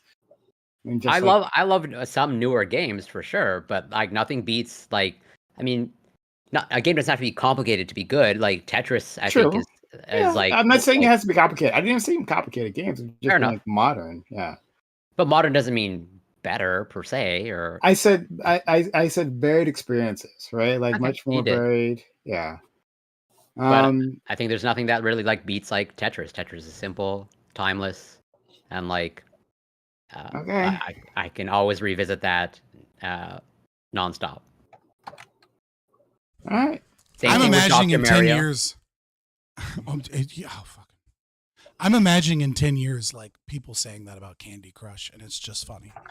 Candy Crush is a classic, great game. All right, I can always revisit Candy Crush, get my endorphins up, get that dopamine kick from those beautiful dings and sounds as I get 5 in a row. Maybe I've never played Candy Crush, so I don't know from what I understand, it's like I guess loosely similar to Tetris, but like just like people still play Scrabble, and I don't think there's really a place for like there's similar apps for that, but I think people still just Yeah, I mean, like with round your of Scrabble. grandpa, sure, it makes sense to play Scrabble, but like He's dead, Prime. Jesus die the asshole. fuck, bro. I'm joking. Like my grandfather is not really a good person, so no skin off my back. It's fine. Just joking. Is anybody's grandpa like a good person? Because I feel like if your grandpa is a good person, you probably don't know them well. I feel like if you genuinely know your grandpa really well, like sure, there's outliers, right? Like there are definitely, without a doubt, like, oh, my grandfather was a humanitarian, you know what I mean? That was pushing the edges of like, was progressive. But like, I feel like if you go and you look back at most of your grandparents, your grandpas, right? Like they probably did horrible things to women that they haven't told you about. Like they probably, My grandmother, like, yeah, that's a large reason why I say my grandfather, not a good person, based off how I it's treated my probably grandmother. relative. Absolutely. I Probably like have one questionable grandpa- views on race, you know what I mean? Like that they decided to start being I'm not quiet sure about. it's questionable. It's probably pretty obvious. They were explicitly bigoted. I have no problem saying my grandfather explicitly bigoted and very vocal about it. You want to say And- something, Gibbs? I was just saying, but I had like two extremes. I had one grandpa who, like, ironically, probably not racist, but he was just the biggest con man ever, right? Like, was swindling people, terrible person. Then the other side, I have like, Only like the color he same- knows is green, and he's gonna Yeah. fucking get it. Yeah, basically, yeah. Except that he died poor, so fuck that dude. Anyway, but then I had the other grandfather who's Con like men the usually saint. do. Yeah, like the pillar of the community, just like everybody loved him, and all these things. But I don't think there's enough people around him for him to have had. But he beat your mom. Nah, I don't think he gave No. me spankings. Lashley, were you gonna say something about your dad? My grandfather was involved in the Civil Rights Act, so he was out there marching with King. Well, and in others. which direction? the one that Prime would He like, was yeah, the good one. Wait, he was what we call a dog walker. Lactoid, what would you think your grandpa would say now with your particular views? I don't know. We don't talk about it. I bet not. Okay. My maternal grandfather abandoned my grandmother and my mother, and he went and had a separate family. And it like crushed my mother. Like, Yeah, because it you was a used to big be able to trauma do for that, her. like before, like Uh, GPS, and Same thing. Find I My don't know- iPhone. Like dudes just did that shit. as Back when As, men were free. Right. as this moment, because I like literally I'm telling you this, I realized I don't know if he actually ever married my grandmother. Like that part. No Because one he was even already talks married about, to but, another like, person. No. My grandmother was the first to give him a child, and that caused acrimony with his crazy ass second wife, who's like literally fucking insane. It's unbelievable. She's one of those dark triad types that drives everyone around her miserable. And then so like that's his fate for that. But then on my other side, my paternal grandfather was a police officer in the old country. So obviously, a problem there. But no, apparently, from what I hear, quite a good one, a pillar of the community. Except he didn't leave my grandmother, but he like just fucked everyone that he could see. He had so many kids with her. He had so many. Like I have so many cousins that I don't know who those people are. Like I could walk past them. I have no idea. He fucked so many people. It's unbelievable. He died from diabetes, but yeah. 3 people, he got super syphilis. Yeah. Measles. Oh no. That was untreated diabetes. He was a police officer in the old country, and have medical technology they needed, or the knowledge anyway, try to treat the syphilis, or not syphilis. Fuck, you got me saying it. Diabetes. Yeah, grandparents definitely interesting individuals. There was I can tell a little bit of a story. So there's an old family cemetery that's associated with my family, and going back quite a long time, right? Because my mom came here on a boat, but my dad didn't. And the cemetery is a square, but there's a little square jutting, like a smaller square that juts out from the bigger square. And what happened was, I don't know how long ago, it was a long time ago, somebody in my family got pregnant with a black child, and the kid died in childbirth and was buried outside of the cemetery because of race, right? And then my grandfather and great aunt went out there and tore down the fence in that one area and then built the fence to expand around that specific grave. It's a good story. Yeah. That's Solid, heartwarming. And now I mean, Lacroix it's trying to get the best fence as built back up. heartwarming as a dead child could be, but yeah, sure. Right, Yeah. right. I was like, I mean, I don't know if I feel uplifted by like Well, yeah, I having understand. to Like, fucking. It makes me think of the Yellow Wolf line from To Whom It May Concern, where he has that part where he says, "Creek water's holding secrets." I don't know why it just popped in my head. Mhm. You've heard Is the it- song before, I'm sure. No? No. Dude, you should listen to Yellow Wolf's To Whom It May Concern. It's a good song. Okay. Oh, send us a link. Fairy Queen, you want to say something? I was going to say, if we're on the conversation of grandparents being terrible, like, isn't it fair to say that, your grandparents probably had to put up with a lot of stuff that maybe you didn't? I mean, I know, like, my maternal grandfather, he struggled with cancer his entire life. It's a genetic illness. What is it? I can't pronounce it. It's the acronym is FAP. It's familial antoninus polyposis. It's essentially like it's polyps inside of your large intestines.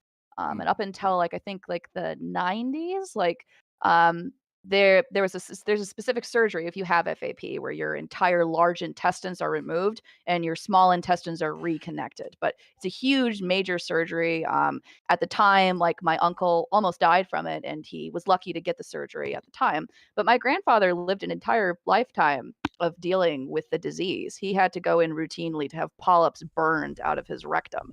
And that took a toll on him.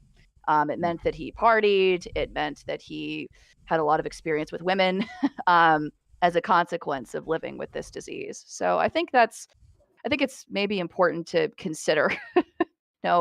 Like, I'm yeah, not it judging is, them. In fucking 60 years, like, we all hold opinions. I don't know what they are, but like whatever fucking culture or society exists in America, assuming, the great meteor doesn't come, right? Is gonna be like, everyone's gonna be like, Jesus Christ, granddad, I can't believe you said something so disgusting as that.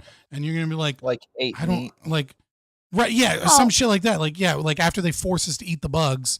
I mean, like, you see cheeseburgers nearly every day. What the fuck is wrong with you, Grandpa? You're a murderer. You're a monster. And I'll be like, oh, you fucking retarded. Watch kids. me fuck this. that was Watch me actually fuck this hamburger. I'm gonna put my dick in it. That was Like, never that's my how- view. I think I'm very progressive Well, in that regard. But I just go It ahead. was Yeah, one example, bitch. Like, calm down. I just think it's important to remember. Like, I think it's easy maybe to.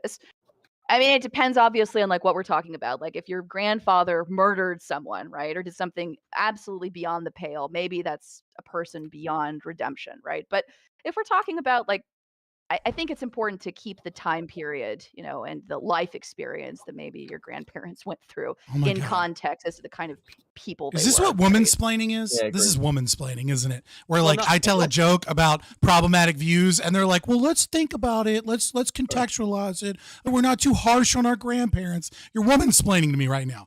All right? That's better than what I was going to do. That's a great freeze frame. There's a freeze She frame when you said like FAP. Yeah, I saw I'll that tell you too. what, I was going to be way worse. She said FAP. I think all men deal with FAP at some point. No, Oh, wait, no, that's don't fucking ruin it. Don't, Admiral Gibbs, don't ruin Oh it. my god. But, well, go ahead. Universe. I was gonna say, like, to your point, Fairy Queen, like, I agree with you in terms of like I can somewhat cognitively contextualize like my grandfather specifically, given whatever their generation and their views. But let's just say, I think my grandfather and grandmother are, I think, good examples, as in like my grandmother, who has like a heart of gold, has every reason to have like problematic views, and like to have problematic behavior, and yet despite that, like, just has like nothing but good intentions and just an overall like really great person, as opposed to like my grandfather, I would say arguably didn't struggle all that much and just has like some of the most insane worst behavior, where it's like, yeah, I think my grandmother has every justifiable reason to be like bitter based off how she's been treated and her experiences by my grandfather, and my grandfather has like almost no reason except for the generational aspect to be such a not Well, good person. I'm not even making like a generational comment, right? Like it's not even just about the time period in which they lived. It's also about like the circumstances, right? The economic circumstances that they had. Like my grandfather's great struggle was just because the surgery did not exist at that time, right? Like that's why the time period mattered. It mattered because it didn't exist, it had huge consequences for him. It had consequences for his wife, my grandmother. The fact that they were Catholic and that they were deeply Catholic meant that they didn't use birth control, which meant that they had 4 children, and there's a 1 in 4 chance that one of their children would have inherited the disease, and one of those children was my uncle. I mean, these are the sorts of realities, right, that are a part of your life, like when you just don't have access to this type of medical health care, which is more true like when you're looking into the past as opposed to the future. Um, I'm just thinking of Emma Willman talking about her mom now because Corey Campbell brought up how unproblematic she was, where she said that she's like old school, prim and proper, but also like degenerate. So like she was getting slapped around in sex, and then she called her mom, was like, "What do I do?" And she goes, "On a Tuesday? She wants you to smack her on a Tuesday? What's going to happen on a Friday? Get out of there." No, nobody's seen it. All right, whatever. So Context dependent Doobie, jokes aren't funny. Got it. Doobie, know I what saw you're talking your frog lips moving. Oh, before, were you trying to say something? I assume not because I don't hear you. Okay. But I have so that was super interesting, and I actually kind of want to at some point like circle back to that. That might be really interesting for like a larger conversation. But I have something else I want to ask you guys about, like completely different, right? Completely different. So I I have had like I don't know how I'll start this conversation. I have a degenerate sleep schedule, right? Like, As do we all. yeah. I mean, I think I'm among friends here. But yeah, like I have like I'm a night owl. Have been for forever. And I love it. The night times when I'm most active and all that, right? But then I had this encounter with this woman, and she is like the opposite, like the exact opposite, and that she demands like 8 to like 9 hours of sleep, right? And like at a certain times, like it's like a 10 or right, like she like needs to be going to bed. Or like she's like literally you can't even start talking to her after 10. She just like gets wonky, right? She's a lady of the day, And not a lady of the night, right? yeah, exactly. But yeah, she then she likes to have her, and then even more. So it's she like needs it quiet. She needs it like quiet as a mouse. And in fact, she doesn't even really want anyone in her home, right? In her apartment or whatever when it's happening, right? And it's not like a me thing, right? It's like a thing for forever. And I Like a believe it. blanket rule. Yeah. Yeah. It's just it is what it is, right? And it made me think of this article that I read a few years ago, like 3 years ago, on NBC News, from a woman talking about her relationship with her husband and how they sleep in separate bedrooms, right? And at the time, I didn't like truly appreciate what she was trying to say, right? Like, of course, married couples sleep together, right? Like, it made me think of like the fucking Brady Bunch, right? The TV show where like the mother and father are in separate beds. It's like, what the fuck is it? But they talked about like how like because of their sleep schedules or like their habits, however, they found out their marriage works better in separate rooms. And they still have a great sex life according to her, and like they get together, everything's great. Great But sex like life could be when, no sex. yeah, For some people. yeah, exactly. Yeah. But the he heads back to his place afterwards, like in the other room. So anyway, the reason I bring it all together, for us who do have these degenerate schedules, like if you've met someone like this lady that I had those experiences with, right? Like, would you be okay with sleeping in separate bedrooms? What would you think So of that? I've had, well, not only do I have some, let's say, some experience with that, but two, going back to the grandmother, grandfather, they lived in separate houses. I'm like far away, not cute side by side neighbors, as in like an hour's drive away, for a variety of reasons. One is like, yeah, successful marriage to keep the peace, because again, they couldn't really. So they couldn't murder. So they can murder each Oh other. dear. Okay. But yeah, exactly. So it's like, it was till death do us part, but like they lived in separate houses, and there So make sure was- that didn't come sooner. We got it. yeah. And like, yeah, I've totally had the experience, pretty much almost like exactly as you described, like with like a former partner, like after like 8 p.m., it's like, don't even bother trying to like interact with this person. It's like, yeah, unless they're going to consume a bunch of coffee. It's just like, yeah, past 8 p.m., not gonna happen, and they need to be in bed, and you're like kicked out at a certain time. The So- curfew is being enforced. And I would be totally okay potentially with separate bedrooms, to answer the question. So my ex, that is my baby mama, my ex, right? Wasn't great and super fun during the relationship before we had kids, because we were on separate sleep schedules, and also but I was okay with it because I have to sleep in a different bed most of the time anyways, because I'm 6'5", about 265 right now, and I kick in my sleep. So I will engage in domestic violence in my sleep and beat the shit out of you.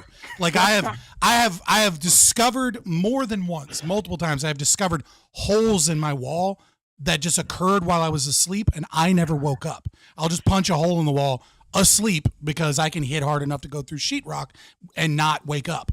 And then wake up and be like, oh, I guess I fucking did it again. And if that's your face, you don't fucking want to be there, right? I had night terrors as a kid, and then like sleep paralysis stuff. And so I just have I do weird shit while I'm asleep.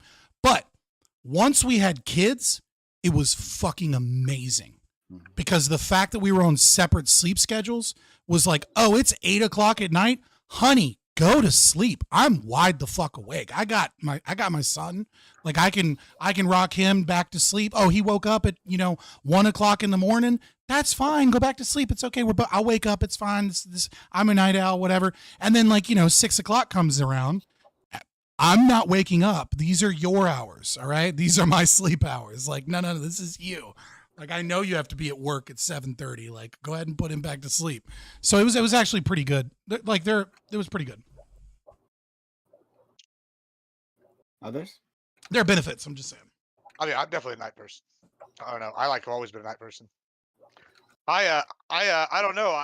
I was gonna say one comment to that story is maybe move the bed away from the wall if you're punching through sheetrock. I'm kind of fat. Yeah, but I'd that's be not afraid to feng roll shui, into it bro. and fall through it. Oh, well, what are we gonna do then? It depends on in the room. You know what I mean? Like there are some rooms where I'm not up against the wall, and then there are others where I am. Like, it just depends on the layout. Yeah. Like FQ, what would you think if your partner, like you guys had differing preferences? Like, would you think it'd be acceptable to be in different rooms?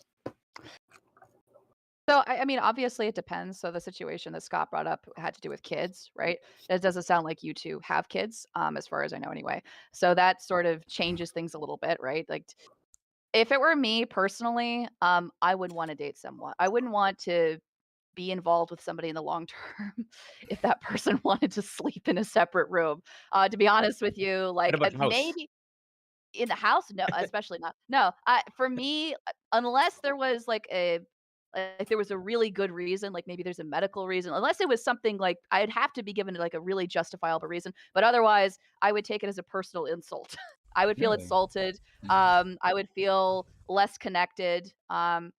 I Do you like to be personally hit, Fairy prefer- Queen? Because I mean, like we can No, stay but in I the like- same bed. I like. You know what I mean? You just gotta take a I few like to be punches. cuddled, You'd be okay? insulted if you Like, don't hit her, really.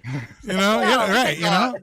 it just kind of like because here's the thing, like part of like I think anyway, just me personally, if you're going to coexist with another human being, right, that means that you put up with them snoring, right, the risk that they might fart when they go to sleep, right, the fact No that, risk, like guaranteed. I mean, but that like well, but that's like what it is to really care about somebody else and to love somebody else. It is to accept to a reasonable degree that their humanity to a degree, like the fact that they are that they can be gross, that they can be weird, that they can be annoying, right? So when somebody tells you that they're banishing you to an entirely separate room, right?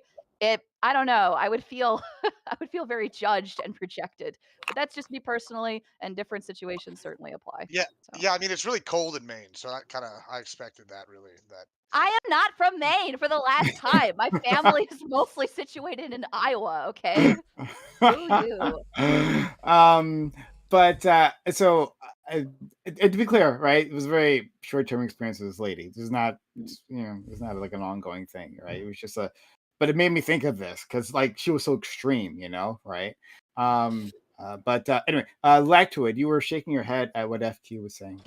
No, I was agreeing. I don't believe in such things as well, yeah, I don't believe in the concept. I mean, of, fuck, I'm divorced, so like maybe y'all are right. I don't fucking. What's the term? Like, there's somebody in the waiting room. A deal breaker. I don't believe in the concept of a deal breaker. I just think that. Yeah. My logic on this is just I think that everybody has a certain amount of points, like positive and negative points for whatever you want to get out of them. And so if you have somebody who you're looking to date, I think not being able to sleep in the same bed is a pretty big negative. I think there's a lot of negative points that would suck. So they would have to be real rich and real pretty to overcome the barrier that they've set for themselves by having to sleep in a separate room. It's funny that you bring that up. There's no deal breakers though. Like I want to hear more about that. There's like absolutely nothing that would be negative too many points to be a deal breaker. Like, Well, no, like a serial killer. Sure, but like, let's say you have a serial killer who did a large amount of negative points, okay? But let's say they had a fuck ton of positive points. Like I could like Ted Bundy. If you were a girl, any girl in America. Not like Ted Bundy, but like let's say it was like a loving serial Ted killer. Bundy. I'm just saying. A serial killer that you knew wouldn't kill you and was a multi-billionaire who's going to give you half their money. I would date that person. Yeah. Okay. What if it was like a justified serial killer I'm too, curious. right? Like they only hunted down pedophiles. I want to push this as in like is Dexter for you, Lactoid, is being male a deal breaker? A lot of negative points, but I don't believe in deal breakers. Okay, yeah, fair. I just testing the consistency. I would get with Bill Gates. So if you're watching Bill Gates and you got it one, yeah. Well, you get money, Bill Gates can do better than you or I, but anyway. That's true. Yeah. And he has many times apparently. I'm just saying, like there needs to be like money involved. I mean, like you could, you know what I'm saying? Like it's no deal breakers. So enough deal. Well, like I'm curious. As in a guaranteed money, or it's like Bill Gates with the possibility of $1 billion. You're getting too weird, bro. It would have to be like a reasonable risk. So how I think about this, and this is you're getting so weird. This is also how I think about hypothetical gay relationships is just think about it this way, right? So with half of Bill Gates money, I could save so many African children, right? And so I see money in terms of like African lives. It's like a unit of measurement. And so, like, as long as the overall utilitarian calculus adds up to more African lives, I will do whatever X for that amount of money to save N plus 1. That's the respect that. Yeah. Literally every utilitarian feels this way. Like it's like it's not crazy. Like you guys are being crazy for being like no deal breakers. His logic is so fucking obvious. Like this is silly. Y'all being silly. No, he. I think I'm pretty sure. Like I'm you thought about it, Lacto, when I asked you about the male aspect, as in you didn't have a. Okay, I was trying to think about like which one would be worse for me, like a male or a serial killer, and that's a tough one. I'm going to circle back to the actual conversation, right? And not like what Lactoid wouldn't do, what he wouldn't allow up his butt for. Y'all give me shit about the ANCAP siren song all the time, but like Lactoid come in with some weird fucking shit, and y'all be like, let's talk about IQ tests and voting for the next 4 hours, even though that's not the topic. Like, speaking of that, don't be giving me shit. You know what I'm saying? You don't like fun? You're against the concept? Corey, did you have fun? Did you enjoy that? Yeah, I did. I understand if Scott isn't star of the show, it's really problematic for him. Like, yeah, it's not problematic. It's just not fun anymore. It's not interesting, but it needs to be on the grounds of like, Scott punching walls. That's like, that's the domain that we need to go to. But like, asking Lactoid about his sexual preferences, that's a bridge too far. We need to talk about, Scott's nightmare. No, relax. I like this. I'm just saying the logic is obvious. It's like I'm just saying you're smarter than this. Don't pretend to be dumb. Like you got it.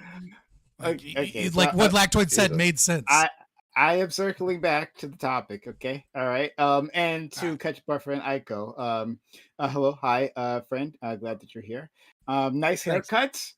Just on the top though. Not anywhere else. See, everyone keeps saying that, but I think my beard looks totally different. It does. Yeah, actually, yeah, Don't it let is. him lie Now to that I you. look It at it is does. actually. It yeah, does. you're right. It looks You're good. right.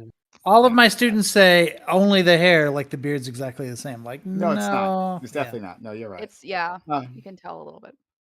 so I brought up a story about like a woman I had encounters with. Anyway, that she had a very specific sleep schedule, right? Very like rigid sleep schedule, and I have a very fluid, non-traditional sleep schedule, as you might be aware, right? As with all And streamers, yeah. yeah. And so anyway, how that like interacted very badly with each other. And so I was asking oh, would you be okay, for a person you married or like a long-term partner if you slept in separate rooms? And I wanted to because I just quickly Lactoid, because you brought up like someone who was rich, in terms of sodomizing you, but like in terms of Yeah. like Well, conversation, the woman sodomizing was I'm not brought talking up. about is actually, I mean, that's where we're going. But anyway, but so the woman that I'm talking about, like, has like traditionally dated very, very wealthy men, like extremely wealthy men, and she like for one relationship, she was in Are you like a dating Lab? mansion. A lab? What? Sorry, keep going. Keep talking. Sorry.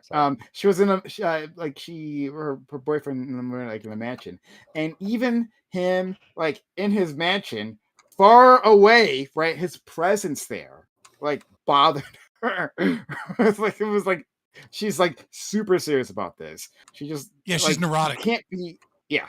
You can't be in her abode. Yeah. but- Well, hold on. Is she rich though? That's the question. No, and I mean, like, this explains. I mean, this very much explains why our Not worth it. interactions were short. Of course. But anyway, Actually, I don't think it's. okay. If I was just. I don't think it's that weird. I have a. My sleep schedule is fucked, I guess. But for me, it's always worked. Right. I sleep like 4 hours a night. And I've been doing that for as long as I can remember, right? And it works for me. I actually can't sleep longer, like physically. But my fiance will sleep for fucking 12 hours somehow on the weekends, just like a fucking log. Just sleeps. I don't know how she. Right, so, I guess if you had an issue where like you're getting out of bed and that caused you to wake their partner up or whatever, and this caused like problems or whatever in the relationship, I guess it would make sense to just get another bed, have a separate space. Maybe, when we first moved in together, I had a problem because her fucking dogs would crawl into the bed with us. So it was the two of us and 3 little dogs on the bed. It fucking drove me insane. Okay, because it was like I think it was like a queen size bed at the time that she had. Within like Your 3 legs months, over the side. I had to upgrade it, right? To like I upgraded to like a king size. Yeah, I upgraded. I was gonna get the California king. I ended up just getting the king, right? Because I needed the extra width versus the length, just because of the fucking dogs. Just they get on the bed and they lay sideways. They lay on top of you. They get on top of your head, and if I move, I just this barking scream out of fucking nowhere in the middle of the night, and then I turn my head. There's a little dog in my face, just growling like it's gonna kill me, right? So just not a good situation, right? So I can understand, and she just will not. She refuses to have them sleep on the floor. Right? They have their little beds. They refuse to sleep on the beds. They want. So, I've kind of cheated the system. I got a bed frame that's very high off the floor, so they can't get on the bed themselves now. And sometimes I just sneak him off while she's sleeping. Right? Like that's my. That's and that usually works. Oh, But, yeah, yeah. I hope she that's doesn't watch issue, the right? stream. Like I can understand She just having your own doesn't. space, having another bed. Okay. do you guys interesting. not do you guys not let your cats come in or your pets come and sleep with you, like your dogs or your cats? This Is is that a a stuff of strange horse thing right to here. do? Depends. Yeah, For me, it my, depends. The most awkward thing. So yeah, I'm gonna get like TMI for a second, okay? Waking up in the middle of the night, you're kind of horny, you want to have sex, and you got to like navigate around all these Okay. fucking creatures Okay. on the bed and get them out of the way. and they're growling at you and making faces. It's just so fucking annoying. I hate it. Yep. Okay, well, Doobie, I'm with you, Booby. I'm with you. I'm So I saying, said I mean, it And then you depends. get them on the floor, and then they're sitting there staring at you while you're trying to have sex. It's just so awkward. Like, I don't want that. You don't want to get the wrong ideas while you're in the act. Doopy's a real one, man. I love I don't him. want to pull. Wow. People have different sleeping arrangements. It's not that crazy, right? Like my ex would fucking like to watch reality TV shows late at night, and then I would come in to have sex, and everything would be great. And then, like, at some point in time during sex, I would notice that the TV was on because I'm ADHD, and it would be like my 600-pound life. And I'm trying to have sex, and then I would just hear in the background be like, I need to get more of the sody pops. Mommy says if I get a diet one, that it undoes the sugars in the regular one. And I'm like, yo, what the fuck, man? Like, and I'm like trying to like block it out now. And now sex becomes like this mechanical thing where it's just like becomes like a rhythmic fucking habit that I'm not enjoying because I'm having to like drown out like morbidly obese people crying about their abusive stepdad whilst they like shove French fries in their face and like, oh god, like, you know what I mean? Like, there's just people do different shit when they go to sleep, and sometimes it doesn't match up. It's not that crazy that people get around that behavior because they still love the person by like having different arrangements or doing, you know, making compromises. It's not that crazy. Yeah. I don't know. It seems weird. yeah, as for the pets thing, my animals have a will to live. I'm just imagining rolling over on one of them in their sleep. I won't have that cat no more. And I just think it's interesting that I wouldn't get anything from Tom, or I don't think I go in this situation yet, so I want to hear from them as well. But like, I think it's interesting that FQ and Lactoid feel the way that they do. And I'm not trying to like turn this into a debate, like that you're wrong or anything. It's like I'm On like a debate panel. I know. Fair enough, right? But I'm not trying to say like you're wrong to feel the way you do. And again, like I felt that way previously, you know. But like it because you said FQ that like within reason, right? You're supposed to accept your partners, right? Like, well, like what if their sleep schedule is just unreasonable? Like, I had a roommate in college who was like he did the ROTC, right? And me, being up late, like watching TV. I remember I had the TV down to the lowest possible volume and like had my ear to it because I wanted to try to be considerate. But like I just can't be asleep when he's asleep, right? Which is normal times when he was asleep. And eventually he just had to change rooms because of that, right? He was nice about it, but like clearly like this wasn't working. And if he was like an attractive woman, which would have been nice, but if he was, right, I wouldn't want to let that relationship go just because of that, right? Like, and I feel like I don't want it to seem as like an insult if I suggested to her that like maybe we should sleep in separate rooms, you know. And remember, when you're sleeping, you're not like doing anything, right? Like that's the time where you're like deactivated, and so like we can spend all our time, our waking hours together. She can come to me, I can come to her, but like why looking at it as like an insult, I think is like interesting, you know. Like, it's subjective. Like, I mean, other people on this panel have said that they like have agreed to different sleeping arrangements because that's what worked for them, and like I think that's fine. I'm just saying that my knee-jerk reaction, like if my partner were to say that to me, I would take that as an insult, and probably I would feel like my knee-jerk reaction would be to feel upset and to ask why. And even if I logically understood it and accepted it at first, in the long run, I think I probably would feel a bit bitter. To be honest. And different people have different expectations. They have different desires for what they want out of their relationships. For me, I want a spouse that wants to go to bed with me at the same time, right? And stays with me until the next morning, right? And I think, and I will go so far as to say, I think that's probably a normie take. Yeah, I think you're right. I think you're correct on that. Yeah. Tom Foolery and Aiko, curious what your thoughts are, and then we can move on to our actual topics. Yeah, I definitely would rather be able to sleep in the bed with my partner, but right before this show, I was talking to somebody about the fact that like my sleep schedule is so fucked right now. I'm sleeping like 4 hours, then awake for like 4 or 5 hours, then sleeping another 4 hours, then awake for another 4 or 5 hours, then sleeping 4 hours. And it's just so messed up. I can't like get a good schedule and I can't stay asleep. I just can't do it. And it's just getting more and more fucked. And I've always had problems with sleep schedules, whether it's like going to sleep at 6 a.m.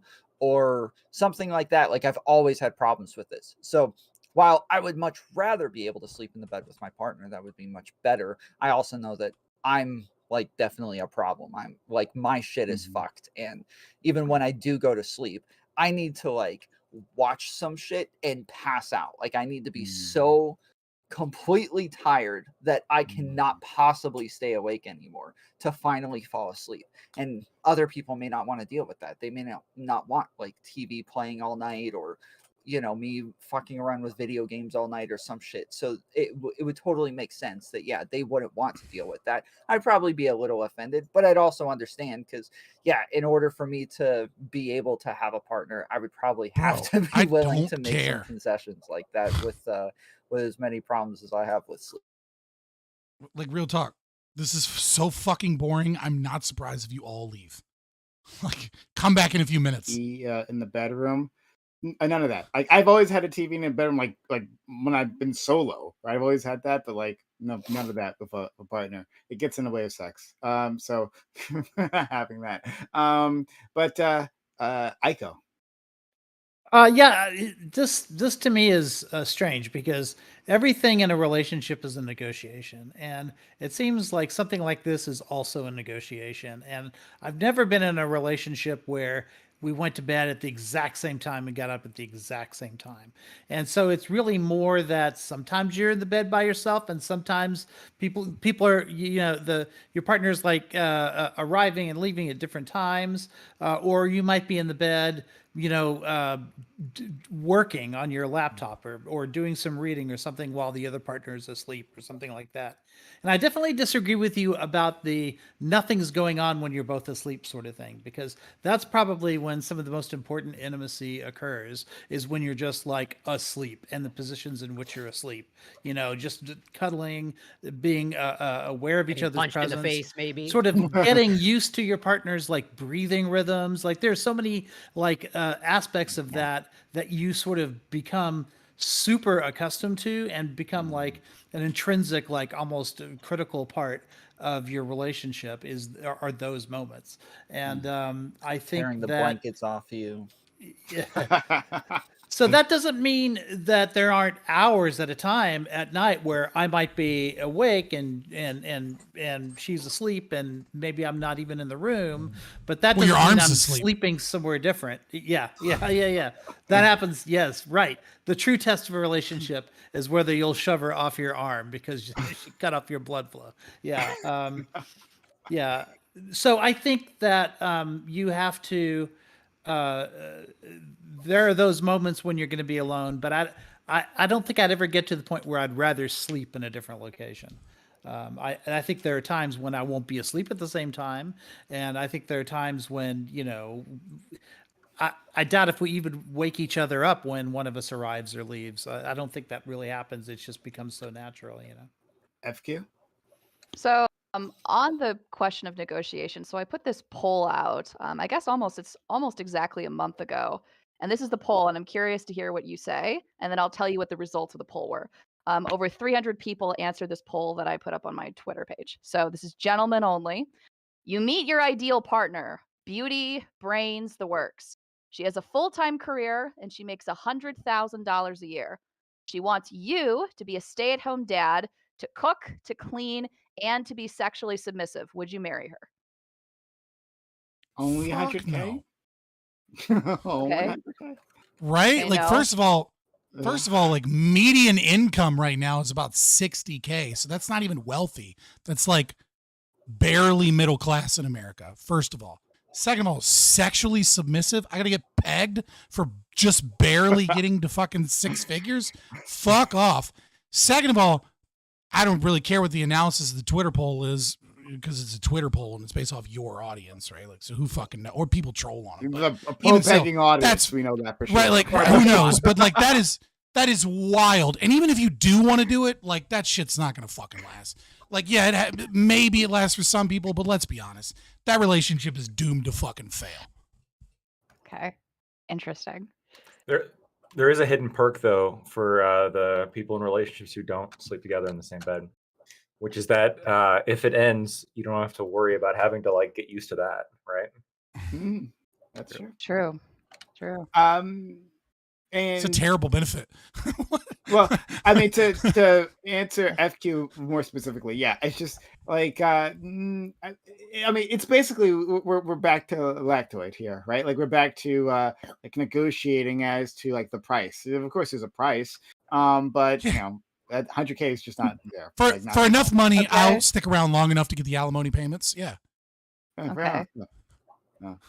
Does anybody else want to answer? Do you want me to give No, the? I'd be open to it. I don't know exactly if it's as Scott described it, sexually submissive. That means automatically pegging. I interpret that as multiple. I was being hyperbolic. I was deliberately You guys are so vague. I was serious explaining tonight. that, man. You guys are When so serious tonight, man. Every joke I tell you guys are like, oh man, that yeah, we're so hurts. serious. As you're like harassing me, no, don't question lactoid. No, let's get off this. Let's get back to my night terrors. Yeah, super serious. I never said that. You did.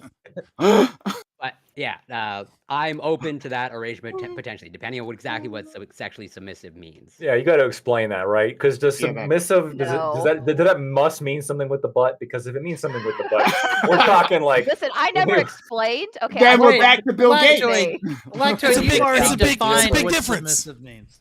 Well, Right, no, it's like, I if submissive have is just I like- have definitions. We know in I know. detail what you think submissive is. I have, Like, a whole, there's- I have a whole right, you know, theory like- on this. Yeah. Like, what if she's a dominatrix, but she's really cool about it? And then, like, or was she like a muscle mommy that's like trying to Amazon you? Like, that could be fun once or twice, I guess. But like, you know, you guys never tried the So is Amazon that position? It's lactoid- fun. Is that Try lactoid's deal breaker then? The butt stuff. It's a lot of For negative points. 100K. No, it no, is. for 100K, Yeah, no. for 100K, I think, yeah. But if it 100K. was Bill Gates pegging you, that'd Ooh, be she's a gonna whole- finance my No. fucking 2019 100K. Hyundai. That's the number. Ooh. 100. Yeah, 100K. That's like 100K. So no, I'm not gonna. Absolutely not. No. I think Okay. I know. You guys want to know what the results of the poll are? Or Sure.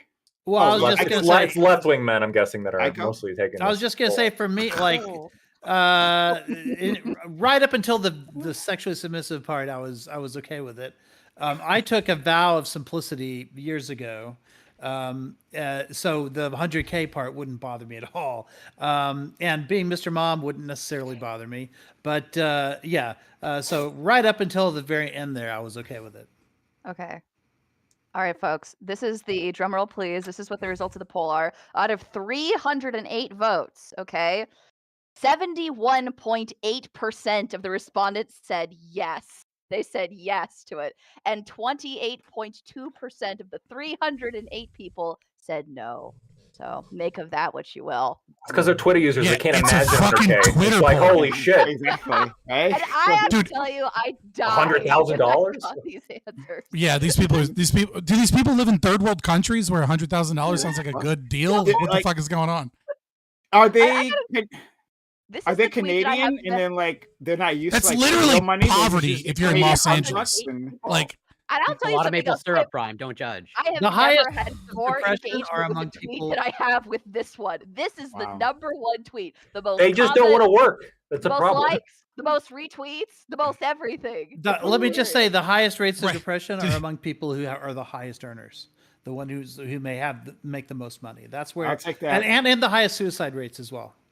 yeah, okay, Oh, sure, roll but the like, dice on that there's shit. right, like, so the research shows that like you don't gain any additional happiness. Really, you just gain stress that usually outweighs the happiness once you're able to live comfortably, which is you no longer stress about bills. You never worry about whether or not a bill is paid, and that you have enough money to go out on the occasional yearly or bi-year vacation. So like once you can leave your area and once you have enough money to pay all your bills, Like you don't, there's not that much there's basically almost no difference in happiness between someone that makes like That's right. 150, That's right. 160K a year and a millionaire.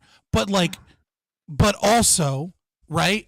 Like if I'm going to get pegged, like I want to ride a wave runner. Like I want to do cool shit if I'm going to get pegged, you know, that's all I'm saying. I've seen stats. I mean, maybe these. I've seen news stats where you see stress increase as income increases. Yes. Up to a point, right? I think it was like when you hit 200K or something, then you start seeing stress decline, and then you get to like the 500,000 range, and then it's probably because relatively they're low. type of work they're they're doing, right? Like there are kind of trends. range. Yeah. Yeah. If you get more, the more specific you get, the more information you're going to get, and the more you're going to see different trends that bulk the trends. This is true of any statistics, right? Like it's like, oh, this is true, and it's like, okay, well, let's look at Asians. Well, Asians are 4% of the population. Cool, things changed. The trend changed, right? Yeah. Anytime you get more specific, you'll see you'll see either the trend stay the same or change, but that doesn't mean that the trend is no longer valid. It just means that the specific cohort isn't.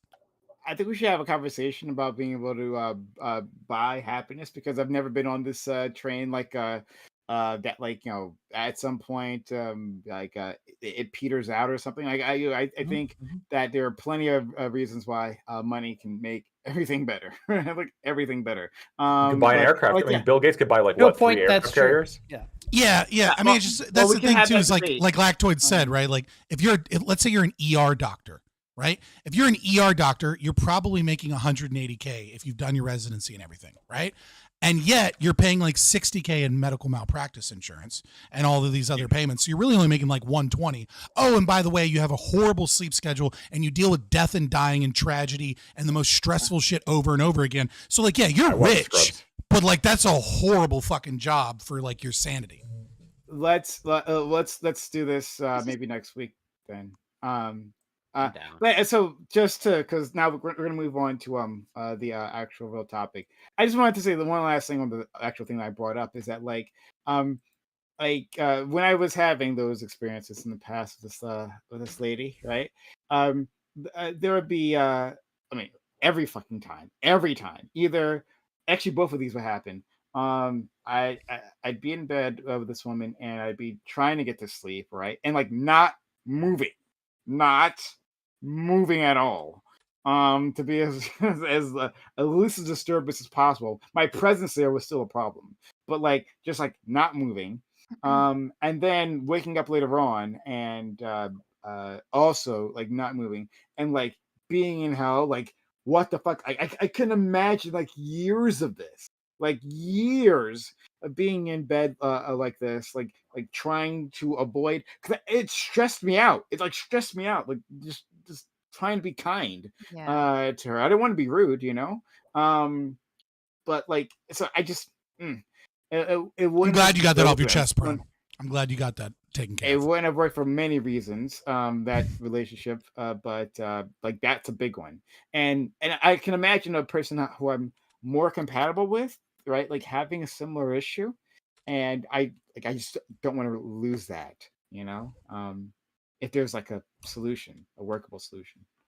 Anyway, Troy, let's move on to the actual topics. Hello all. This is the Reverie Roundtable, which we have 8 p.m. Eastern. We have a fantastic group of individuals here.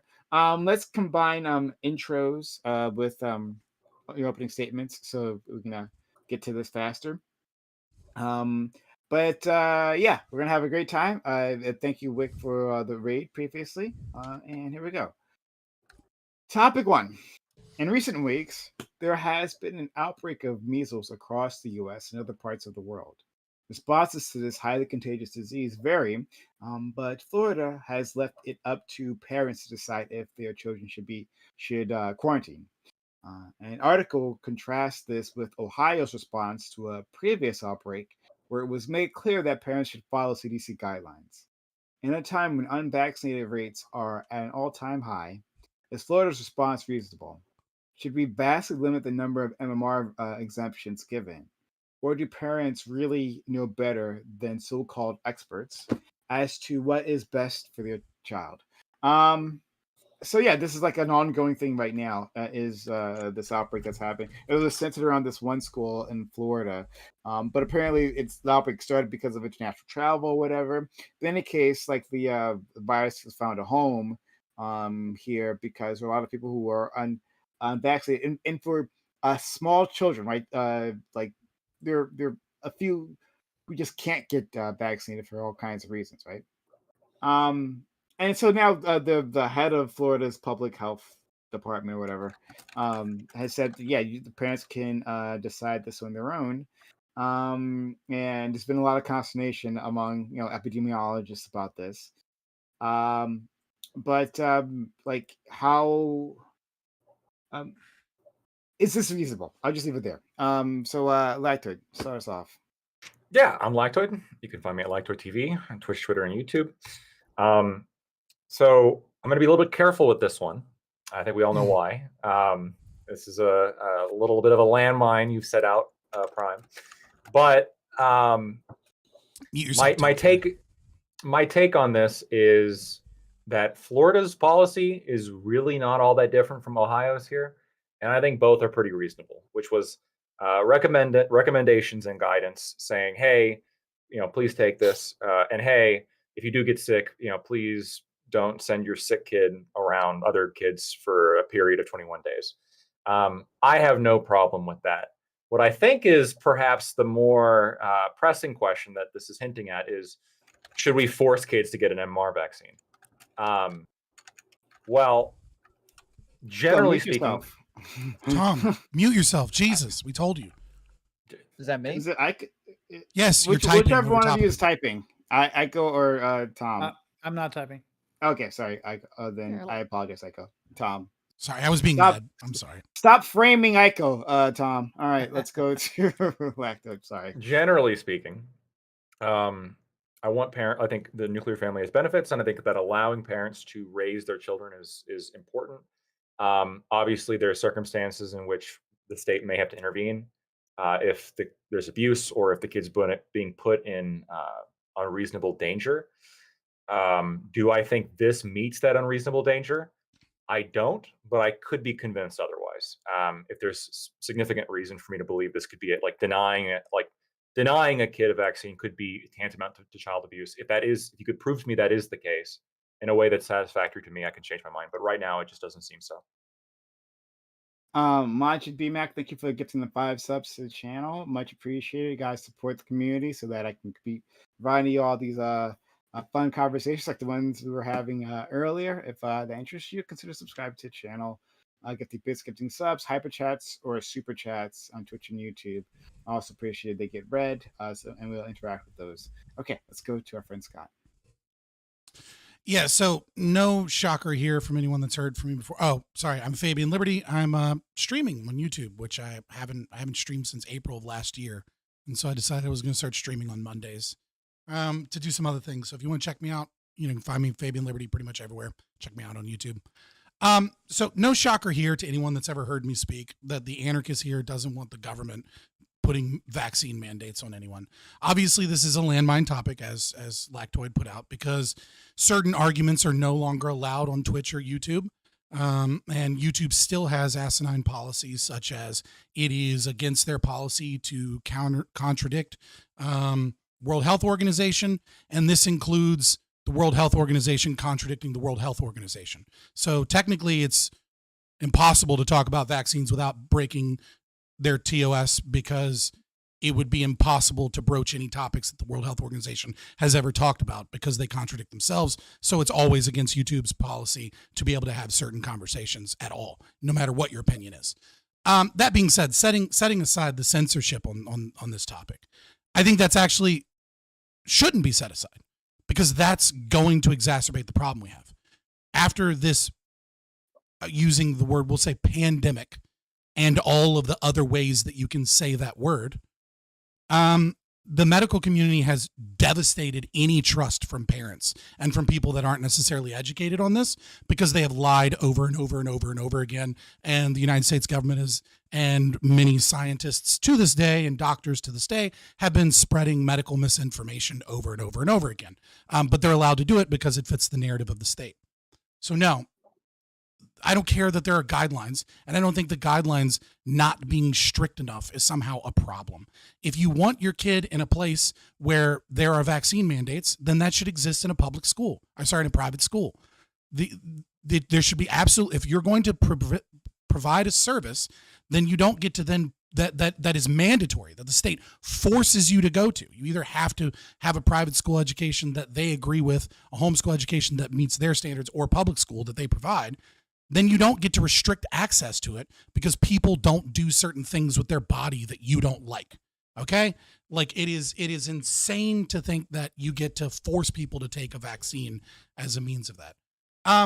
When we're talking about MMRV, right? MMR really isn't given that much anymore. It's MMRV is what's usually given. Varicella has been wrapped into the measles, mumps, rubella. We're usually talking about diseases that aren't necessarily that dangerous to children, right? Even if you catch it and you're vaccinated, in modern medicine, the likelihood that you die from measles, mumps, rubella, et cetera, is basically zero. What we're worried about is immunocompromised people. And we're worried specifically when it comes to rubella, we're worried about pregnant females, right? Pregnant women, like they lose children left and right when it comes to rubella and sometimes measles outbreaks, right? So that's the actual danger. Not the kids at school, it's pregnant women that we're concerned about. And that's what the herd immunity is for, right? Herd immunity being vaccination of a sterilizing vaccine, right? I think we all know other vaccines that are not sterilizing vaccines, but a sterilizing vaccine such as MMRV, when you're able to get the infection rate below 1.0, that's kind of what we're searching for. And so the concept here is really a collective one. And that's, I think, where the right and the left really start bumping heads here, is because you need a certain percentage of people vaccinated in order to ensure that infections and outbreaks don't occur or don't spread beyond the kind of the random spots they pop up. But again, if you want to solve this problem, then you should privatize education and abolish public schools because they're evil, not try and demand that people take drugs, especially after years of lying to people via medical misinformation, and try and push the same bullshit you did before. We don't trust you anymore. And that's unfortunate because we should trust science, but it's terrible and it's trash. Let's go to a scientist now, Corey. Well, I'm going to attempt to keep it brief, but sort of, I think I could be wrong, but on the topic of misinformation, isn't it true that you streamed last week, Scott? Or am I mistaken about that you were on YouTube? I brought up that I streamed 1 week ago, and then before that, it was April of last year. Fair enough. Then I stand corrected. But yeah, so I'm Canadian. That's so not medical misinformation. I didn't say it was medical misinformation. But so yeah, I'm Canadian, so I'm generally operating under the framework of, let's say public education. So like, yeah, when it comes to public education, in terms of like, yeah, I think, so when it comes to vaccine mandates, or rather to go to public schooling, requiring vaccination. So I'm in favor of medical exemptions, but at least how I understand them in the United States, or let's say for most of the states in the United States, they allow for medical exceptions for religious reasons or like philosophical reasons. I'm pretty much all in favor of like abolishing that, and that you need a justifiable medical reason for a medical exemption.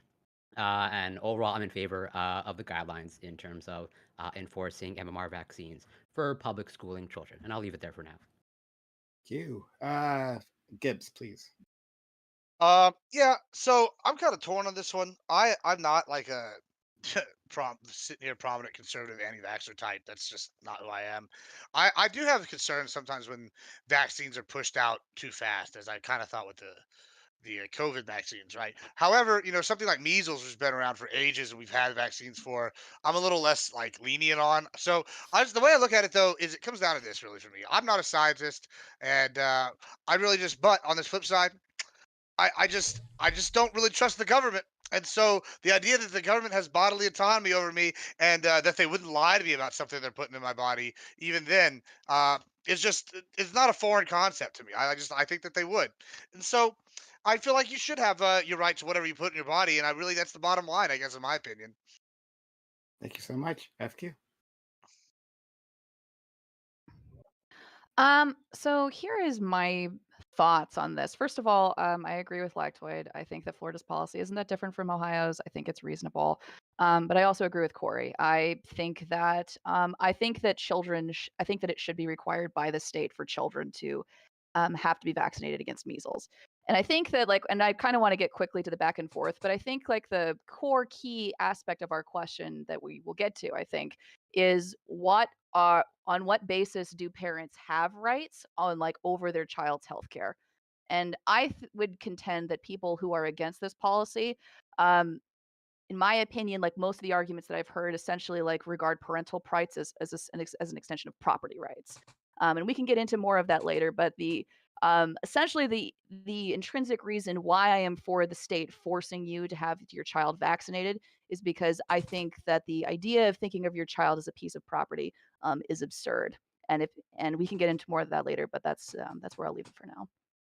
Okay, thank you so much. Let's go to our friend She Tom. came prepared to straw man, it seems. Yeah, at first I'm Fun. on YouTube. Should be I fun. don't normally have many problems with the TOS. I have a ton of vaccine debates here, so I'm fine with you guys making whatever arguments you want. I don't think it's gonna hurt me any. So I'm definitely in favor. Yeah, I want to get to the back and forth as well. So I'm in favor of schools requiring the vaccines. From what I understand, most states are still doing MMR.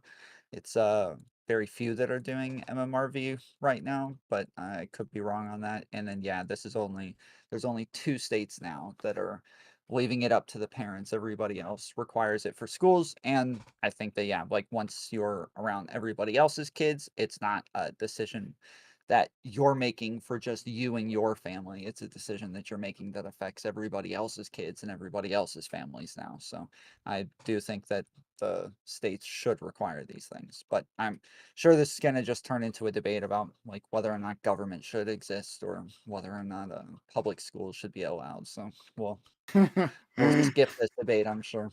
Well, I mean, we already know the answer to those. No, clearly. All right, let's go to go.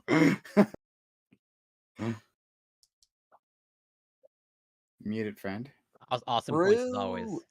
At least once a stream. It's required that I do that once a stream. I think I'm glad Tom ended where he ended with talking about other people's kids, because I was just looking because the name of the game, of course, is herd immunity. It's the idea is to be able to protect society at large rather than just individual kids. And some people might bring up, well, what does it matter if your kid's vaccinated? Then no other kid is going to be a threat. But then, of course, when you look up the efficacy rate of these vaccines, they're never 100%. So it's 96% for measles and 89% for mumps. If you invert that, that means a 4%, I guess, for lack of a better word, inefficacy rate for measles and 11% for mumps, which means that I can have my kid I can do everything responsible to make sure that they're vaccinated, and they can still there's an 11% chance with mumps that they'll still catch it and be harmed by it, from some other kid because they weren't vaccinated. It's the way in which these efficacy rates multiply as you pass from one person to another person to another person that gets you to that herd immunity. And so I would say that the number of exemptions that you give out should just be dependent on how many exemptions would still ensure herd immunity. I think that's the formula that you would need to use. And then once you know what that number is, you can find out who you think needs that the most. And also of course, when you're dealing with very large groups of people, even if you accept that just getting the measles isn't necessarily going to kill a large percentage of kids, that mortality rate might not matter as much if you wind up in a place where you start dealing with large numbers of people who get it, because then you can start to get a fairly significant amount of people who are seriously injured or killed by it as well. Although I do think, and I'm interested to see that if you don't trust government, if you think if anybody here thinks there might be a civil solution to this, which is to say, if an outbreak can be traced to your child who was not vaccinated, could you hold them responsible civilly? And might that be a solution? What? So much? Let's go to Doobie. We're going to sue kids for getting measles now? Mandatory vaccines for public. I think if you'd like to avoid that, I mean, I think that should be the point at which you're told to go to a private school or maybe attend permanently through online courses. Or I don't think it makes sense to say that the individual claim to freedom or bodily autonomy or whatever of these children or their parents is worth risking the lives of everybody else. We heard everything you had said, DB, but you do sound a bit quiet, FYI. Okay, yeah, I'll raise a mic. Thank you. There you go.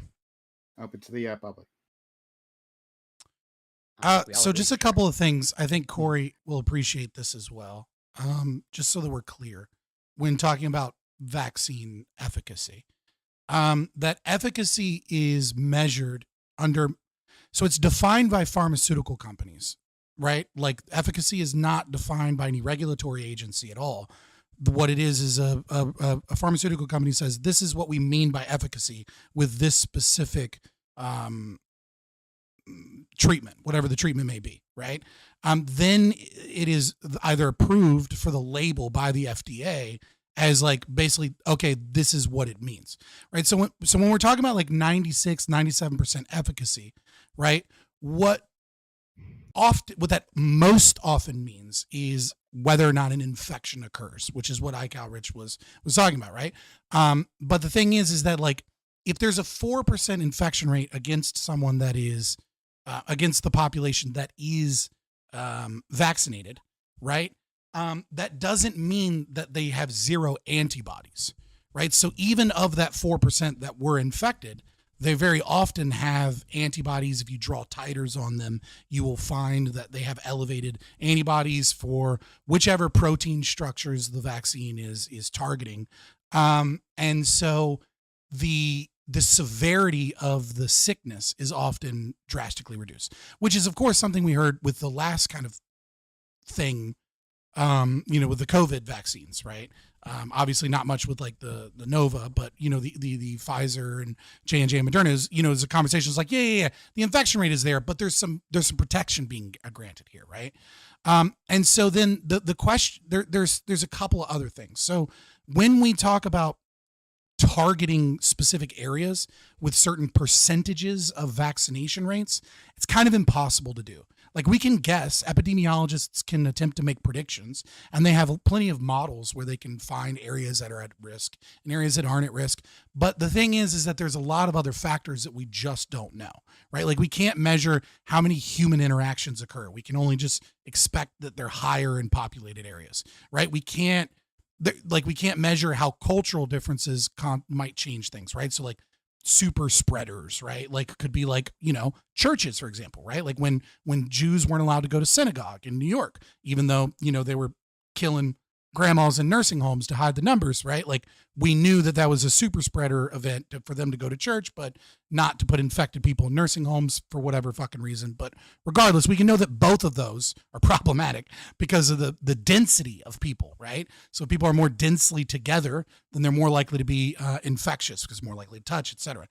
The other thing we don't know is with all vaccines, even sterilizing vaccines, there is a very, very, very, very, very small risk of ADE, right? Antibody dependent enhancement, but more so than just ADE, which is very, very unlikely under most circumstances. There is a risk of vaccine immunity escape, which is if you only have, like, let's say 70% or 60% vaccinated, even though the vaccination rate is the infection rate is low, you start passing around this measles, and you pass it around enough to enough people that don't immediately kill the virus when they get it, then what you can have is a mutation where now you have a new variant of measles that is out there. And now if it is aggressive enough in its infection rate, everyone else that was already vaccinated is no longer protected. And now we have to try and play catch up to stop a larger outbreak. And then lastly, the last piece of like important thing is that certain communities in certain areas, there will always be outbreaks. And the reason is because when you have a country, just looking at America alone, of 330 million people, there will be little spots where for whatever reason, the virus got spread around a lot there, and there's like low vaccination rates there, or there's high susceptibility there, or factors that we just don't know about. So there's never a guarantee that you won't have outbreaks. It's really just about risk reduction. And that's mostly what the CDC and the DHS and Department of Health and et cetera, they're trying to look at risky areas and how do we reduce risk. And then that's where the conversation comes about like what rights can be violated to reduce risk, and et cetera. And we can have those debates. But I just want to get those couple of things out there because I think they're important to even understanding what's going on in the conversation. Yeah, I agree. I think you made a great case for getting vaccinated, the importance of it. Of like, if you let a virus take hold of just like one case, it can mutate and then spread to other cases. As in, there's a reason why I think prior to 2022, there was no polio case, I think since like 1993. But if you allow it to actually make a comeback. There was a couple in North Africa. I'm talking about the United States. I think I specified United States. Oh, I'm sorry. I my bad. Yeah, they're like North Africa. Continental shifts that I haven't been aware of is now. No. I didn't hear you say that. Or my bad. I was yeah. But yeah, I understand. But as far as I know, prior to 2022, I think the last polio case in the United States was I think around 1993. And there's a reason for that, where it's like, yeah, if polio, the way that polio would make a comeback and for it to even spread is, yeah, a case comes and maybe it mutates. I think polio vaccinations aren't really given anymore. But like, yeah, we eradicated that for a reason. All the more reason of like, if you're talking about, measles mutating, well, the best case to prevent that is to not have a case at all, and therefore to get vaccinated or to ensure that you have herd immunity so that it never actually makes a comeback.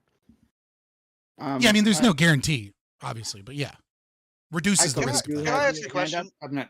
Okay, did you have a hand up, Aiko? Yeah, yes, no? Okay, good. Gibbs, please. So I mean, this is a quick question. So I don't know the answer to this. But so I know that we like stopped giving out polio vaccines, right? We stopped giving out smallpox vaccines because we've like eradicated it mostly in the wild, right? So since I'm not a scientist, to me, as somebody that tells me that there is some sort of risk with like giving people this vaccine, like the greater harm would be to like give everybody a vaccine they don't need, right? Or like whatever. So like why eradicate that? Why eradicate and stop giving it out if we're worried it might reappear? Why wouldn't they just give it to us in perpetuity? What is the logic there? Tell us lay people, somebody here. So when it comes, go ahead. No, I think we're both knowledgeable enough to answer it. It's fine. I talk enough on these panels. Go ahead.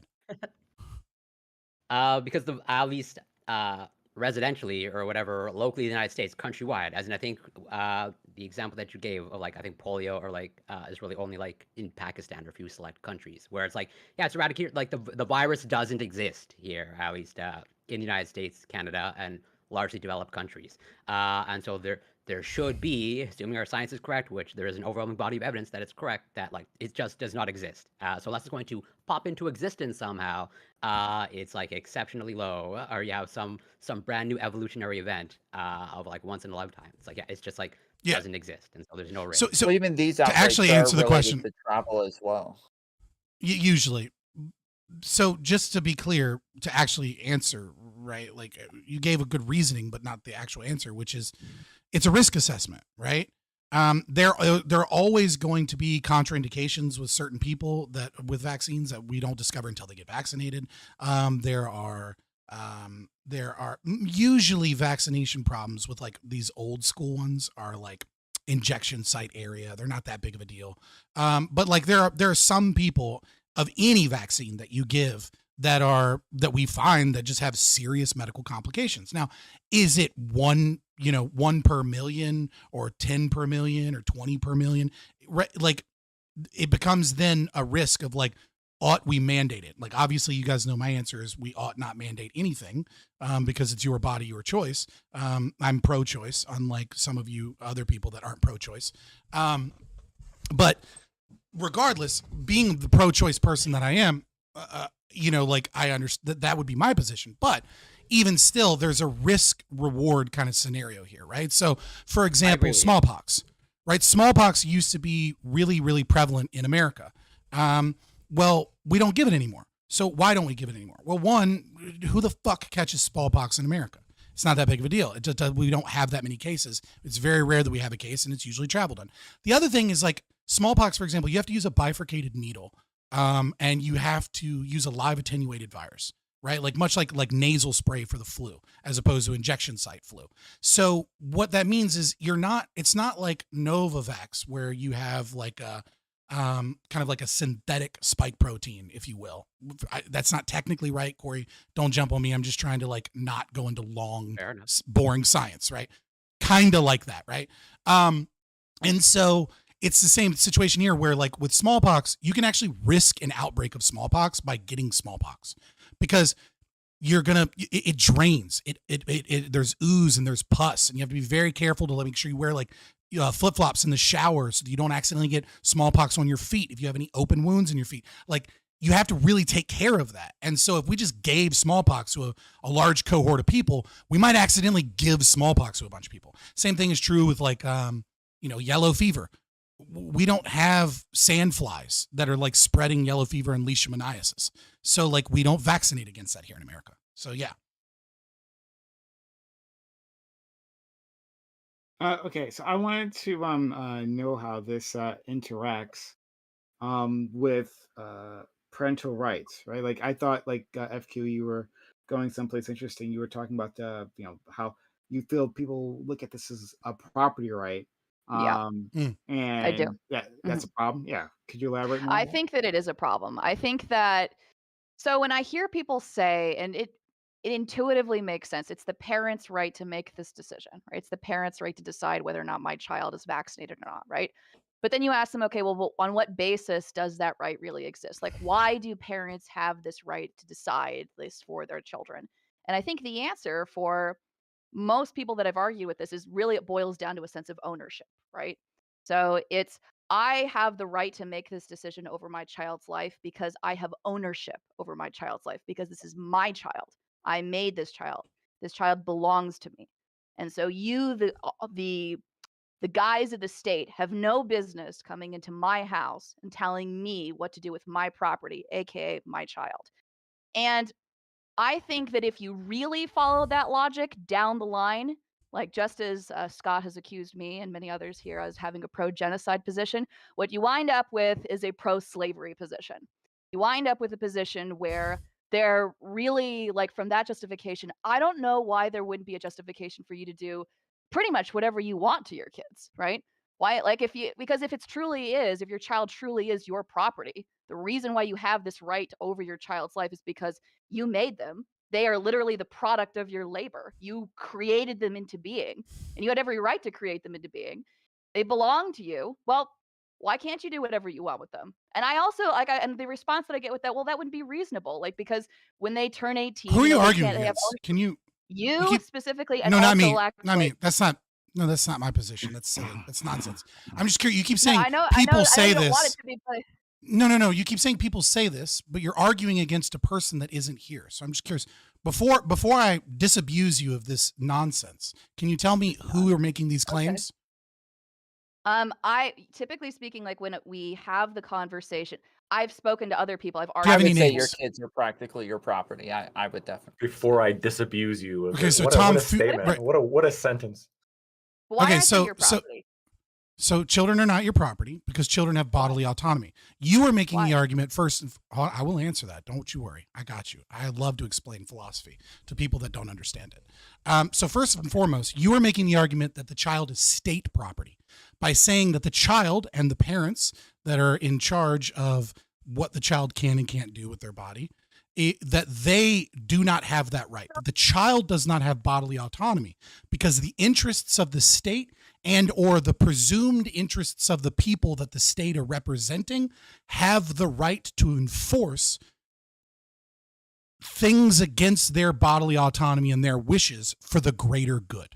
So first and foremost, you are arguing that children are state property that are collectively owned by the people. So your position is pro-slavery definitively, first and foremost. Well, no, but No, but my yes. retort to that is that the other option is that they are the property of their parents. So No, they're property not true. either way. It's just They're a not decision of property who of owns children. them. No, they're not my property. My children are my property. My children have bodily autonomy. No. Why? They don't really have No. bodily Let me- autonomy. They have like Yes, they do. we get rights like over time. Like even No, we don't. Like Rights are given at birth. Let me give him a try. Give him a try, Tom. Rights Go are on. extant. You're born with them. And it's also true if you believe in the you have some Constitution. rights, but you get All more men are over created time. equal, So, like, are endowed by their creator with certain unalienable rights. They don't magically get them at 18, right? So if you believe in the Constitution or you're a libertarian. Let Tom respond, Tom. you gain the ability to Yeah, like sorry. consent in things at 18, sign contracts, own property. Like you get more and more things over time. Even at what is it in the third trimester is like when all of a sudden a baby would have a little bit more rights than they would in the first or second trimester, right? Like there are Negative. some rights that are given over time that you actually gain more and more. And yeah, if you're not able to consent, if you're not able to make your own decisions, if you're not able to own property, somebody else has to make those decisions for you. So it is kind of like they said, it's either your parents making those decisions for you or it's the state. The state can have requirements of what it is the parents have to do, but it's still the parents who like are making those decisions over time. In like a philosophical sense, the kids. This is a practically are pro-slavery your position property. for the record. Correct. So you both have pro-slavery positions. No, I'm the you only have one the without I'm one. also in favor of. On what No. basis? you're the on- slaver. On We're not the what slaver. basis? You on both what you both basis- explicitly stated let me just- state ownership. Scott, okay, Scott, let me ask you, okay? Why do you have a natural Mm-hmm. right to property? On what basis do you have that right? Oh boy. Here we go. Buckle up. On the Hold basis on. Argument on week. the- Here we on- go, here we on- go. In the on beginning. the basis You of guys bodily got no, now. it's very fine. No, it's fine. This It's is fine. It's fine. I don't need to go all the way back to like Aristotelian logic, right? No, feel Do free. you or do you have a right of bodily autonomy? Let's start with the basics. Just A equals Yeah, A. And it's then we can move for- on from Right. there.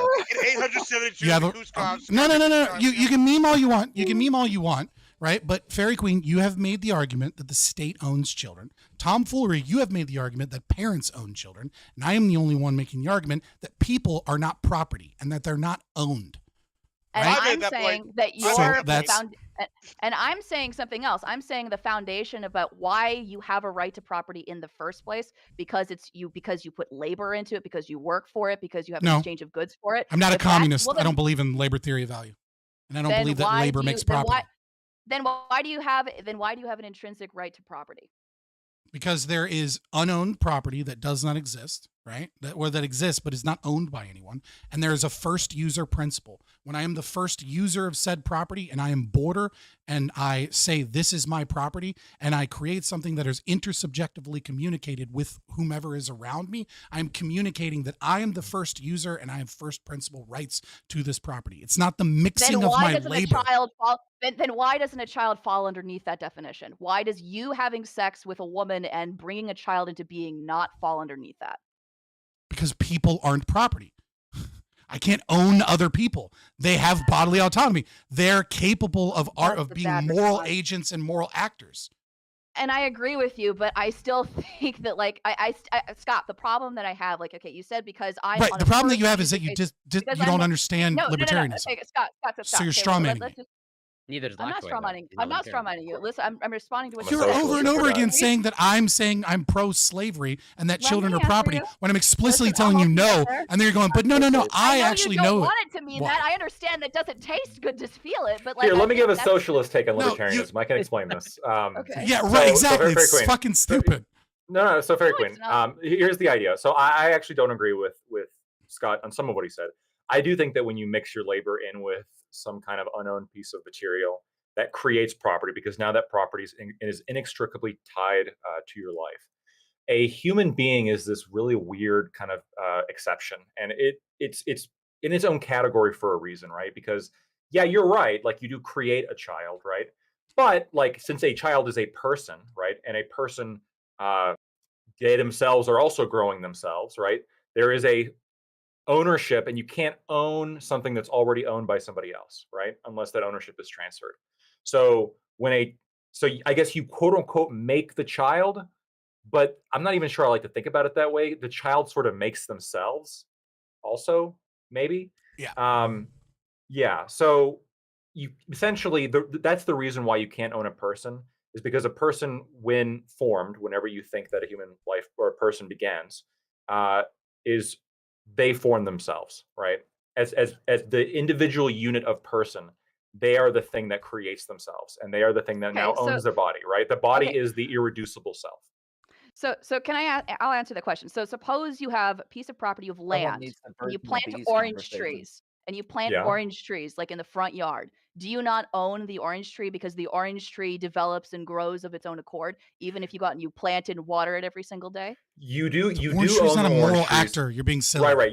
Well, hold on. You do own the orange trees, but if the orange trees were people, then they would own themselves. Okay, well, A person is the only thing that can own things. It's this unique category, right? That's Right. why when we're talking Private about property human rights beings, stem but you're answering from me like on private property rights stem businesses from are the people, right though, of bodily right? autonomy. You can't use And some trees. private property rights stem from the right of bodily autonomy. Okay, so you can't violate bodily autonomy by some argument that my private property right supersedes your bodily autonomy, because that's where they come from. Right? Do you see what I'm saying? So- like Well, one the initiates idea the that other. Parents have any kind of child any right at develops all to itself say is just a what happens to horrible their children idea. or what their children are. Okay, one second. Would you guys say that parents have any sort of right at all to make any decisions about what their children are exposed to, or what they're like, what kind of medical Yes. Absolutely. surgeries or okay, well, where's Yeah. Right. So again, if you stop the assumption that the child is owned by the parent, and you instead start with the assumption that the child has bodily autonomy, but is incapable of expressing consent because they're not developed yet, then what you understand is what the parent is actually doing is homesteading the will of the child. They are the first user, the female specifically, in natural childbirth. They are the first user, the first person that takes this will. And if you look at like a will of a child, kind of like a last will and testament. But now imagine that this last will and testament, you own a document that gives you the legal authority to distribute all of the belongings of said dead person, right? Now imagine that this will is, instead of being a document you gain instantly, is a document that has to be translated over time. And you can never perfectly understand anything in that document until they reach the age of majority. They reach the age of adulthood. And so as they get older, they're able to express their desire and their will a little bit better. But we recognize that a 13-year-old obviously can express their desires more than a toddler. But a 13-year-old still lacks the capacity to consent because they lack the ability to actually understand what the consequences of their actions are, what it is that they're doing. There are all these hormones, etc. And there's a certain place isn't where that we as a inherently a society- restriction on their bodily autonomy. Yeah. No, it's not. These are contradictory How? statements. Hold to on, say like, how- No, how they're is not. consent law? autonomy Right. and Give me the contradiction. try. That's what autonomy is your ability to consent. That's what autonomy is. You can't No, it say isn't. both of those things. Yes, I can. You just said it's a contradiction because it's Oh a my God. contradiction. Explain it. That's what autonomy is the ability to consent. I did explain. Before we go down this track, I want to. No, consent is a behavior. Oh my bodily God, autonomy guys, is a guys, right. guys. Let Doobie give it a try. Yeah, I'm just trying to flesh out like why age of consent laws, for example, are not inherently like restrictions on bodily autonomy. So if that 13-year-old decides that they want a 25-year-old boyfriend, and they express this, and they try to have sex with this boyfriend, not only does I hope that the parent will come in and try to stop them, but the state itself will come in and try to restrict their autonomy to carry out this activity. Yeah, I already answered And this might punish question in the them thing. You're just and the memeing. boyfriend. I'm not memeing. Hold on, you're saying Yes, that this you are. is not You're- that you're this trying to this make a restriction on their pro-pedophile argument. behavior on whether Make a fucking no, I'm not. That's so silly. I've I'm not already gonna make a said why. pro-pedophile argument. No, you didn't. My answer is the same. I'm is trying to that get you they're to explain incapable of why consent. this is not a restriction on their bodily autonomy. Because they're incapable of consent. They're incapable of being able According- to understand their actions. The 13-year-old does And not yet- fully understand what it means to be engaged in a sexual relationship with a 25-year-old. If you think that, What do you I think the think you difference belong in between jail. consent and autonomy are? What do you think the Consent difference is? consent is an exercising of a right. Bodily autonomy is the right itself. What I'm saying is that you are born with that right by nature How of do you being. have Just the because right you're if not you can't capable of exercise exercising it doesn't mean that you don't have said right. That doesn't make.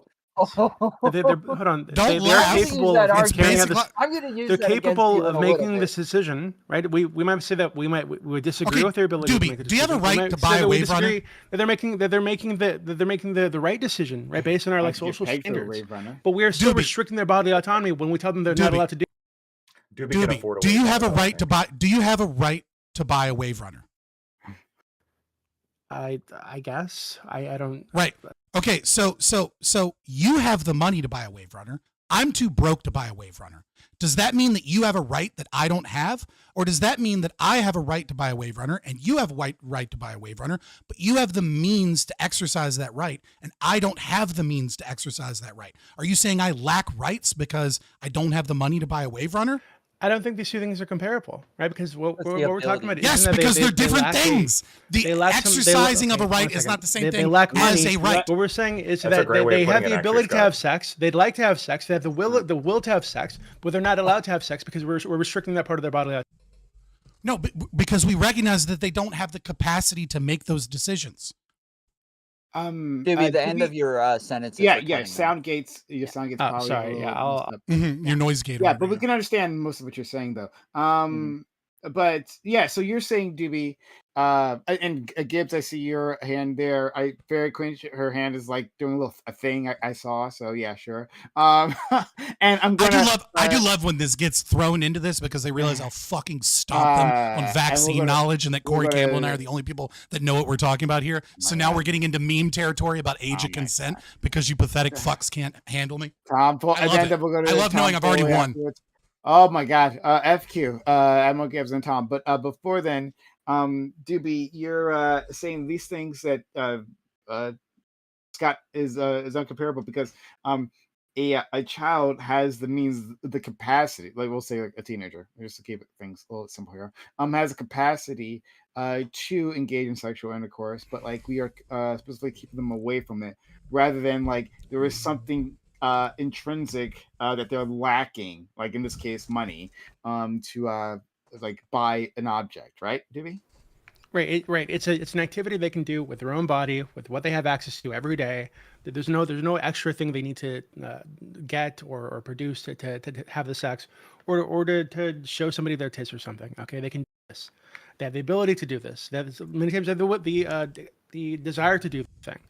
But I think it doesn't make any sense to say that our restriction, us making a law around this, saying you're not allowed to do this, isn't inherently a restriction of their bodily autonomy. Okay, so your argument is the state makes law A. Law A says you can't do a thing, therefore the right doesn't exist. So here's the problem. Here's the problem with that logic, is that the moment that you make the argument that the state determines what a right is and what a right isn't, is the moment that you make the argument that rights do not exist in any capacity other than being granted by the state. So Hitler actually never violated any Jews' rights because the state had determined that it was okay to genocide the Jews. So therefore, there was no rights violated of the Jews. Right? Like, I know that that's an extreme example. Forgive me. You went to fucking age of consent laws, so I'm not really fucking feeling charitable. So within Germany, he didn't using violate more appropriate. Right. Yeah, exactly. within the context of Germany, he didn't violate the rights. These were their rights. These were the legal capacity of. Which makes which makes your argument right. Your argument is now might makes right. What is moral is who has the most power. So it is morally acceptable for me to rape your fiance if I have more power than you, because your fiance is nothing but my fuck meat now. I don't think that makes. If I have more power than you, it's right. No, okay, but you're misunderstanding. When you say somebody's right or moral, it sounds like you're making some kind of like spiritual claim. I'm not saying that. I'm saying that two people or two nations can disagree about what rights, quote unquote, somebody has. Right. So the set of things that nation or that society has decided it's acceptable for a person to do or they're allowed to do. So two nations can disagree. Just about every nation does disagree. That I don't think any of these nations are actually right. Well, nations right? don't disagree. It's not written anywhere. God hasn't come down and written it down on a stone. Yeah, but the nations are made up of people, right? So these nations disagree. So in Germany, in your like bullet, I guess. Within Germany, in the German context, it's true that in their like legal state or whatever set of laws they had, Hitler wasn't actually violating any of the rights because they didn't have any fucking rights. So they do whatever the fuck they want. So you agree with me? And that was you agree with me? If I have the power, but other nations to violate rights, I would disagree with you. Just as I would disagree with you raping my fiance or raping anybody. Then they disagree, they fight it out, and whoever wins gets to say what's right going forward. That's how all nations you're agreeing with me. Right, you're agreeing with me that might makes right, and that rights only exist by power. I don't think there's like a, I don't think it's like a spiritual status that we're giving to these rights. Okay, I'm not giving a spiritual status. What I'm saying is that rights are extant, and that they can be logically derived.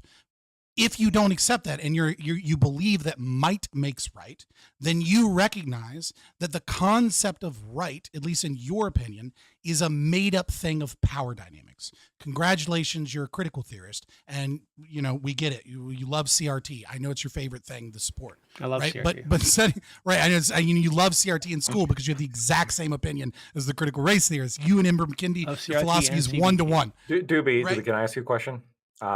When you said when you were talking about the disgusting thing that you were talking about earlier, well, they could do it.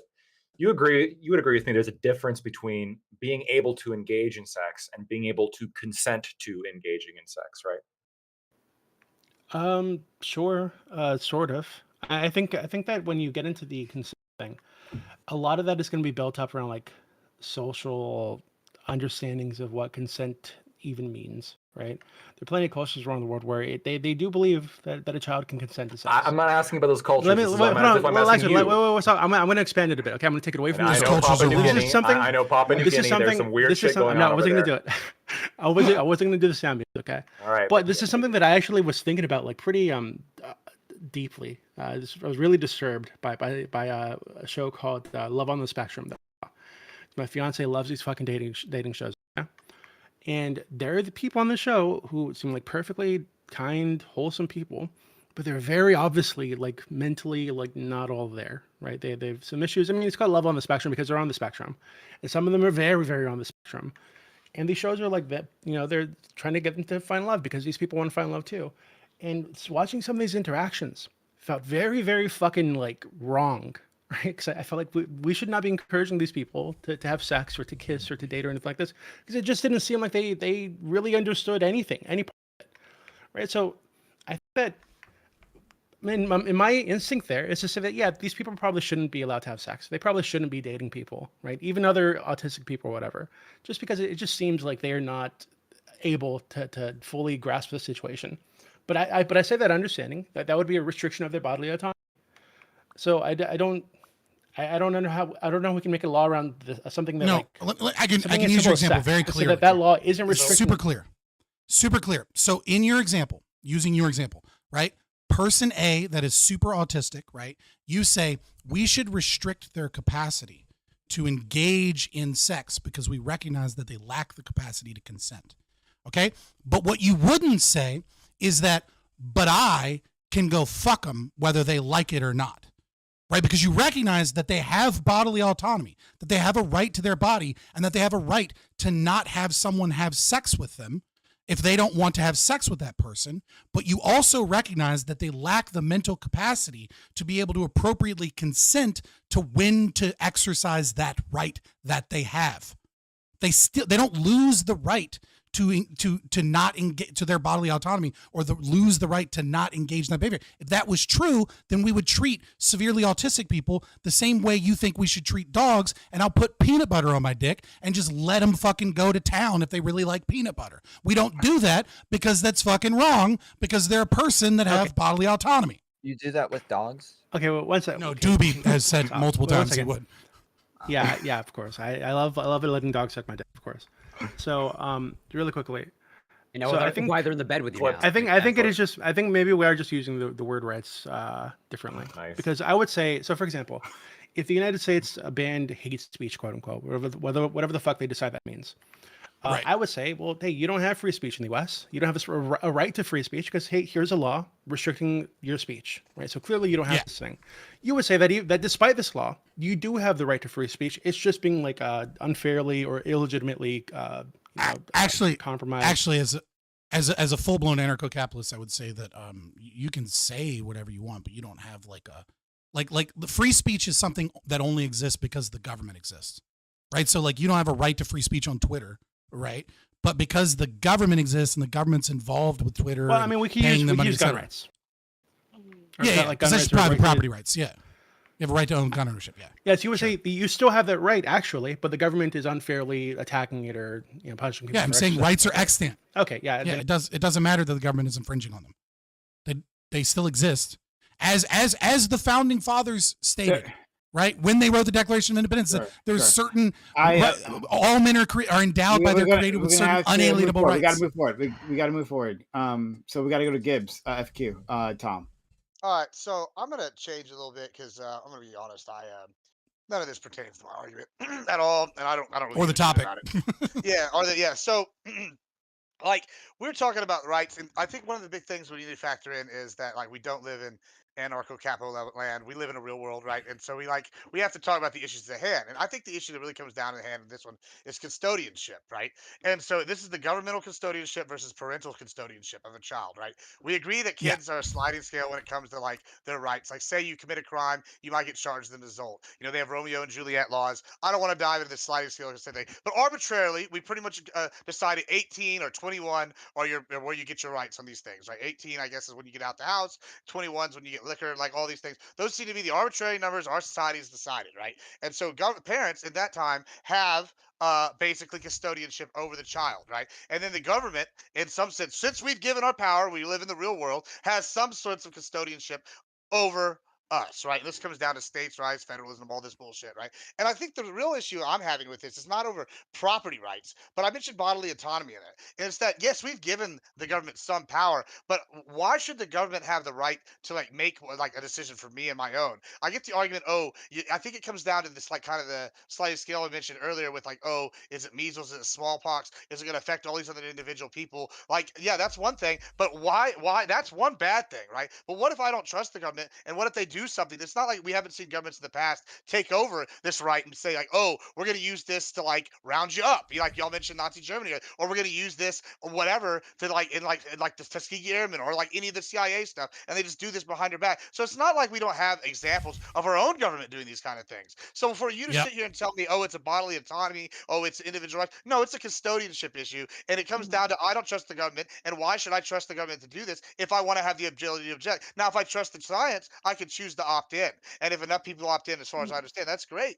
But I should die of smallpox if I'm decide to choose I want to die of smallpox. Well, if it's so Gibbs, so I'll respond to that. So Gibbs, I would respond to that. So I would agree that you, Admiral Gibbs, can make the decision for yourself as to whether or not you want to die of smallpox or not, whether or not you as an adult want to be vaccinated for smallpox or not. But because, as you stated before, like this is an issue of custodianship, right? Like, and the issues of custodianship necessarily has to involve what is in the best interests of the child, like what is in the best interest of the healthcare of the child, and that ultimately is decided by the court, right? So the question I would proffer to you, right? So there are cases of children who come from families of Jehovah's Witnesses, and there are cases where the families do not want their child to receive a blood transfusion, and they are sued by it in court.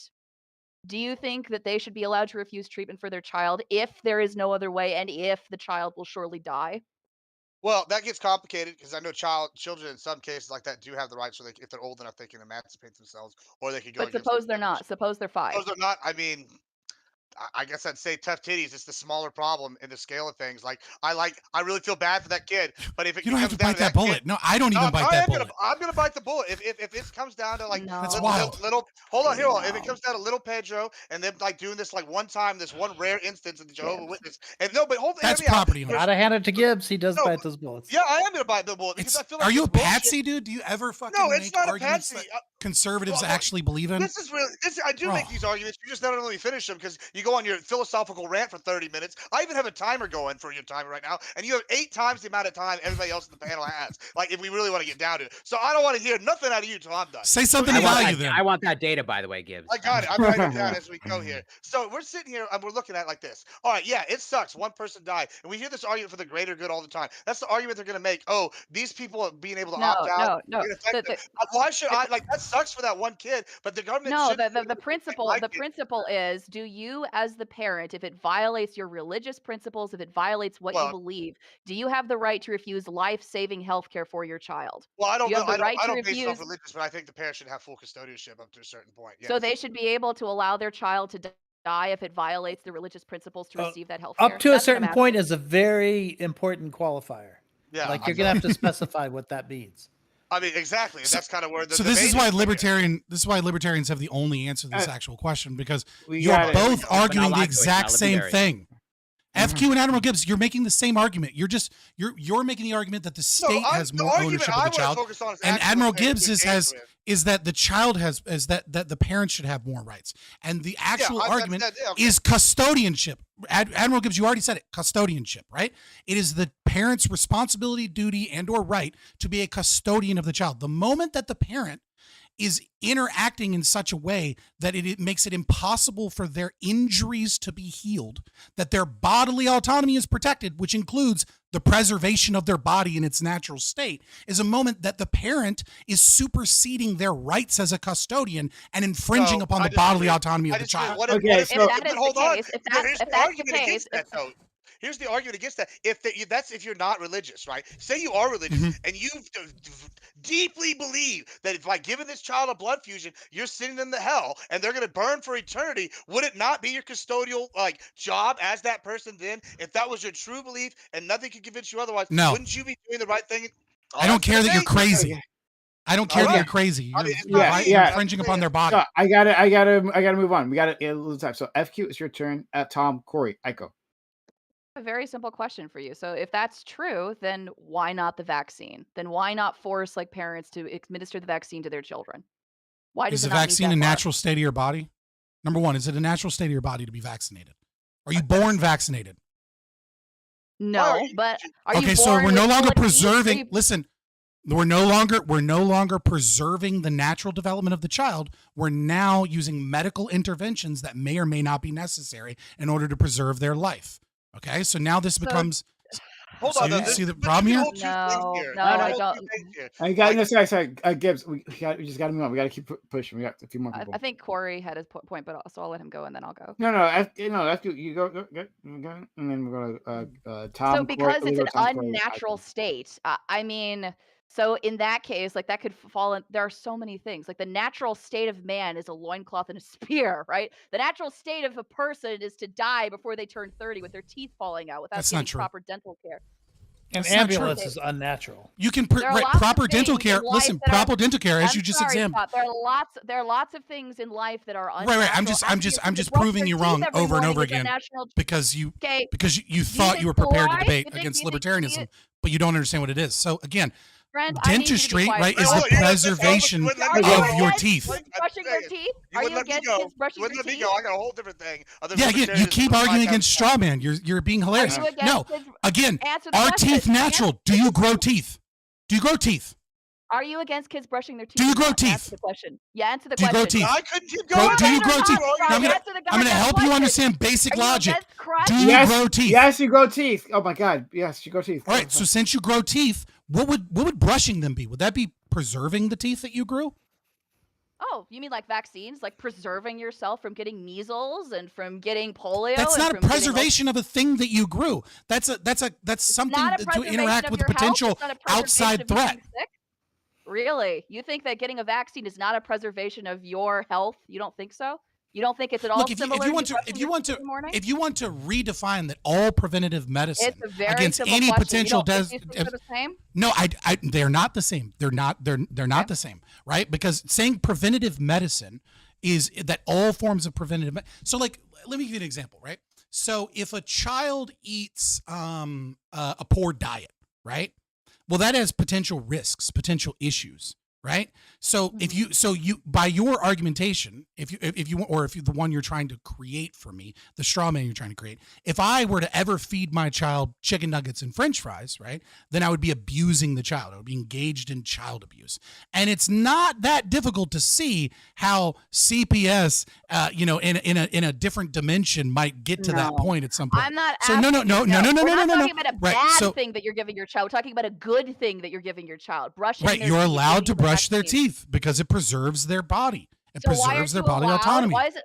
Do you think that if a kid goes into a classroom and you could visibly see that they have cavities and their teeth are falling out, do you think that the teacher should call CPS and complain? Do you think they have a basis to complain? I don't think CPS has a basis to exist, but nevertheless, I think it is a sign of potential other abuse. Right? The fact that a child has cavities isn't necessarily proof of any abuse, right? But it certainly points towards neglect And we would want to investigate that neglect and see if the child isn't being fed properly, if the child isn't given some forms of interactions to maintain the health of their body. Right. When So you were if a talking kid- about a Yeah, so- vaccination, right. So if a kid shows up to class and they have measles, am I not supposed to pick up the phone and call CPS? Why is that different? why would so if a child has a cold, you're They supposed to haven't call been vaccinated. CPS? Suppose it's not required. They're not vaccinated and they come to school and they have measles. Should I not Yeah, be they able? Is it wrong? caught a childhood sickness. What's Yes, your it was thing? preventable one. That was A child- preventable, yeah. a preventable one that they could have had Yeah, a vaccine, so is- just like right. they could have brushed their teeth to keep their teeth in their Well, head. first of all, even if they were vaccinated, there's no guarantee that they wouldn't get measles. They're just way less Nevertheless, likely to get measles. there's no guarantee you right? won't get cavities if you brush your teeth every day. No, because it's no longer a 1-to-1, right? So the moment that you start saying, oh, well, it was preventable because there was some action that you could have done that would have reduced your risk, is the moment that I can say, oh, you got measles? Well, what's their diet look like? Because there are actions you could take in their diet that would make them healthier. And since you're not feeding them a proper diet, we're taking your children away because you gave them chicken nuggets. Chicken nuggets is not the most optimal way to maintain the health and body of the child. Yeah, but The it's a difference question of no. degree The does difference matter. Like you can't. degree you can't is not the say issue that here. A It is 96% black and white. reduction in risk is not the same as a 2% reduction in risk. I don't think it's you black and have white. to I make a agree. difference Listen, between those. I agree that a 2% reduction in risk is different than a 96% reduction in risk. What I'm saying is that when you say that percentages based off of data that is determined by politicians and scientists that get government fucking grants is how we decide as a community Is this the where fake the rights news? end and Fake begin. news is the reason you shouldn't hold on. vaccinate your I kids. But we do that anyway. Oh, do you We want do to that fucking anyway. debate vaccines? Because I'll fuck you up. You can't even touch me. Like if you want to talk about I it, but don't the even thing care is about the we'll get this vaccine. shit taken off I YouTube in a was talking about heartbeat. the thing that she's talking Oh about. God. Okay. So let's go. So Tom, Corey, Aiko. Sorry, I Lactoid. You'll get the final word on this. Yeah, there's a number of things that I wanted to address. The first thing is the slavery word, like it's kind of like a buzzword that we use to describe things. Like generally, yes, you are in charge of your child. You're able to decide what they do and don't do. That includes whether or not they're doing chores, whether or not they're homeschooled, go to a private school, go to a public school. You get to decide if they have to mow the lawn today. You get to decide what they eat, what they don't eat, when they eat, when they go to bed, when they wake up. Like, yes, you decide all of these things for them. You can Yeah, I call have it kids, slavery yeah. if you want. We'll also call it That's not like right. we call people working in prison slavery. We call people who have to work wage slaves. We call all sorts of things slavery, and we use this buzzword because we think of chattel slavery, but it's not chattel slavery. So if you want to call it slavery and say then you're pro-slavery, then yes, then I'm pro-slavery, but it's not the same thing as though like it's chattel slavery. These are insanely different things. And so yes, you practically own your kids. You are in charge of literally everything within their lives, and you I decide don't agree all with of that, those but things for them within a limit. But and then the other thing that like kids grow themselves is like a kind of like saying like cars drive themselves or turn themselves on. Like you're doing all of the actions to make these things happen, and because of your decisions and your actions. So if I like turn the key for my car, there's a ton of other things that I'm putting in motion that make the car turn on. When I turn the wheels, there's a ton of things that I'm putting in motion that make it turn, but I'm still the one driving the car. Can If children run away but from you would home? call that them driving themselves, right? Can I make children sure run that away from home? I mean, if you abuse, This is them, an yeah. asinine argument. Well, Children yeah. can run away from home. Yeah, sure. Right, like they can do Well, things they- completely independent of they- another human being. A car can't. A car can't run away from home. They're not This is a even silly born argument. without. Wait till we get the making it. self-driving No, car, they're not Scott, even. then the They do argument not changes. even. They do not even start growing, or it can even have the ability to be born until you put these actions into play. So yes, there That are. doesn't like, matter. it is your decisions. In the Children things that have you're a doing will that of their make own. them They're grow, humans. just like you turning a Cars key on a don't. car. Cars don't get abused by car owners and then run away from home. Okay, it's a stupid argument. They're not the same thing. I don't know. Maybe They're Tom, they're maybe gonna here's be a- another way. they would have Here's- self-repossession cars, right? So maybe. Tom, here's maybe a different way of looking at it, right? Like, just because I can put a key in a car and drive it doesn't necessarily mean that I own the car, right? You could have somebody, you could have somebody else own that car, never drive it, never do anything with it, and I could be the sole user, but I still don't own that car. I could have the And if complete you don't say. take care of the car's not going to exist at all. Sure, I could have the complete say over how that car is driven. I can have a say over what kind of conditions that car is in. But at the end of the day, if I don't have the title, I don't own that car. Even though I have control over that car and I'm telling the car what to do, I still don't own the car, right?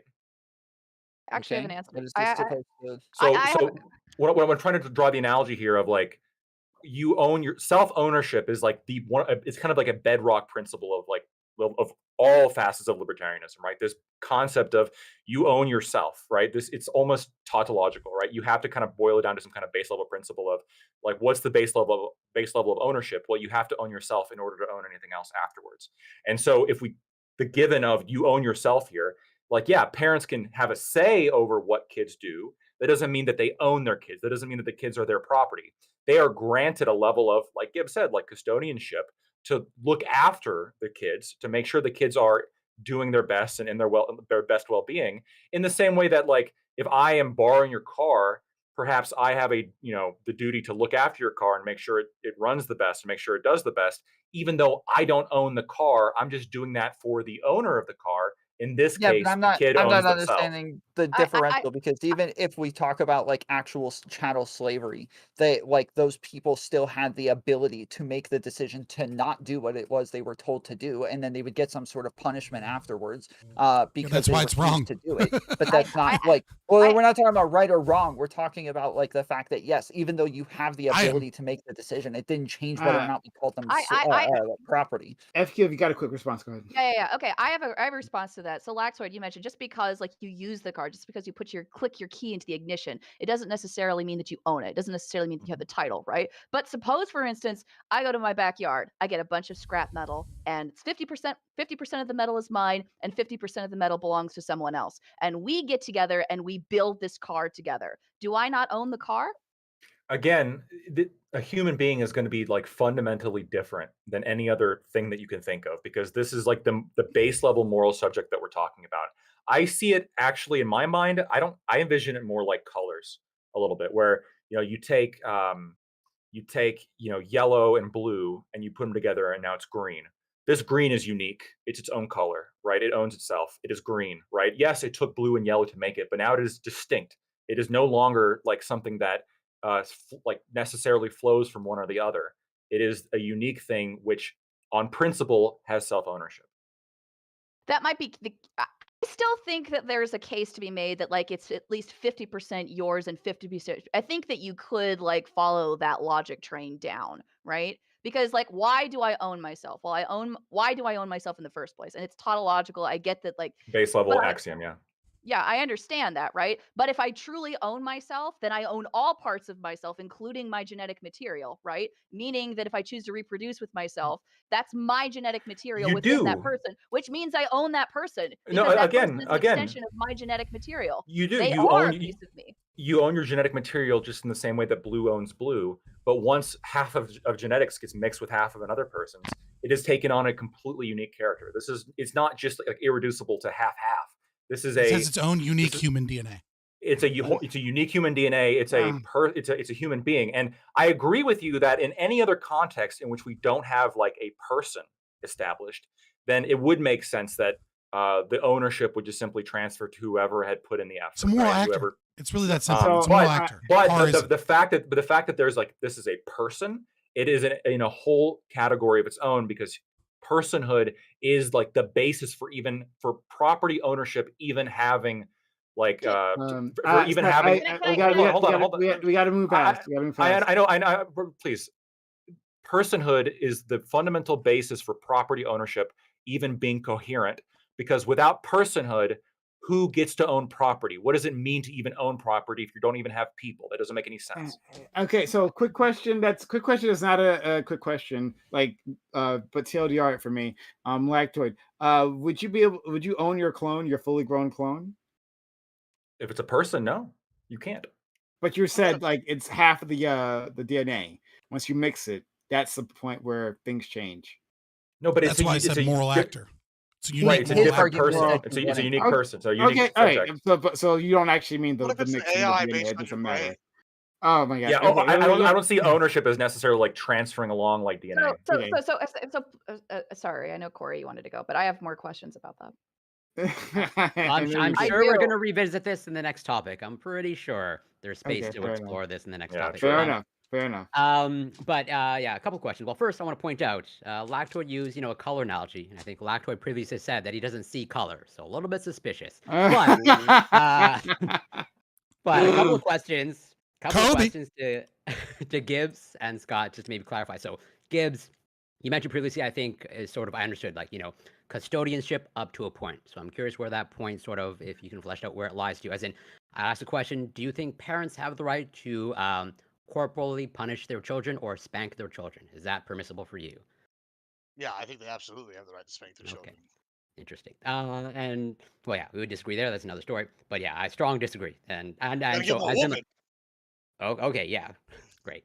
And Scott, sort of to maybe clarify your position to hopefully Mhm. understand it better. So when you were engaging with Fairy Queen, and I think I understood you brought up this concept when you were talking about the vaccine of like sort of preserving the natural state of the body, and that the MMR vaccine doesn't fall into that category. So I'm curious if, let's say, for example, your child happens to get bitten by a rabid dog. Do you have the right to deny the vaccine after biting, since the guidelines stipulate that rabies is essentially a death sentence, and the CDC guidelines There's a recommend key word that here. It's very quick. Yeah, the key word here is after.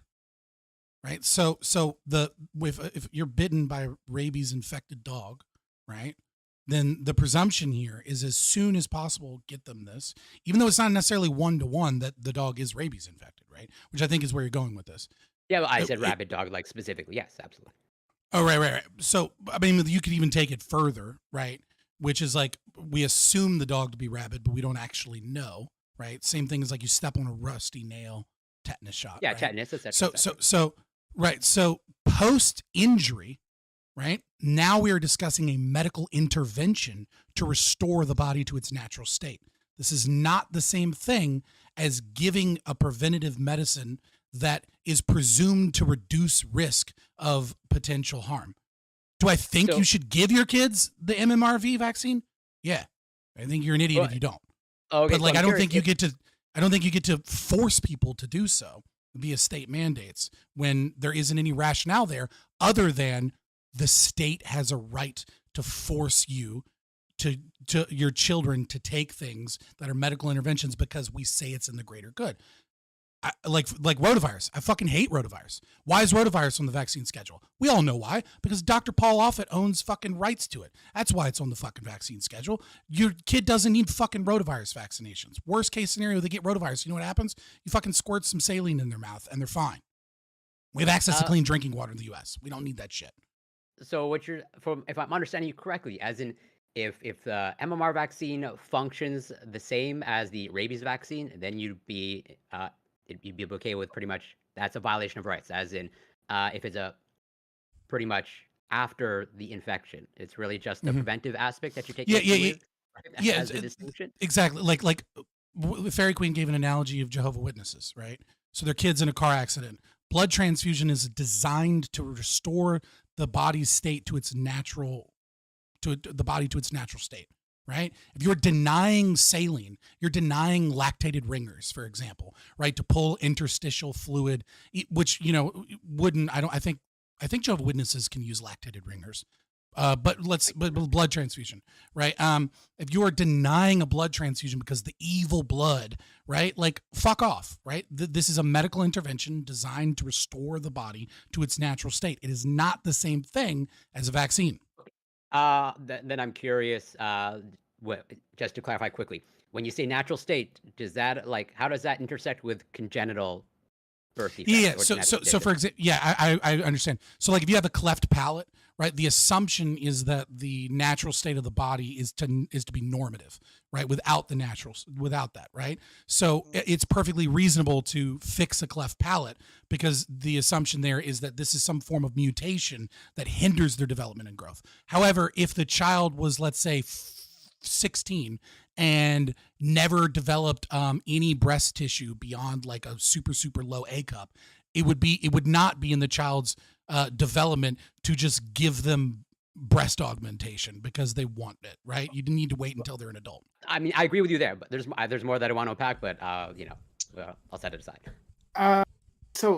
Well, to Corey and to FQ, write down like your questions, because I really do want to, like, I it pains me that I'm interrupting these conversations because they're really interesting. So please write down those questions. I gotta take a leak. Maybe we can yeah. Okay, so let's go to Aiko, and I promised Lactoid the last word. Yeah. Okay, so I just wanted to, let's say I agree like with Scott when he's talking about preserving the natural state as opposed to like introducing something new into the system. That still leaves a question of, should the state be mandating that those normal states like be protected? And it sounds to me like, I think with the toothpaste question, it sounds like Scott was agreeing with a state mandate here, that the state mandate that, you know, parents like require their children to like to brush their teeth on a regular basis. And if they don't, that's child abuse. And even if I got that wrong and he wasn't agreeing to that, I do think that he would agree, because he said even earlier on the conversation about someone like throw them in jail if this happens or whatever. I think he agrees that abusing children it should be mandated against, right? So there is a point at which you do trust the custodialship of the government over that of individual parents, at least when there's abuse happening. So it seems to me that there are, like, at least in principle, we're agreeing to the possibility that the state sometimes has greater authority than the parent. It's super quick, because I know you got to be fast. Super quick. It's not about state mandate. It's about forestalling guardianship. When you abuse a child or neglect a child and you fail to be able to take care of the child, feed them, or you get them to brush their teeth, you are essentially saying, I no longer care about this child. Anybody that wants to take care of this child can come and take care of this child. Should the state do it? No. Should a private adoption agency or a family member do it? Yes. But if the state does indeed come in and remove a child from a parent that has neglected them, that is just a different actor, because the parents have lost any rights to say that they're a custodian if they have neglected or abused the child, even if it's not their fault, right? Like if a woman has no money and can't afford to feed a child, you know, she might want to keep her kids, but sorry, you're not feeding your fucking kids. They're not your kids anymore. Like, you have neglected them. You have not given them what they need to survive. And you have said, if someone else wants to take care of these kids that actually can, go ahead. You have done that via your actions. And the state is on that list of people who have that authority. No, but I don't want to get into anarchist theory. I just want to say that, like, the state existing is a problem, right? But like, it should be a family member or someone else, right? But if the state does it, it's like that parent didn't have a right to violate anyways. So like, yes, the state is violating the child's rights, but if the child, you know, would be better off in a different situation. Okay, but then you're talking about individuals who are going to then have conflicting claims as to the custodialship. That's what I wanted to talk to you about. So like you have to have something that adjudicates between these disparate parties that have claims to custodialship. Yeah. I don't want to, like I said, I didn't want to get too deep into it. Like, I just wanted to correct the thinking there. But yes, I'm willing to have that conversation, just not right now, because I want him Prime to move.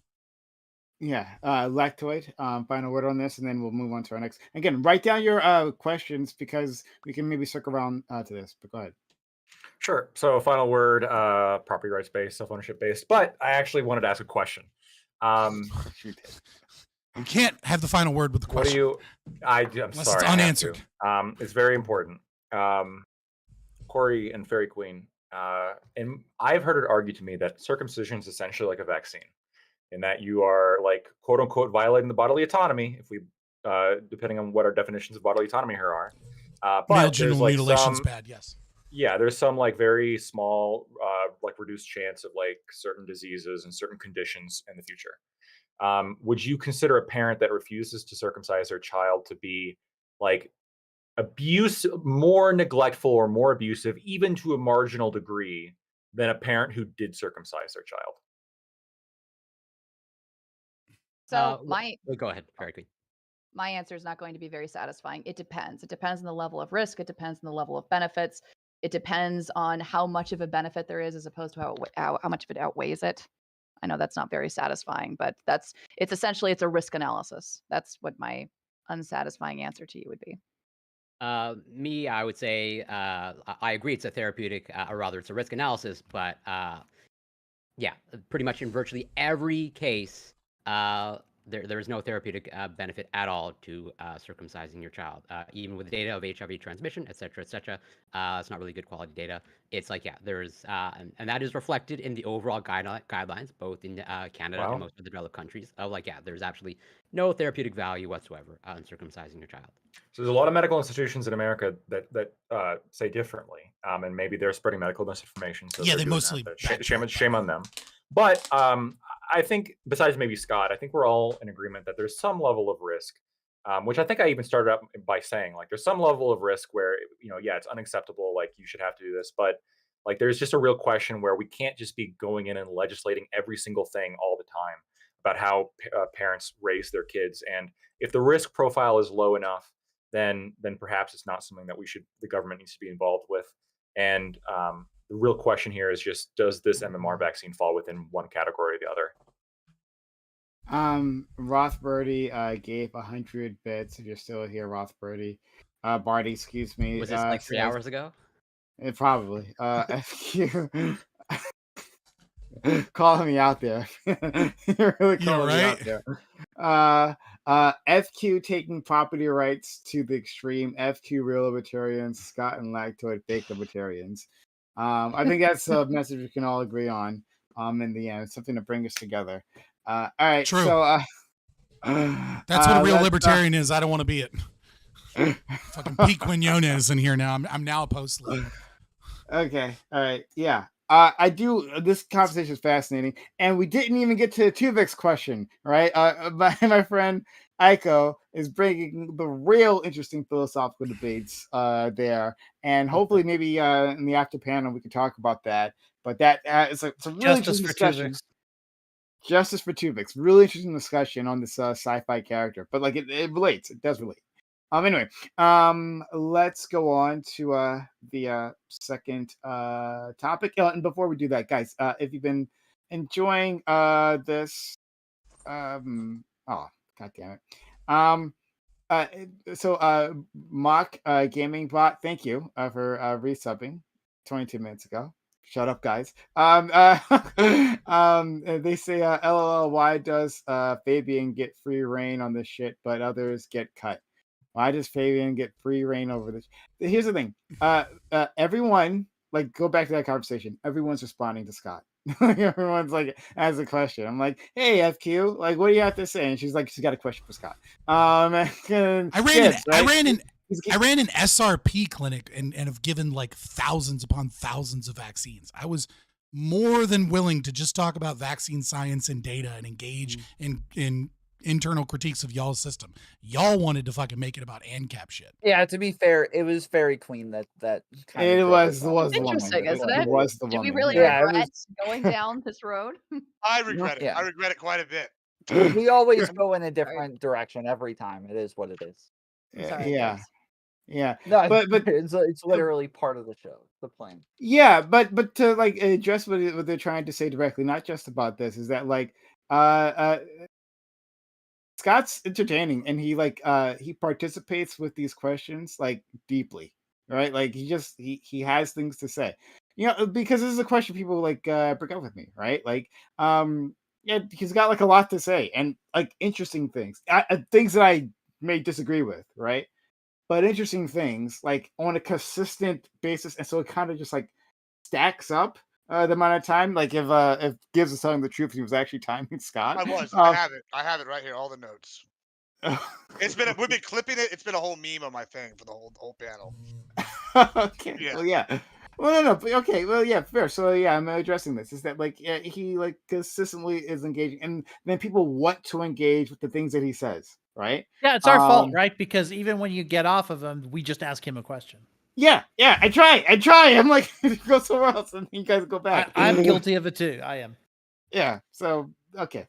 I think Scott, because he is like involved. Like I say this to him, seriously. Like You're I welcome. thank him for his. You're welcome for making your show so fucking entertaining. All right, let's move on. All right. Okay. All right. Subs to the channel, give us a good subs or hype chat, super chat. Thanks. All right. Moving on. Topic 2. The Alabama State Supreme Court has handed out a controversial ruling that says embryos used in IVF are considered children under state law. This has caused a panic as damage to these embryos could theoretically leave a clinic open to serious criminal charges. Many clinics have now paused treatment in response. Furthermore, some out-of-state clinics have refused to see Alabama-based patients as they are afraid that it could open them up to litigation if something went wrong. Conservatives have long said that life starts at conception. So does this ruling make sense? If so, how should cases of damaged embryos be handled? And is the damage done to fertility services worth this cost? Yeah, I mean, I think most of you understand what's going on, what we're talking about. This is a new thing that just came down.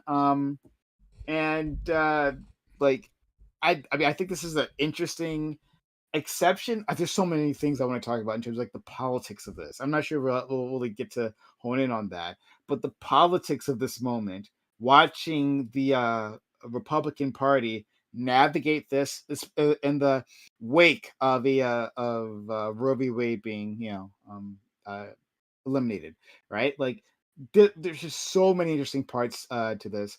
But at the very least, I want to get to like the if it makes sense, this narrow ruling in terms of IVF, and we'll expand on it later on. Let's go to our friend Lactoid. All right, so I have not read this full decision in complete depth, but I have read through it in not complete depth. And based on what I can read, there are some things here that make sense, and there's some things that don't make sense.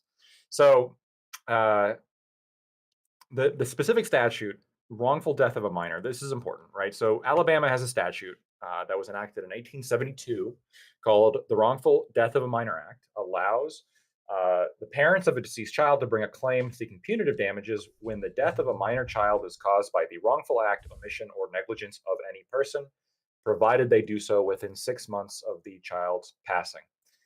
The act does not define either child or minor child, but the Alabama Supreme Court has held in 2 separate cases, 2011 and 2012, that the wrongful death statute allows an action to be brought for the wrongful death of any unborn child, whether inside the womb or outside the womb. So there is some settled Alabama law on this, which would indicate, look, the law says this from a textualist argument, right? It says this. This is what it, this obvious reading of it. It's not an exception for whether or not it's in a woman or not in a woman. So obviously, you should be able to bring damages. You should be able to bring a suit for these kind of damages here if it's determined that there's a wrongful death of a minor child. Later on in the opinion, they start getting really biblical. The Supreme Court does, directly quoting the Bible, directly quoting Thomas Aquinas, directly quoting specific spiritual Christian theology as to the sanctity of life. And I'm a little bit troubled by that. I don't like the idea that the Alabama Supreme Court is citing with such authority the Bible in their decision. It seems a little bit creepy. Well, not creepy. It seems a little bit unconstitutional, if that makes better sense. Specifically, the First Amendment. I think there's some issues there. But I think that there's a strong intent originalist argument against this, which was, when this was created, nobody would have thought, this was created a long time ago, reaffirmed a couple times recently, but nobody intended for this to apply to IVF. Now, IVF wasn't around in the 1800s, so obviously it wasn't going to intended to apply to IVF. So you can make an argument, well, if they knew about IVF at the time, then they wouldn't have allowed it. And I guess that's a whole discussion to have there. At the end of the day, I see why Alabama came to this decision. From a legal perspective, it probably was the right decision. Just don't cite the Bible. That's a big no-no. Thanks so much. Scott, please. Yeah, I agree with Lactoid here. No surprise here on this one. I think we're probably almost 1-to-1 here. Yeah. Well, I can agree with socialists on some things. But I'll add so there's a couple of things here that I think are interesting. So when we talk about IVF, what we're usually talking about in a process here, the majority of it depends. It depends on who's donating the eggs, right? If the eggs are donated by the female that is attempting to grow, it depends on surrogacy. Like there's a lot of different things. But under most circumstances, what occurs is that you have a batch of eggs that you fertilize. And then what ends up happening is we look at the strength of those embryos, and then we go, yeah, none of these are really viable. So we're just going to we're going to destroy these. So the thing about IVF, assuming you're pro-life, which I'm an evictionist, which changes some things, but that also makes me pro-life, is that like you are killing fertilized eggs intentionally. As part of the process of trying to find the best viable egg. And on occasion, you may even have multiple viable eggs. Now, if you look at this from a consequentialist perspective, there really isn't anything wrong here because like we don't know, but it's somewhere between like 50 to 90%. It's a big category, but almost certainly a majority of all fertilized eggs end up killed in the womb anyways, right? So if your argument is, well, God wouldn't want it that way, it's like, well, God's a genocidal motherfucker because he kills a lot of babies in the womb. Like he loves killing babies. He's killed more babies than humans have ever existed.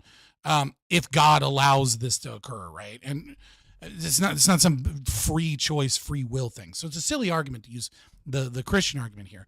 Unless, of course, the Christian argument is just using Christian ethics to determine that the right to life exists.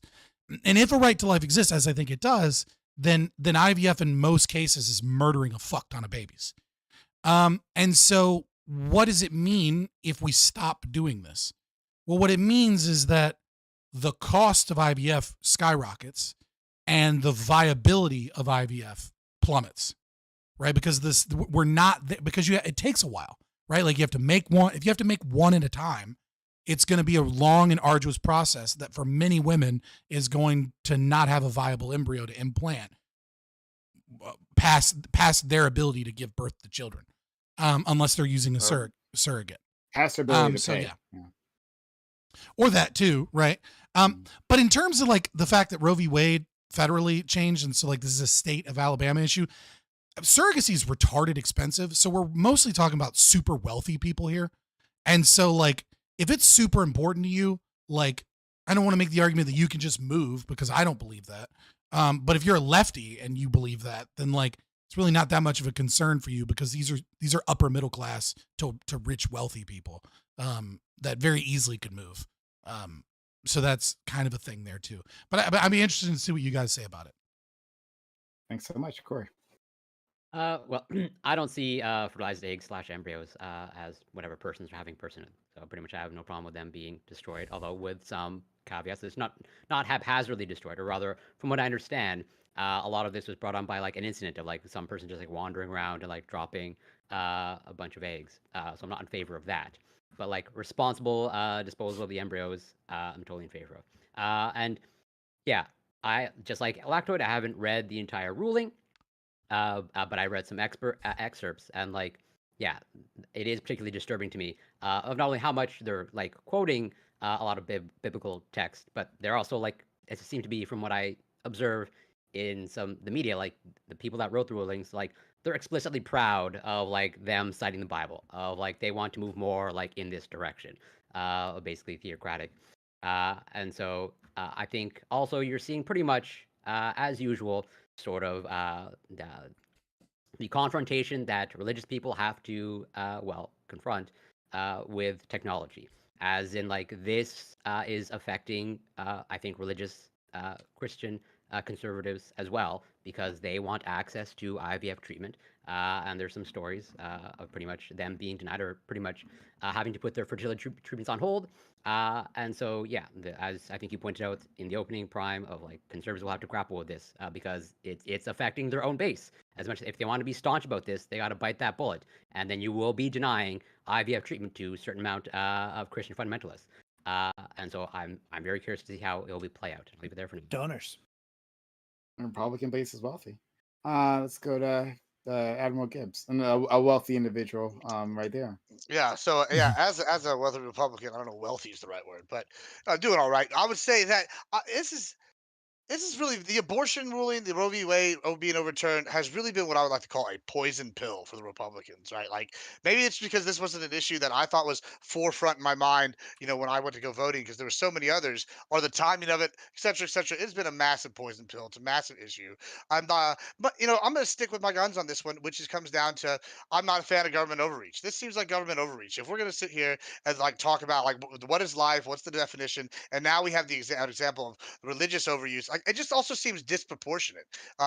Like to what they're doing. They're going to charge a woman for a crime for trying to have a baby in a process that seems like where it's fraught with inherent dangers, like in the whole process as a whole. It seems like it's going to disproportionately affect women and like their treatments for the in vitro and whatnot. It seems it's heavy-handed, one-sided. And then if we're going to start doing this, what's like? It's also a slippery slope. What's next? Are they going to come for the sperm banks? Is that what they're coming for next? I mean, it just seems like once we start with one, why are we going to keep going? It just seems we need to draw a line in the sand and stop government overreach, whether it's conservative or liberal overreach, in my opinion. Interesting. Interesting. Okay, I like that. Let's go to FQ. So I'm going to copy what Corey said. I don't think that embryos up to a certain point they have achieved personhood until they achieve consciousness, which is the justifiable reason upon why I think abortion should be legal, because we value conscious human life. And so I would agree with Corey. I do have a quandary and a question with that. And the question that I have, and this is more for me maybe than for anybody else in the panel, if we see a woman, and if a woman is pregnant, and let's say like she's only a few weeks along and she's murdered and she's shot in the head, should the court be able to sue for double homicide?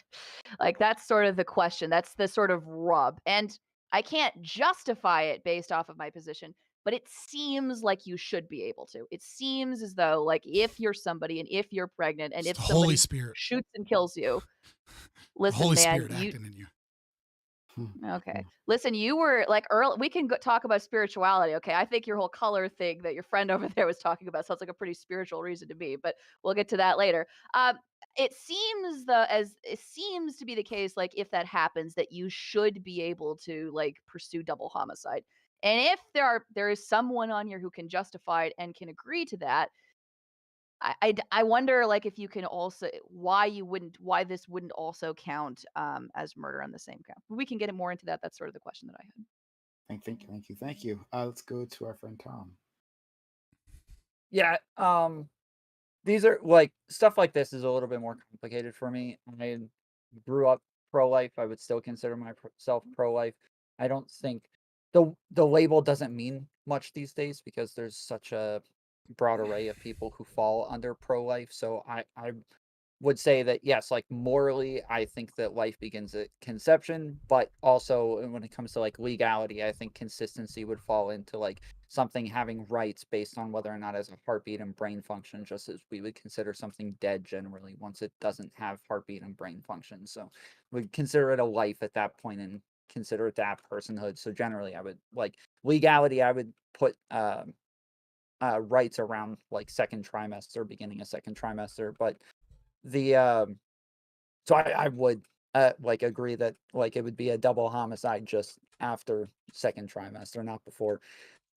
But as far as like the embryos go, I don't understand like how the state would be able to sue for these things. I could understand somebody who has a personal investment in those embryos wanting to sue for like financial reasons, or even for like their own emotional investment in those things, but not for the state to do so. That doesn't make much sense to me. So I don't like the idea of the religious part being added into this either. I haven't really read much of the Alabama decision, so I'll probably be reading on a lot of that during this panel. But like I grew up like involved in the March for Life and a bunch of pro-life orgs and stuff like that. But I think that the directions that they've gone has been pretty puritanical and ridiculous. And I was super happy with the overturning of Roe v. Wade, just not really what the states have done with it since. So yeah, that's my opening statement.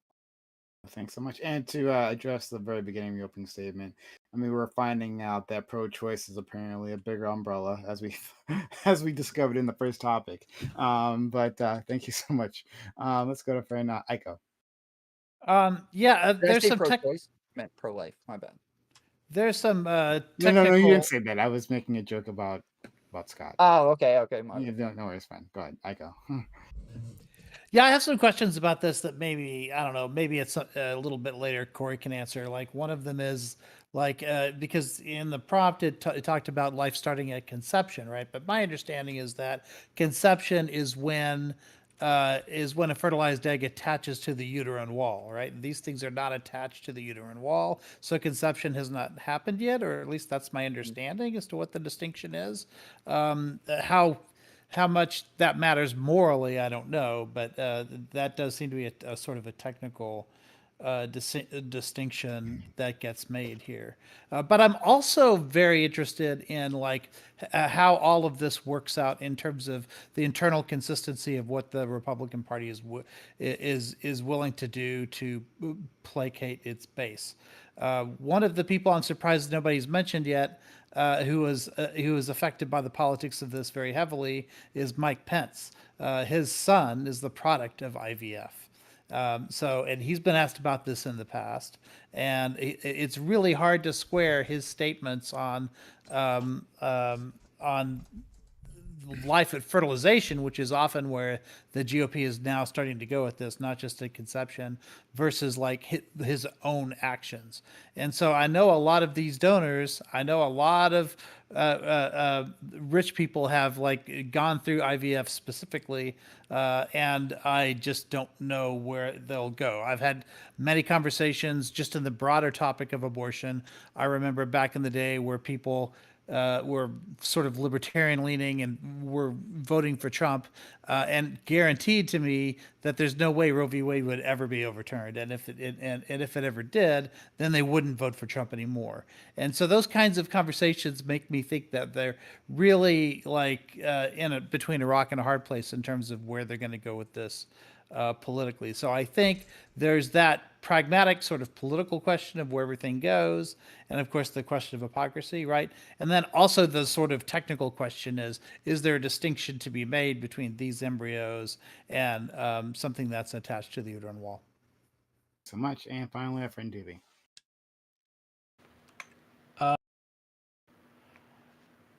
Unfortunately, I think I agree with Lactoid. I think potentially. Unfortunately. Yeah, unfortunately. The socialist. Yeah, terrible. So yeah, I think within I think it's internally like within the perspective of the Republican Party or conservatives or whatever the fuck, it seems to make sense, right? Like if we're gonna say that somebody an embryo that's been fertilized immediately after it's fertilized is like that's now a child, well then yeah, it makes sense to say that these IVF embryos are. I don't agree with punishing anybody, obviously, for disposing of embryos that aren't not valid. What's the word I'm looking for? Viable. Viable. That's the word I'm looking for. Aren't viable. And I think it's terrible that this ruling has led to people no longer wanting to see people from Alabama. I think it's terrible that this has like ended a lot of practices in Alabama that were giving people access.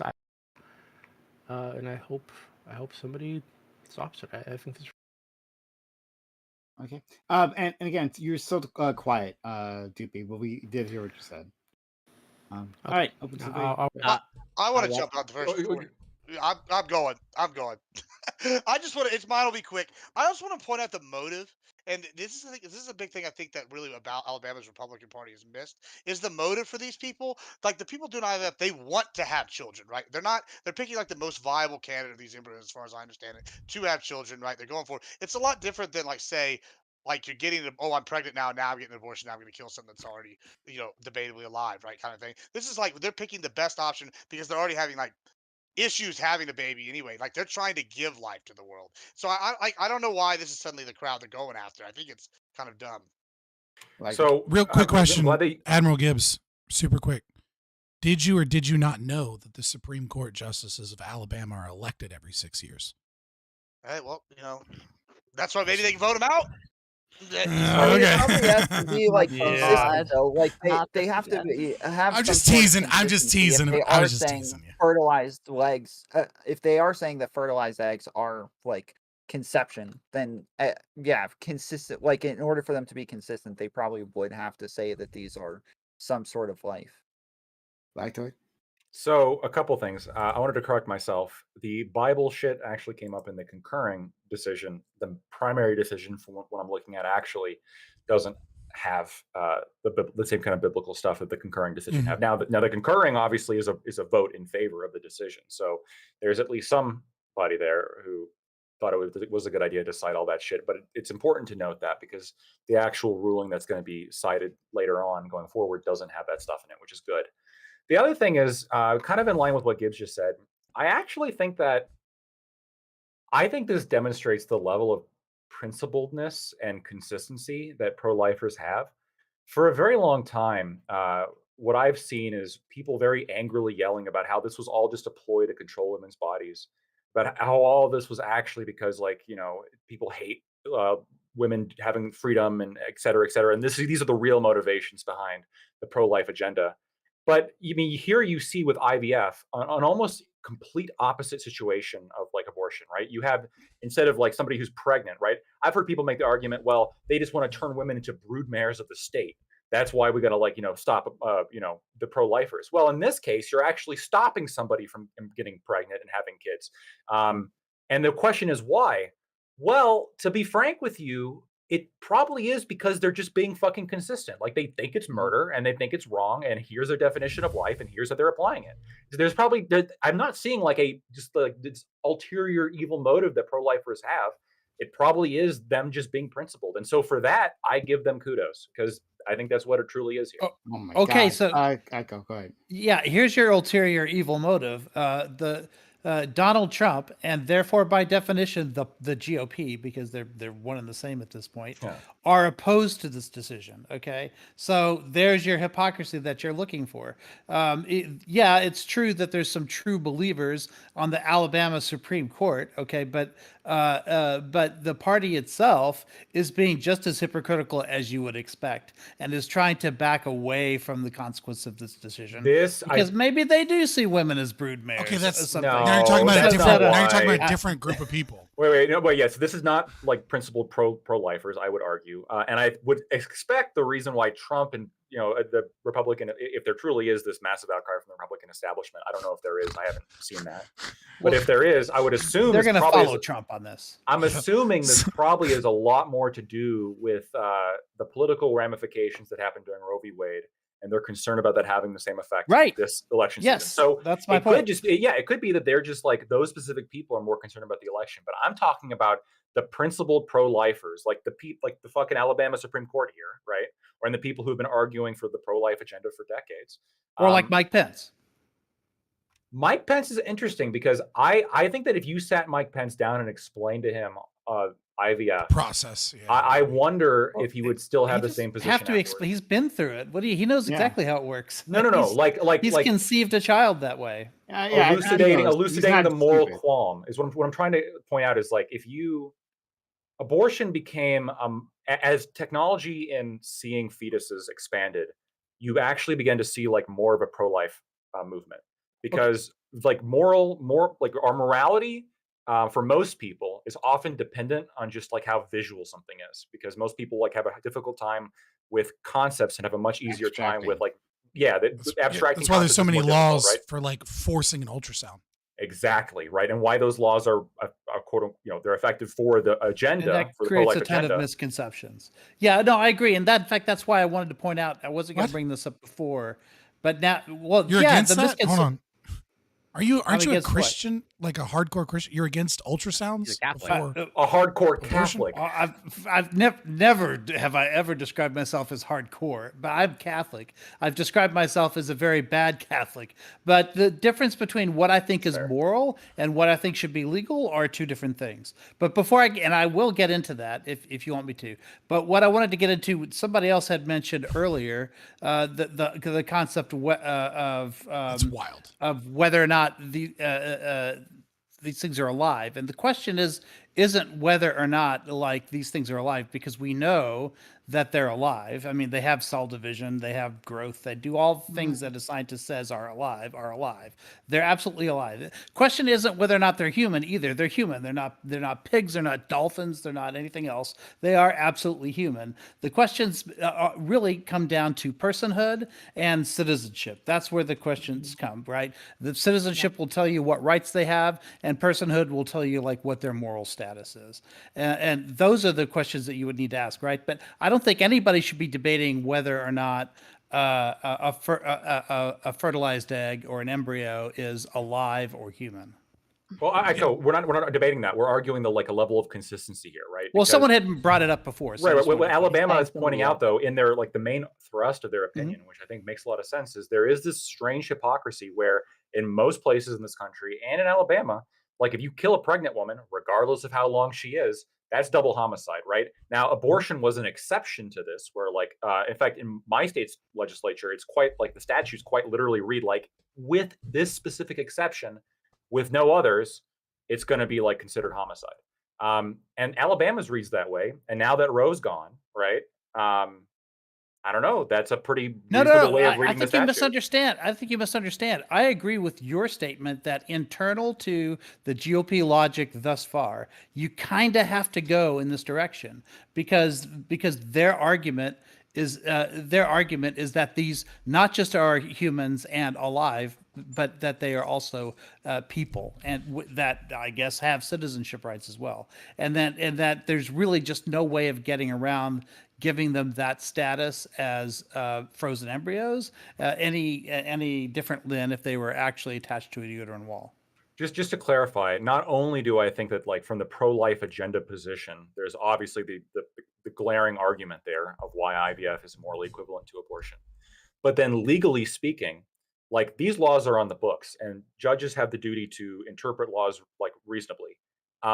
And the only thing keeping a lot of these states from enforcing this shit was Roe v. Wade. Now that that's gone, right? Like there's no reason for the Alabama Supreme Court to not read the statute this way. It's the most reasonable way to look at it, right? The statute does not specify whether inside or outside the womb. The statute does not specify any of this shit. Right. It just says straight up, like if you kill like an unborn child, born or unborn, right? And it's wrongful, then there's liability. This provides civil liability. And by the way, just a clarification of what Tom said or what Tom was pointing out, this is not necessarily the state bringing criminal charges. This provides a private cause of action. So in this case, the parents could sue the IVF center that they gave the eggs and sperm to. And So, also, okay, I mean, hold if on, these, wait. to the It's extent the that I feel like donor I'd or the update that person contract, receiving you know. Ask Is your it the question, donor Tom, or and then we got to go with Corey. Well, no, that's a fair question. I'll have to clarify that, but it's a private cause of action, so it's going to be one of the. It's going to be one of the two.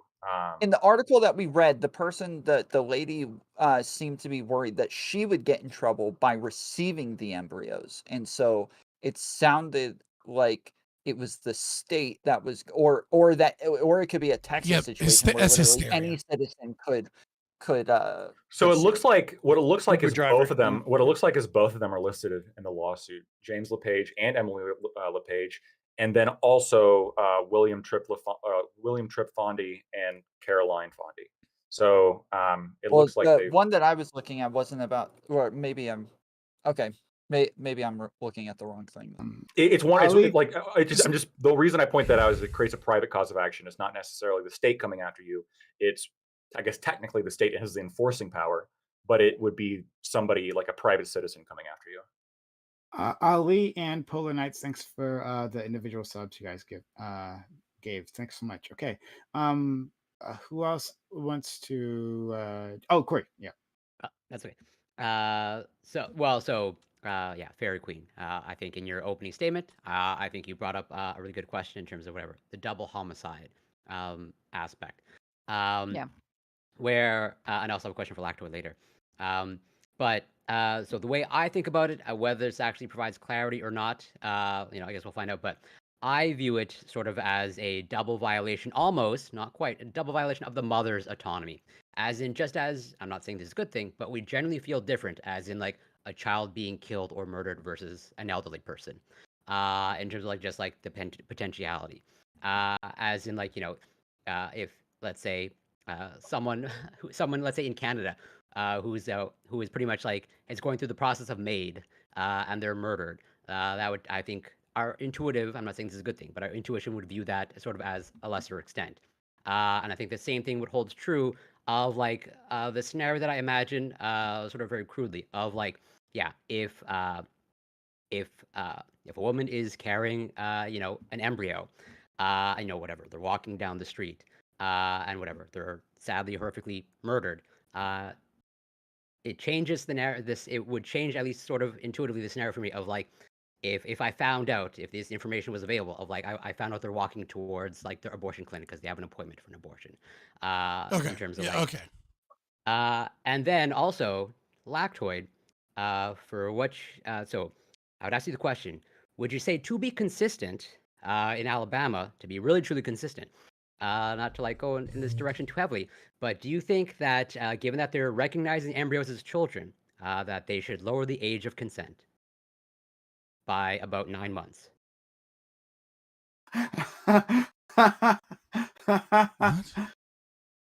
Oh my god. No, I get what he. I'm gonna be Brain honest, development I is zoned the out for same like either a way. minute there, and then I came back to lowering the age. By 9 months, exactly. I under the most, it depends on actually how the statute's worded. If it's attained 18th birthday or is 18 years of age.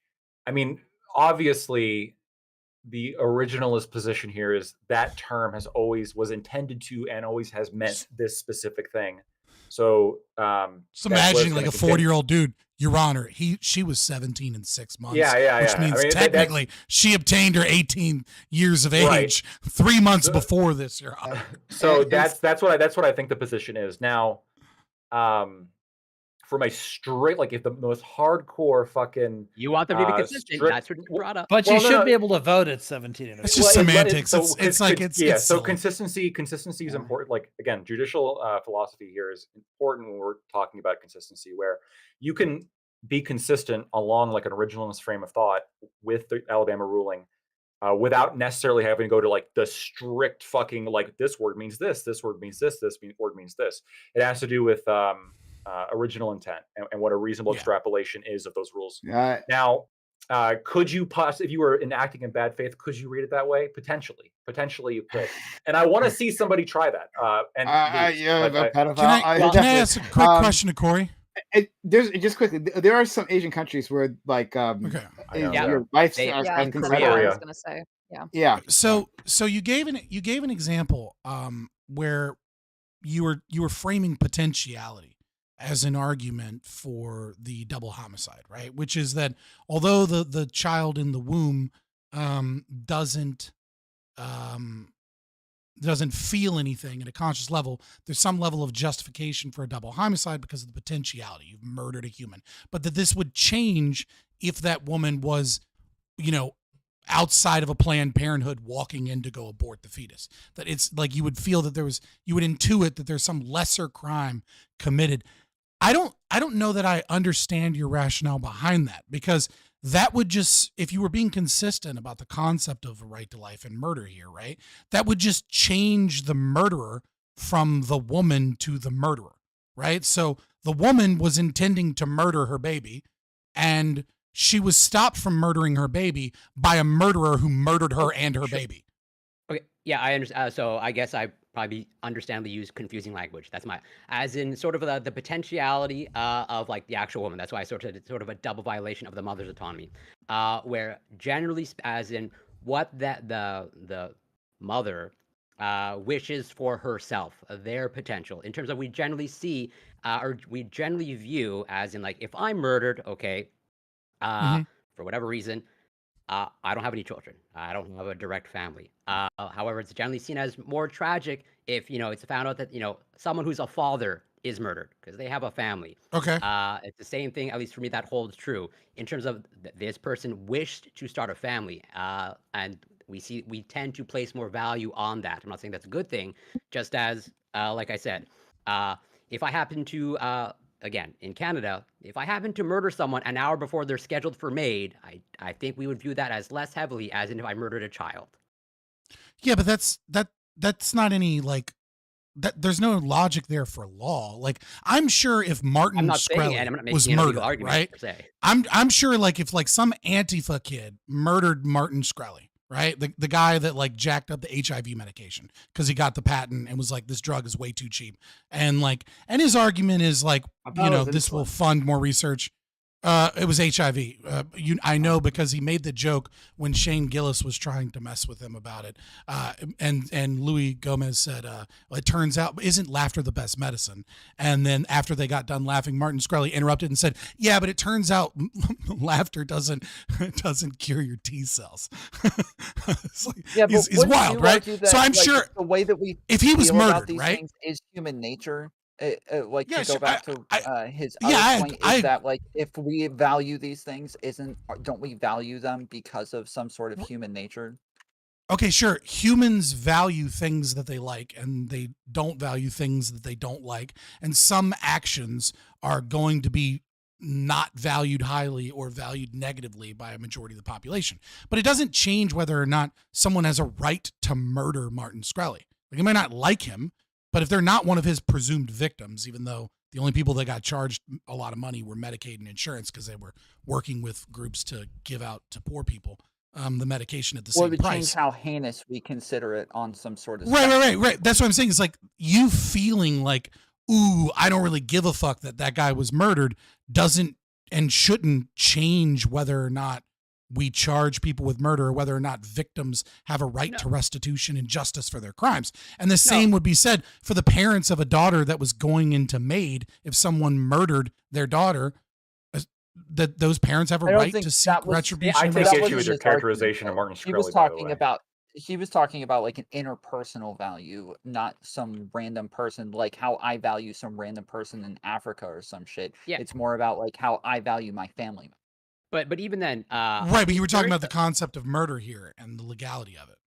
I'm saying Well- that should be you should avoid the emotional rhetoric here as a means of punishment. I don't fully disagree, but I think there is some basis. Like obviously Canada's different, but like we have, as in like there's the distinction between like crime and like you can have more severity, as in like as a result of whatever the circumstances surrounding the loss of life, it can result in a more harsher penalty. As in like hate crimes, there are hate crimes in Canada, and that tends to result in more harsher penalties. I don't see why you can't apply the same sort of approach of like, yeah, I agree, murder is bad in all circumstances, but based off what we value, we sort of value murdering a father versus someone like me who is fatherless. I'm not saying that's a good thing, but I think there's some intuition there that I agree. I was saying I agree that we as a society tend to value fathers more than we do NEETs, for example, right? Like if Asmongold was never a streamer, but Asmongold got murdered, his obituary would say he's survived by his dad. People would be like, oh, sucks to be that guy, and they'd move on with their day. Whereas like if it was someone that was like a father and had done a bunch of cool things, people would be like, oh man, that's so tragic that these people, right? Like I understand that there's emotions involved and that we tend to value certain things higher than others, but that doesn't change whether or not it's murder, right? Like, just like it wouldn't change whether or not the IVF destruction of viable embryos, because there's one that's slightly more viable, is or isn't murder. It doesn't matter that I don't feel as strongly connected to it. No, but It's all murder. I'm saying is, well, I would say I'm more speaking to like Fairy Queen's specific example, as in like I think if I remember correctly, she pretty much gave the example of a woman who's Mhm. who has conceived something, not a person for me, and they're like, yeah, we can see that as like if that person is murdered, that can result in more severe punishment as opposed to a woman who has not conceived an embryo. I think there's a rationale for that. Yeah, sure. I'm so That I'd like so to you're thinking disagree. Like okay, I yeah, think I'm following your logic when I say sure. Because I'm looking at it I'm trying to look at it from your perspective, that you're saying that there is there's rationale in your opinion based upon the level of development for double homicide in certain situations, as opposed to so that's where I'd make the distinction. I the would not call it rights. double. Okay. I wouldn't call it double homicide, as in like Okay. this is still Yeah, but murder. you're still arguing for harsher penalties though. Yeah, just as I would, as in Canada, we have harsher penalties for hate crimes, as in we have a special So category. so are your harsher As in, are your as harsh like me beating, where are me you deriving assaulting that from? someone. Because you're where not I'm dri- deriving it from an additional victim, right? And I'm not. you're deriving it saying, well, the victims feel worse about it, therefore the punishment can be larger. And I don't know that being able to say that a punishment should be worse based purely off of the feelings of those that are victimized. Because if your only logic is that the father, let's say, of the 4-week embryo and the mother, right, he deserves a greater form of justice. And we're not going to call it double homicide, but a greater punishment because of this situation, based upon the fact that he values her at a higher level. We start getting into really weird shit where all of a sudden the subjective value of victims is what is actually at stake here.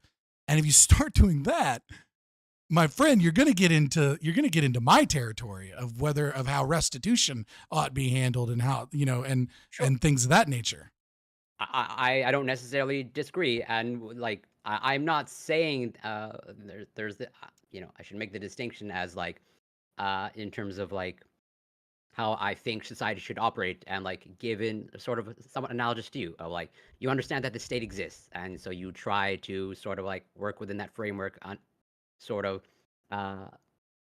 trying to divorce yourself as you know where you want to go in terms of eliminating the state, but you recognize, especially in these debate panels, of like, well, the state exists, we're not talking about that. It's fine. I know, but that's sort of what I'm, as in like, I'm not, for me personally, I don't want to live in a world, that we even sort of necessarily penalize murder in all circumstances. Like, I think the context matters. What the fuck did you just say? I don't want to live in a world where we don't penalize murder in some circumstances.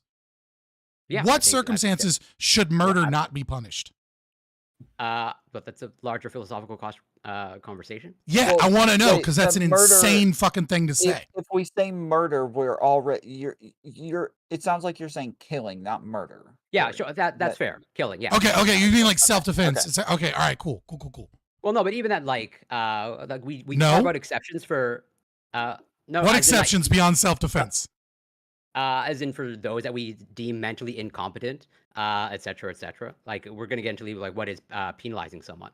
Okay, I don't want to spend. I do want to move on. Yeah. Doobie, you haven't said much. I would like to hear what you have to say on anything really. But if you have something to say now, go ahead. If not, I'll move on to someone else to give you time. No, I have nothing to add. Okay, well then I'm going to come back to you, Doobie, because I want to hear you say something. Because I'm curious what you have to say. So we'll circle back around. So okay, moving away. Actually, I'm sorry. I do have a question. Okay, go ahead. You cut out, but I heard you Al. Are you talking to me? Yeah, Lactoid, my friend. Would you support this being like overturned or some kind of campaign to replace these justices to get this over? Or if this were being like proposed in your state, right? You still got to lower your. Okay, he's trying to talk quietly to like not wake somebody up, is what it sounds like. No, I'm just a quiet person generally. If this was being proposed in your state, Lactoid, would you support it? And if not, then why? If this was being like, let's say this was legislation that was being proposed. Yeah, it was a case that the Supreme Court of your state was looking over. Would you be in favor, or would you hope that they would come to a similar? So I want to separate the two questions into if it's legislation that's going to be passed, or if it's like the Supreme Court's considering it. If the Supreme Court's considering it, they should rule what the law is, and like regardless of what I want from my own personal political perspective. So in that case, based on what I know of Wisconsin law, they should probably rule similar to Alabama in this case. Now, politically speaking, though, I probably would support legislation to legalize this due to a number of very complex reasons.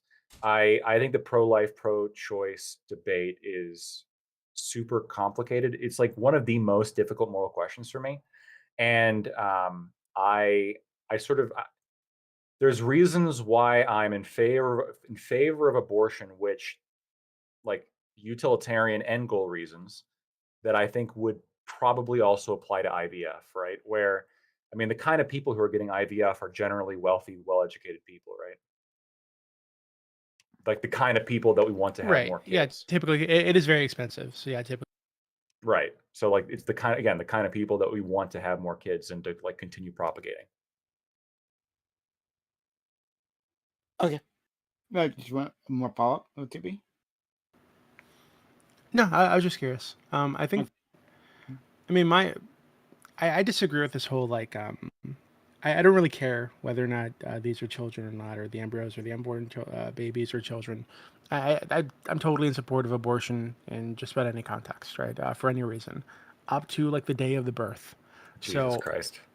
Yeah, like the head could be coming out, and she could have said, I don't want this thing after all, and they should abort it right there.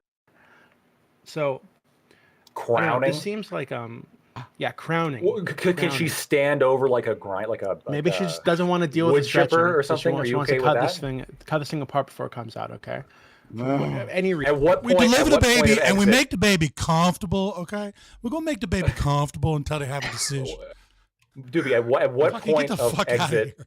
At what point of exit do you all of a sudden say, "Okay, we can't kill that When the last foot is out of that coochie, it's a whole other. But the question. umbilical cord's still there. Maybe there's an argument for it not being free until the umbilical cord. What if you don't This is cut like the a umbilical meme. cord?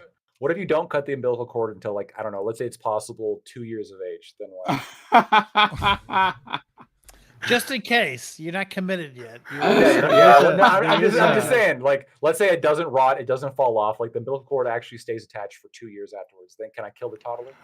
I mean, there is a pretty interesting like argument that I saw a long time ago. And I guess it is kind of a meme, where for extending abortion to like post birth, right, up to like 2 years, up to like the development of an object Peter permanence, I Singer. think it was. Yeah, so that's interesting. I guess I think it'd be Well, the logic, living in a society that allowed for that, but yeah, well, no, I'm exaggerating. I think that obviously, if you're crowning, go through the fucking abortion. Go through the birth. Okay? But I'm like much more accepting of abortion than I think most people even on the left or on the pro-choice side. So I think that I don't know anything that gets in the way of that to me seems wrong, and I think this is like sounds like the Supreme Court inserting their religion into the equation here. Maybe not in their reading of the actual law as it currently is, and there are plenty of laws that are old, outdated, need to be reformed or written. But the fact that they included like Bible verses apparently in their That's strange. Statement is really fucking weird. And I think that should be like that needs to be snuffed out like immediately, like that kind of thinking that it's even okay to include these Bible verses or to reference anything in the Bible when they're making this. Unironically, right? I was waiting to put this position forward, but unironically, libertarians, hardcore ANCAPs, are the only people that actually have a workable solution within the nation state. and within the legal apparatus, which is evictionism. You have no nation state, right? That's the workable solution. Regardless, true. But regardless, like the philosophical position of evictionism is the only one that actually maintains both of these rights. So a woman has a right to choose, and it is murder to intentionally dismember a human embryo or fetus or 6 month in the womb, etc. Right? So what is evictionism? Evictionism is very simple. Just like if a homeless person comes up to me and is starving, I don't actually have to feed them. I don't have to feed a fucking baby if I don't want to feed a baby. If I do IVF and I don't want to take these unviable fetuses and try and preserve them and give them food and put them in an artificial womb and wait for them to die at 6 months because I know that they're not going to make it, I don't have to do that. What I can't do is go into a woman that's, having a late term abortion at 12 to 14 weeks and like pull the baby out a little bit and put an ice pick to the back of its skull and crack it open and then take clamps and pull it apart piece by piece so that its body is in nice little chunks. But we got to make sure we try and make sure the chunks are big because we're going to use that for medical research. So the thing here is very simple. If you want an abortion, you don't get one. Go fuck yourself. But if you don't want this baby anymore and you want a C-section, then get a C-section. You don't have to fucking keep the baby. You can give it up for adoption. And if the baby dies because it's not viable, that sucks. You might even consider that immoral. But from a legal perspective, that's your prerogative. That's your choice. As it's the same as the violinist argument, right? It's like I need not be hooked up to make someone else live if I don't want to. And it's the same is true with the IVF, right? It's like, look, you might consider it morally wrong or reprehensible to not put those embryos somewhere, but legally, you have every right to not take care of things. Because to say that you forced to take care of something is to say that you are enslaved at the you're theoretical enslaved level to someone else. That's not too different from the Roe reasoning, right? Which is why Roe uses viability as its standard. Now, maybe in terms of how its application is, viability has nothing to do with this argument. Well, it is with evictionism, right? Because you're saying, well, if you're not viable, you're going to die, and if you are viable, no. It I'm can saying be adopted. I'm saying if someone comes into your house right now and breaks into your house or is magically teleported against their will by a genie, what if you put them in your house? No, doesn't matter if you put them in your house. That's important to this, though. Okay, they didn't protest because they had an inability to protest, etc. Some person poofs into existence in your house, right? And is that how babies are made? They poof, right? You pressed a magic button. I got pregnant. You pressed a magic button, and the button creates a fucking human being in your goddamn house. And then 6 months later, you're like, you know what? I don't fucking like this person. And there's a blizzard outside. And the blizzard is going to be outside no matter what for weeks on end. You are not required to take care of this person in your house. You can evict them into the fucking blizzard and let them die. Scott, there you go. Far do you go die. Scott, how far do you take all this? the way? I'm gonna give you a reduct to you. I'm gonna give you a reduct to you that you will not bite the bullet on because you can't. I will always bite the bullet. Oh no, I'm gonna give you one that you won't. Okay, Gibbs will always bite. Gibbs might. I don't know. Who knows? But let's say I put a child in the position of being in a car seat in my car, my property. I'm driving 90 down the freeway. All of a sudden, I tell the infant, "You're no longer welcome on my property. Right. You must leave." Okay, and the baby doesn't know what I'm saying, so I grab the baby and simply evict the baby. Now, I'm not killing the baby. That's not eviction. I'm evicting the baby from my property. No. You're not. That's not a right. How are you wasn't evicting? Even me. No. It's important, right? Because you what have you're to talking slow down about, to right? 45. Give it a chance. Listen. We had this conversation earlier where you forestall or you abandon custodianship, right? Right? You can't abandon custodianship by like blowing out the kid's brains. Like, I don't want the baby anymore. Boom. Right? So when you're saying, well, it's okay as long as you're not the one blowing out the brains. No, what I'm saying is that the blizzard outside is everywhere. There is no area that isn't blizzard. And the reason I'm saying that is because that's what it means for, let's say, a 16-week-old fetus, right? Once they are out of the womb, they're not viable. They're almost certainly going to die. Wait, almost so certainly going to die. No, this doesn't. You could take that baby and put it outside the door. It tracks. It doesn't track. It absolutely tracks. Where's the contradiction? Go ahead. Okay, here's the no. It's I don't know if it's no. Find the contradiction. Hold on. I don't know if it's a contradiction if you're like thinking that the fact that the blizzard's everywhere and the pavement and the speeding car is not, as if that's relevant, right? The only relevant question here is you put a child in a specific position. Now the child is dependent on you to make sure that they get out of this dangerous position before you can just abandon all obligations that you have for them. Right. This could be a speeding car. This could is be the departurist argument. I can't kick a baby off my boat because they're trespassing. If I'm the one that put them in the fucking boat, or any other, like if I'm on a rope bridge, should I be able to like oh, that's my rope bridge, I'm pushing you off the rope bridge? No. So look, you there, we'll take it. Now I have the obligation to see you out of danger because I put you in I've danger. dealt with a departurist argument before. Silly, like let's go through it. Okay. Departurist. So, you got a word for everything. Listen, bro, he had a word for the graphs. You expect him not to have I mean, if you came up with departurism on your own, that's and then fine. Fairy Queen afterwards. Go ahead. Yeah, so very quickly. So using an example of like, let's say a boat. What we're talking about here, what the distinctive argument between the two of us, right? If we actually discuss what it is you're arguing that there's an implicit contract. And that implicit contract is made by creating the child. That I have a contract that says, I will not, just like if I were to get into a boat, and then the boat guy says halfway through getting from one side of the river to the other, you know what? I don't want you on my boat. And then they throw you into the water and you drown to death, right? That there's a contract that says, I'm going to take you from one side of the river to the other side of the river. Your argument is there's an implicit contract by creating the child that says, I will maintain and care for the child until such a time that they can be taken care of. I disagree. Yeah. I don't agree that implicit contract magically exists just because you birth the child. I don't see the logic or the rationale. I mean, I see the attempted logic behind it, but I don't think there's actual foundation behind it. I respect that that's the departurist position. I do respect that, right? So the departurist logic then leads you to the baby. But what's your answer to the boat? The baby in the boat.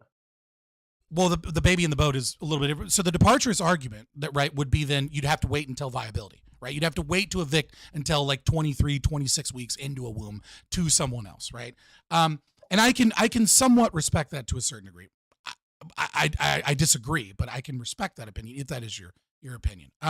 My answer to it is that I don't have a moral duty or obligation to take care of a life that I don't want, that I cannot give up in any capacity.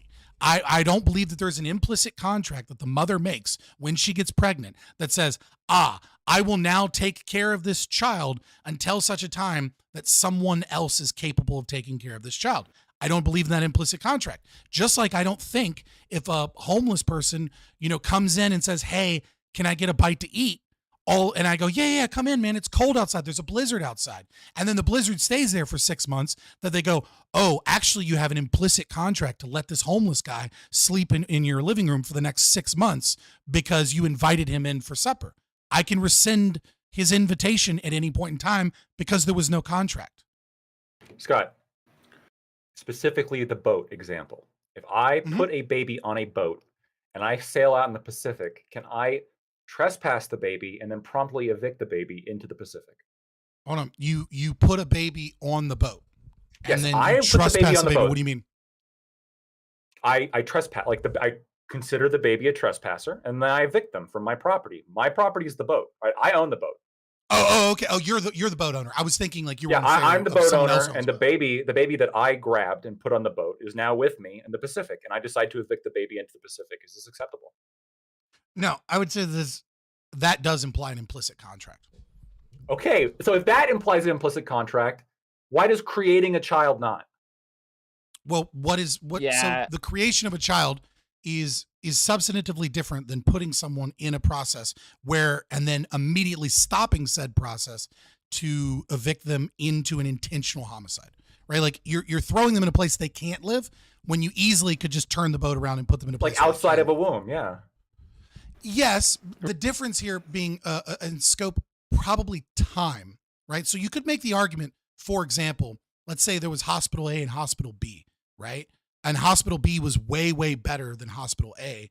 Should I be forced to go to hospital B instead of hospital A to evict a baby because they'll have a better chance of living at hospital B, right? You can, and that logic can go on and on and on and on and on, right? So the question is, if the question of, is there an implicit contract from the boat trip, and is there an implicit contract from the birth? Now, the implicit contract from the boat is that you are a guardian of a child's life. You have agreed to be a guardian of the child's life. You How voluntarily, you communicated it. You communicated it by exercising those rights. You homesteaded it by exercising those rights to other people. You said, this is my child. This is my baby. I want this baby, et cetera, et cetera. I want like, this is, I put it in a cute little hat. Right? You can decide you no longer want to be held responsible for this baby, right? And evict it from your. But having already agreed to the contract previously, you are beholden to not abusing the child. If you don't agree to the contract, so you can make the argument that, say, if a woman says, "Oh my God, I'm pregnant. I'm so happy. I want this baby," and then 2 months later she goes, "Actually, I don't want it." You could, I would accept the logic then that she's agreed to the contract. She can't evict until it's well, then why wouldn't you say that that should? No, dude, but you haven't talked a lot. You should probably finish, and then I. Yeah, please. I was just gonna, so if the logic works for that, right? Why wouldn't you say that a woman who was okay with being pregnant for a month, and then decided later that she wasn't ready for the pregnancy, why wouldn't you say that that was her implicitly agreeing to the contract, and therefore she shouldn't be able to evict? Well, she'd have to communicate it to a certain degree, right? Because maybe at the start she was excited to be pregnant. She wanted the baby. If she goes on Facebook, right? If she goes on Facebook or Instagram or whatever, right, shows her baby photos and says, "Oh my God, I'm pregnant. I love this. Everything's great. I can't wait to, et cetera, et cetera, et cetera," which you shouldn't do because, because you might have a miscarriage. They're super common, but nevertheless, she does it, right? And then a month later, I would think that you go out of the domains of assuming a contract to where you have communicated said contract. Once you communicate, so eviction only works if she's never expressed that she's happy to be pregnant to anybody. Ever. Not about being happy. She's agreed to this, but that she wants to take care of this child and that she doesn't want to get rid of it. What I'm saying is, for example, let's say you're raped, right? Under this circumstance, you're under no moral obligation to maintain this child until viability due to your rape, because you never wanted said child, and it's not you're not required to be connected to this person. In a lot of ways, it mirrors pro-life. I understand. Well, what if it's something that's more common, right? So you're with a person, you got pregnant, and then the relationship falls apart. Maybe they cheated on you or something. So you decide, okay, well, I can't handle this pregnancy on my own. This relationship fell apart, so I can't have the baby. So in this case, if they expressed to other people that they were excited for the baby, that they wanted the baby previously, they wouldn't be able to evict the baby because they've already agreed to the contract to take care of it. Yeah, I would say you'd have to wait. You'd have to wait to evict the baby until viability. That's when viability comes in. But the because once you've already made the contract, all the stipulations, right? Like that you'd be able to take care of this baby. And I see you, you would definitely get your. I mean, maybe if you had an explicit contract, I don't think you would imply those exceptions. If you had an explicit contract, why wouldn't you apply? Why wouldn't you apply? Yeah, the implication, the clear implication is that me and some supermodel, right? We're having a baby because and we're going to do it this together. I could definitely see it too, me and the supermodel. We're going to. Oh yeah, sure. Then we're gonna take care of this kid, right? And she, or me, I guess in this case, I decided to fuck off. And now she can't do it by herself. She's distraught over my loss. So why wouldn't that be implicit? You're saying that any stipulation that I might come forward where I no longer like it is not implicit. That doesn't make sense, right? An implicit contract is you agree to do a thing. Now, if it's explicit, right? Like if you have, let's say you're in a church, right? And you draw up a contract, right? And it says, we're getting married, and part of my marriage contract via the church is this is what we're going to do in the event of pregnancy. Then you can say, well, there's a stipulation here. I'm just saying, why isn't implicit good enough in this situation? Like you're saying, in some cases, implicit is fine, and I'm saying this is very much implicit. That hey, we're going to have a kid together, right? Let's say we're on Facebook and we're like, the implicit portion. is to maintain the bodily autonomy and development of the child. Okay? You don't get to evict said child that you've communicated that you want and that you will take care of until such a time that you can reasonably evict said child, which would be viability. Well, maybe not viability, because viability technically means 50%. Posted this on Facebook with the understanding that this would be like a healthy born child, and then a few months in, you find out that they're going to have some terrible defect, right? That might lead to them to having a terrible life and might make it very difficult to support them or something, right? Sure, something, right? So, like, why wouldn't we say, well, hey, now that this has entered the picture, right? This person, even though they've expressed their willingness to take care of this baby and raise this baby, was with the understanding that it would be a healthy baby. So yeah. So this is where evictionism starts. Yeah, this is where evictionism starts getting closer to pro-life, which is I don't care if your baby has Downs. I don't care if your baby has some disease. You don't get to kill your baby because you think it's going to die in the future. Okay. Ask you. Right. So I'll just pose the question to everyone. It's the cabin in the woods hypothetical, which everyone here probably has heard before. So, woman, she has a baby. There's a blizzard outside, and she has no food, and the only way she can feed her baby is by breastfeeding her baby. Should she be compelled to breastfeed the child? What do you think? It's going to come out if there's no food, right? No. Understanding that the baby will starve to death if it doesn't. Yeah, that's what socialism is. Breast milk. Yeah, that's what socialism is. Yeah, it's like I'm poor people are conflicted with poor. this one. We need to I take would some of your generally- money to make sure that they can live. I think that we would probably expect them to do it, but I would have a problem with there being some sort of like I don't know. It's hard to say. I think we would expect them to. I think she's a piece of shit. They're wrong for not doing it, or that I'd need clarification. Responsibility. There's a I woman. was gonna say she should eat the baby, but I guess I'm off the basis. On that Yeah, one. yeah. Totally You eat not the allowed to- at least you gotta survive. You don't fucking say- just full blown cannibalism. And child slavery in one night. We do it all on the can always podcast. make a new Channel. one, We should though, sub don't to you? the channel. The baby But wasn't viable, so you had to eat it. does the woman have food? Because she doesn't have food, she's not making milk. Right? That's what That's people in my Gaza- my clarification was like, is there a risk to the mother of any kind, or That's the is it assumption. safe for The assumption is like she can either breastfeed the kid and then she dies and the kid lives, or the kid dies. So I'm guessing. Oh well, then how that no. works. Then there's not an obligation. If I don't think if that it's is- going to No, kill Queen. the mother to breastfeed No, the that's child, not then that. obviously No, the assumption is not that there's a risk to her. It's that it's just it's not a complication for her. It's not that hard for her to do. Do we expect her to take care of this kid and keep it alive, regardless of whether it's breastfeeding or if it's feeding the child or whatever? This isn't her kid. She has no responsibility to it. No. It's not okay. Okay, we're all all misunderstanding. Let Fairy Queen from her. It's her hypothetical. Let her. I'll just let her clarify clarify, very, very Let specifically. men do okay? it. If we're doing just Yeah, fine. come on. You interrupted Okay, us. Go look. ahead. Okay, the mother, it is her biological baby. Okay, it is her biological baby that she has given. That it does. There are no complications. Okay. Assume, for the sake of the hypothetical, that she is able to feed herself with solid foods, but she can't feed the baby with the solid foods. Don't ask why. For the sake of the hypothetical, it won't work. The only way she can feed this baby is by breastfeeding. There's no formula. She can't leave. She's snowed in, and she just doesn't want to do it. And that's literally Wait, it. but she's not even gonna Literally- die. Wait, hold on. She's not even gonna die. Oh, then that's No, fine. I she's take not gonna back what I die. It's said. literally Oh, should she okay. be forced to do it. Okay, she Oh, can't then go out. yes. She's stuck there for 6 months. Okay? Absolutely. Not make it Yeah, 20 yeah. years. Fuck it. Yeah, she has to do it. Like I normally the way that I've always heard the cabin in the woods is that like it's somebody else's baby and that they're just like it's just a question I've heard of whether or someone not they speak have a too, yeah. responsibility to take care of somebody else's kid. But yeah, if it's theirs, then yeah, they kind of Yeah, have to of do it. course. It's No. wild. I'm with the socialist lactoid. Wait, Fairy Queen, what's your position on this hypothetical? What's my position on the hypothetical? Yeah.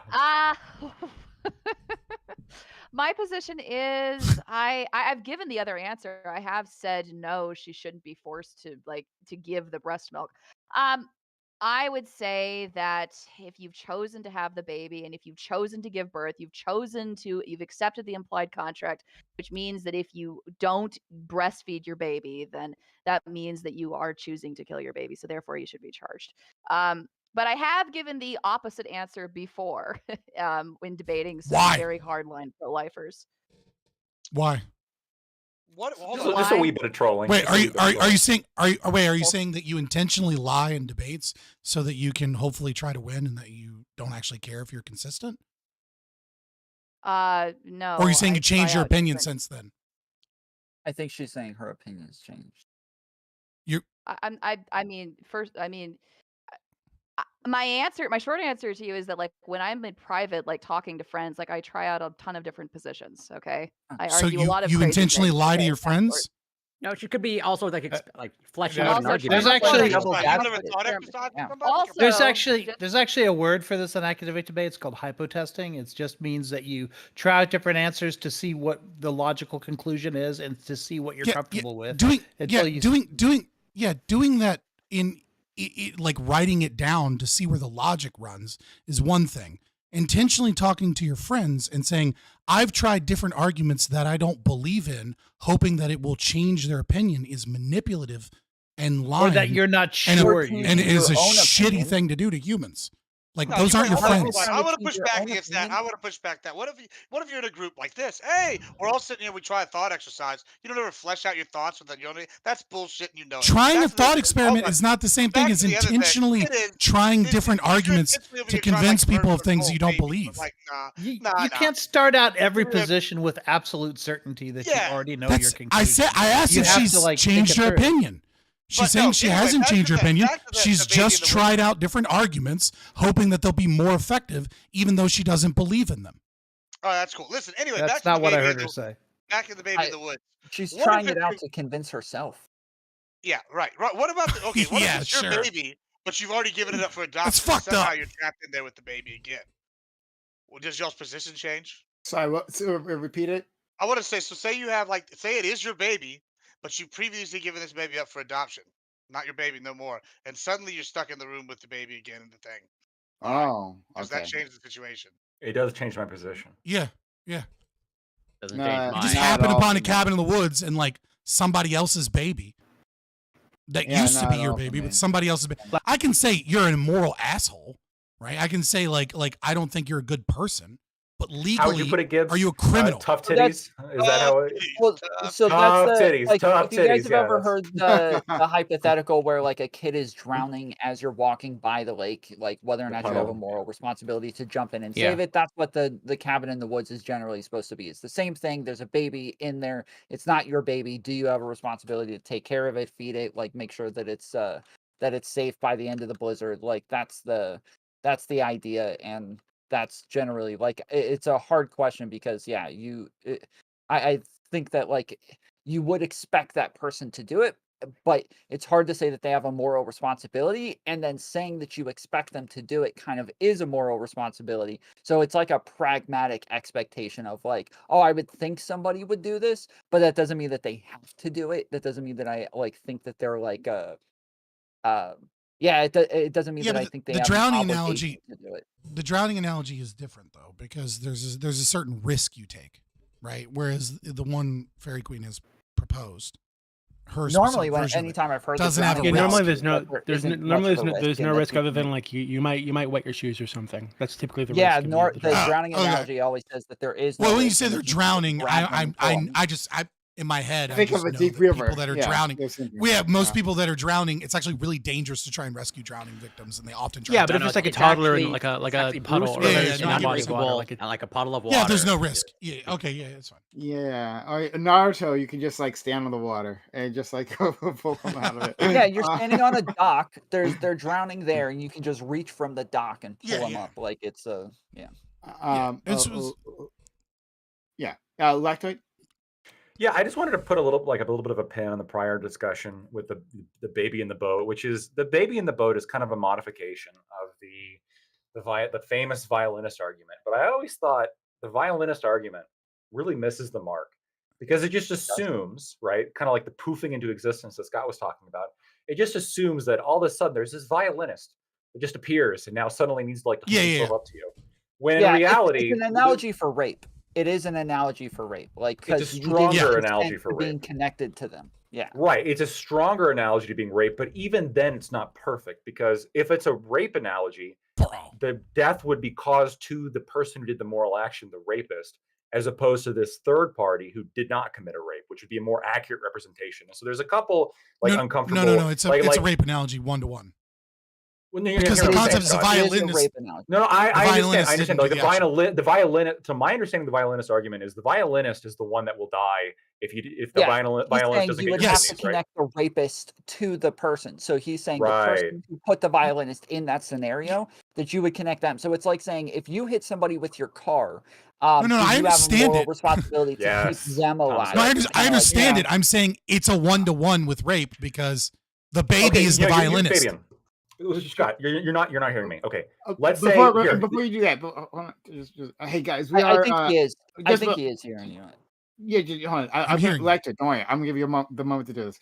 Just so you know that it's past 11:30. So anyone who like you can leave. You have like feel like you gotta leave. He's not holding us hostage anymore. Indeed, not anymore. Not anymore. The guns are. I've been here since 5:30. We're no longer attached to the violinist. No, we finally cut the umbilical cord, right? And now you can go into the threshing. You can go into the snowstorm. Doobie, thank you for joining us. I really do appreciate it, friend. And I had a fun time hearing from you. I know you gotta head out, so yeah, thanks, friend. Yeah, thank you for having me. Really appreciate it. Yeah. It was good to talk to all of you. See you. Yeah. And guys, support the channel by subbing or gifting subs. If you've been enjoying this, consider supporting the channel so I can do more of this for you. Subs to the channel, get biscuit subs, hyper chats, super chats, all those good types of chats. All right, go ahead. I've been rating you on YouTube for like the last month, and I don't think you ever see all the people flooding. Do they come? They don't type. They don't type. They like, don't. It's actually true. When I raid other people, they flood in with like tons of emotes. Every time I raid you, nobody says anything. It's kind of weird. Because he doesn't. He's a moderator for a panel. He doesn't like talk to chat when they come in that much. True. Whereas like if you raid like one person, like they'll immediately be like, "Hey guys, welcome raid." You know what I mean? Like you're gonna get more. I think because he's black. That's what. Maybe. If the comment section doesn't fill up from a raid, did the raid even happen though? I mean, can we be sure? Who knows? But I'm sorry, Lactoid, go ahead, please. So the reason, okay, I think the violinist argument is a bad argument in terms of it's just not comparable. So a better, I think the baby in the boat example is a much better comparison to like the person who made the choice to put the baby in the boat. And the hypothetical doesn't even change if there was somebody else who agreed to help you put the baby in your boat. If you agreed to that and then you sailed off, I still think that you have an obligation to see the baby through, even if it takes 9 months to cross the fucking Pacific. If you put the baby in the boat, you got to see the baby through. Now, I'm curious on what the answers here are going to be. We can turn it into a rape hypothetical, which is what if somebody put the baby on your boat without you knowing? And then like a month later, while you're out in the Pacific, you find this baby.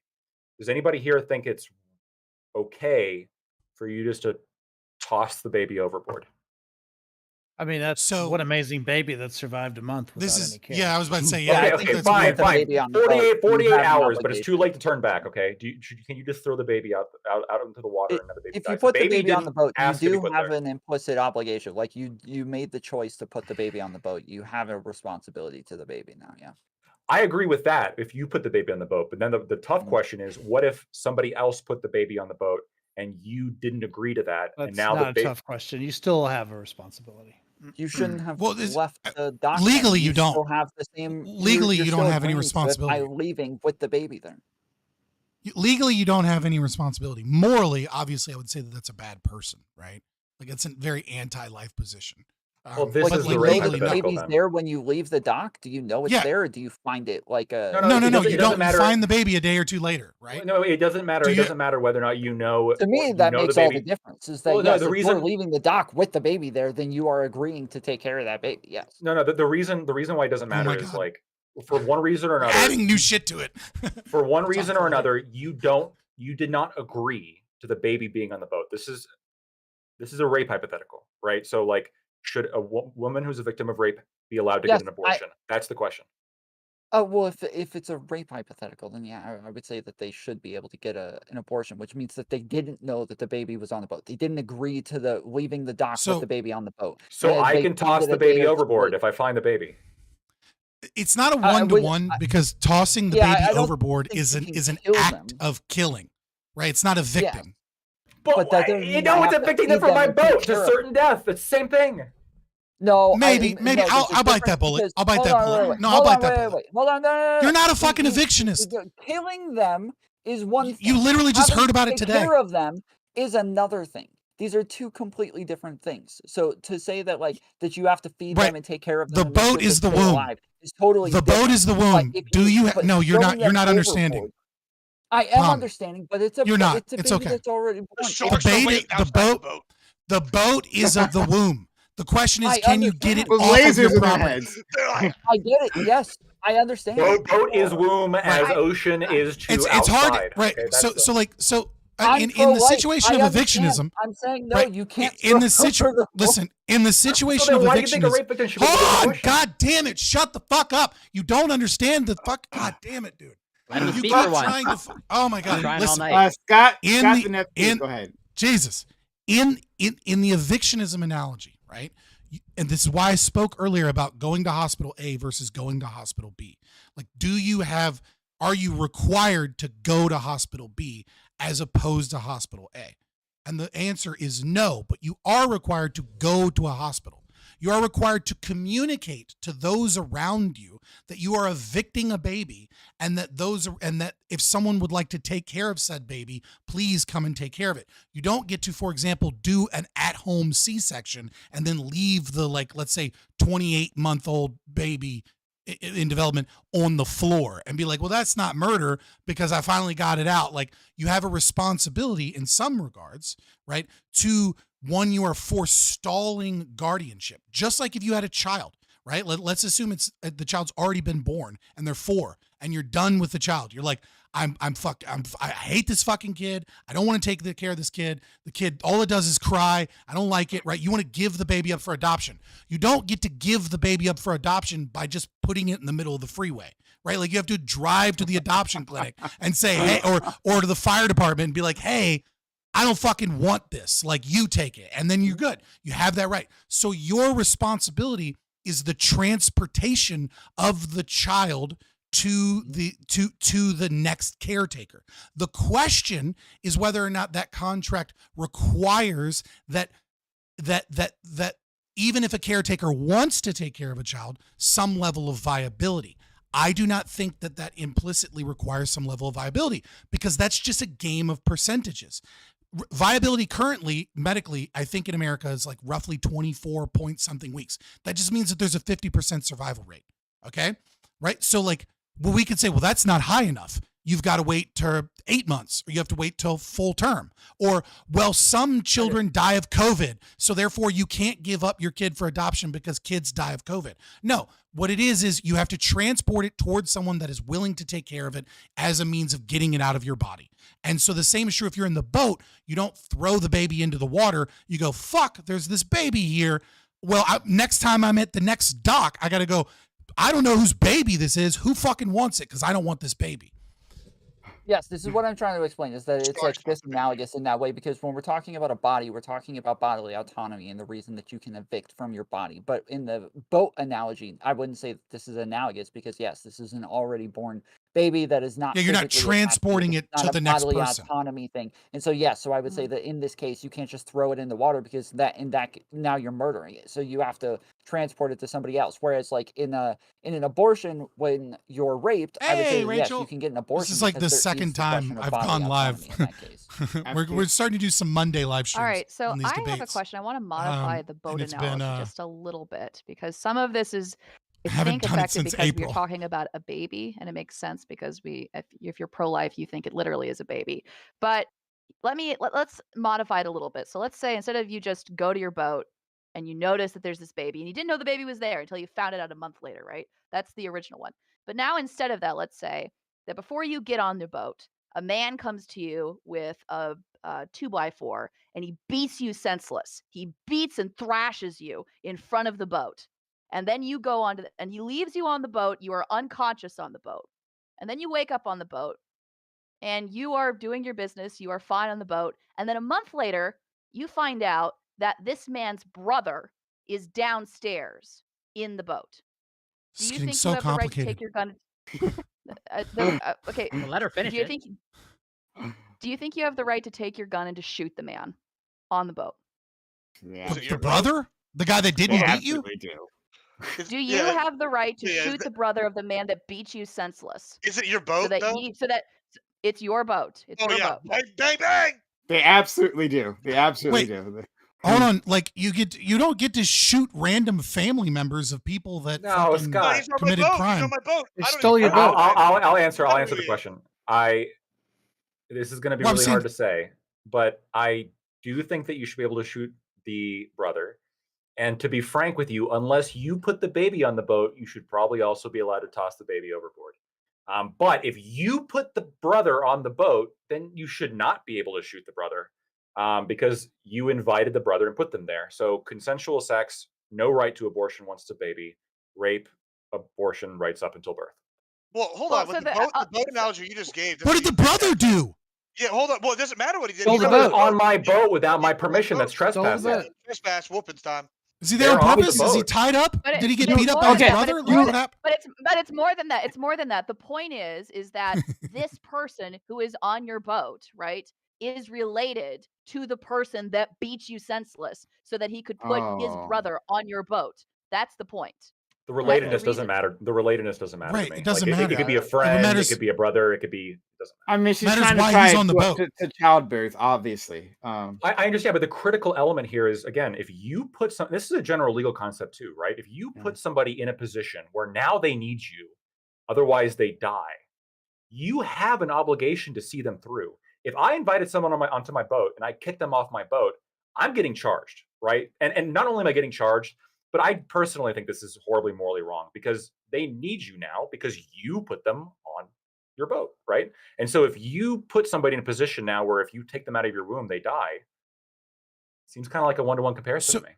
And so the evictionist argument is simply this: if you put someone in your house during a blizzard, you have the responsibility to like let them get in an Uber, but it's not your responsibility to determine, even if it's like the worst blizzard in 1,000 years, that they might die in said Uber, right? Like you got to let them get in an Uber. You got to give them to somebody else. You have to evict them from your house. Even if you're evicting them into like horrible conditions where they're almost certainly going to die, you don't have a responsibility to keep them in your house forever and ever if you don't They want could them in your swim. house.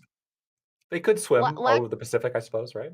Well, Well, I mean, so if think- there's someone there in a John boat, right? There's someone there in a John boat, and they're like, "Fucking, I'm gonna make it." It's like, "Hey, have fun with the John boat," and they're just got a little trolling motor and paddles trying to make it. Like that's on you. So Probably shouldn't. But, you know. Lactoid. So we've had this conversation before, which is if you have a party in your house, you invite all these people to your house, and then you wake up the next day and you see a child chained to your radiator, and they're chained to your radiator for 9 months. Do you have the right Yeah. to evict them? And you said no. Is that Well, right? no. So Just- this is a hypothetical that I gave to Michael Moreno like years ago, which I asked if somebody chained a child to your fence without your permission, do you have the right to shoot the kid? And he said yes. He bit the bullet and was like, yeah, it's fine. I am very hesitant to say yes to that question. I'll give you a hint. So, Say does- no. Well, but does it change it for you? So suppose instead of it being a child, a person who is undoubtedly a person, who is undoubtedly a human being. Suppose instead it's a chimpanzee. Do you have the right to go and Chimpanzee. shoot the chimpanzee? That's not going to change anything right? for lack, or rather. Oh, well, I don't give any rights to animals. You don't give a whatsoever. fuck about For me, chimpanzees. the, Well, But, fucking shoot 'em. I understand, but the point is like that your analogy is dependent upon viewing potentially the embryo or the fetus as a person, as having achieved personhood. That's the only way that we could make this work. Yes. So if you don't agree with that, then the analogy doesn't necessarily hold or carry over, depending on like how far along. I don't disagree, and this is the reason why my current position, and my position changes occasionally when somebody makes a good argument. My current position is that conception is not the line. For me, it is probably 8 weeks or so when you begin having brain activity, right? That's kind of where my line is, where now we have a person, now we have a human being, and now you're responsible. Some people might even say up until birth.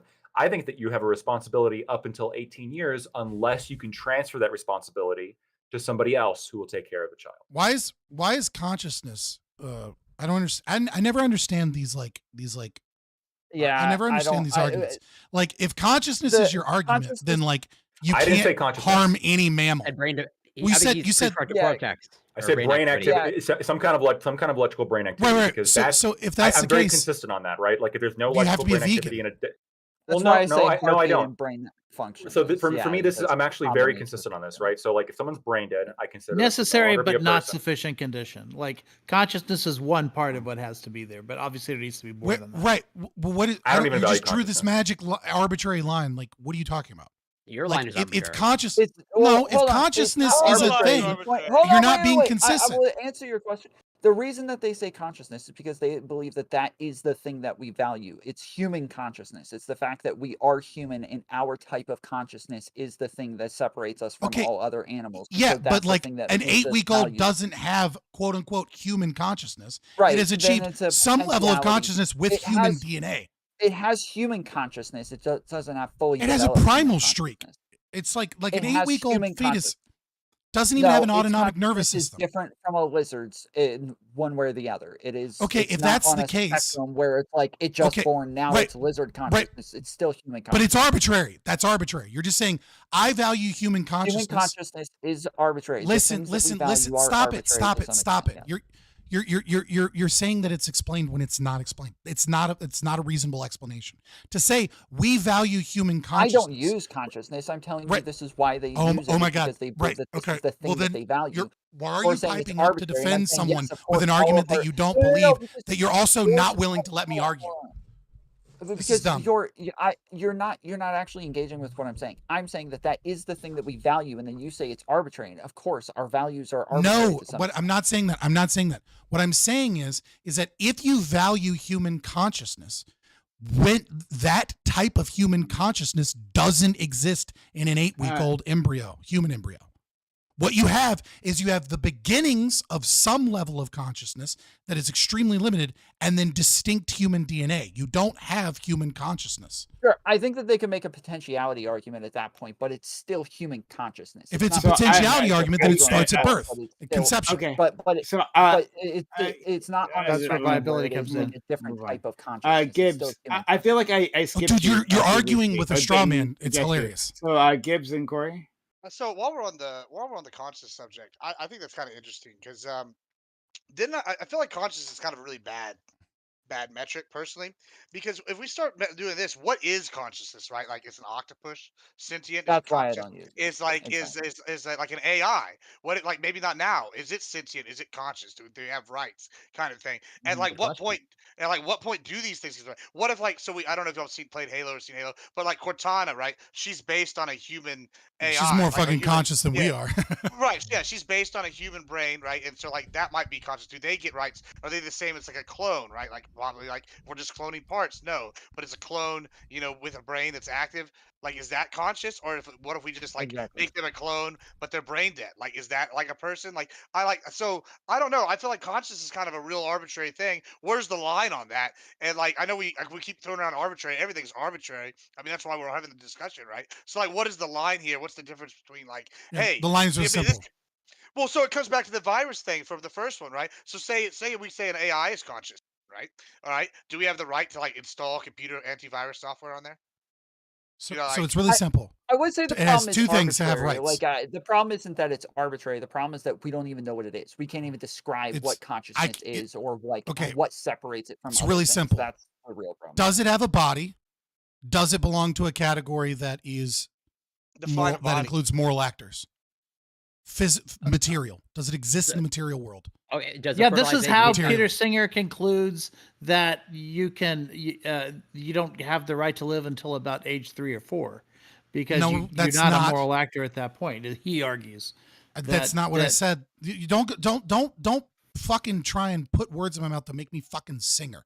Okay. Yeah, If you're but that's misunderstanding the me, argument. If you're I gonna don't say- fucking. I'm not pro. No, it's not the argument. It's a Okay, different. so Scott supports I Peter Singer's specifically argument. Does stated. anybody else I wanna- said.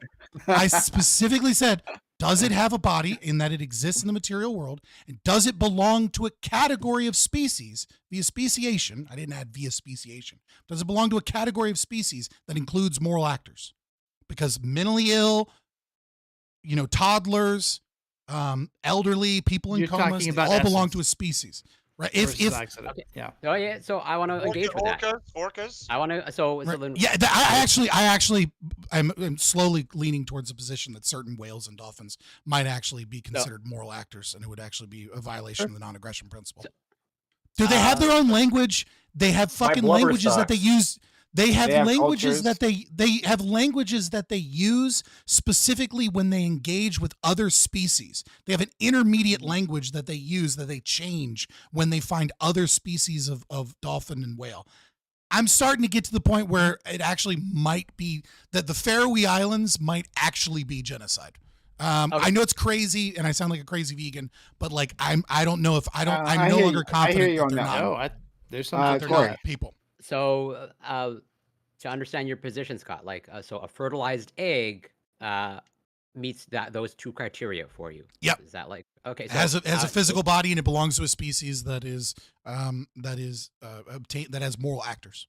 So does every cell in your body. So why is not every Yeah. cell in your body a separate entity? Like, as in, why are you allowed to wash your face, and that's not a mass genocide towards your skin cells? Because my cells are a part of my body. They're not distinct human DNA. It's not a Yes, they distinct thing. Yeah, No. no. Whoa, no. So Hold on. So you're saying my skin cells are no longer my cells? They're their own entity? Well, so what is granting them their own entity? What's Their the own between- distinct DNA. Oh, okay. So that's the crux. You think every single genetic code in every cell in your body is identical?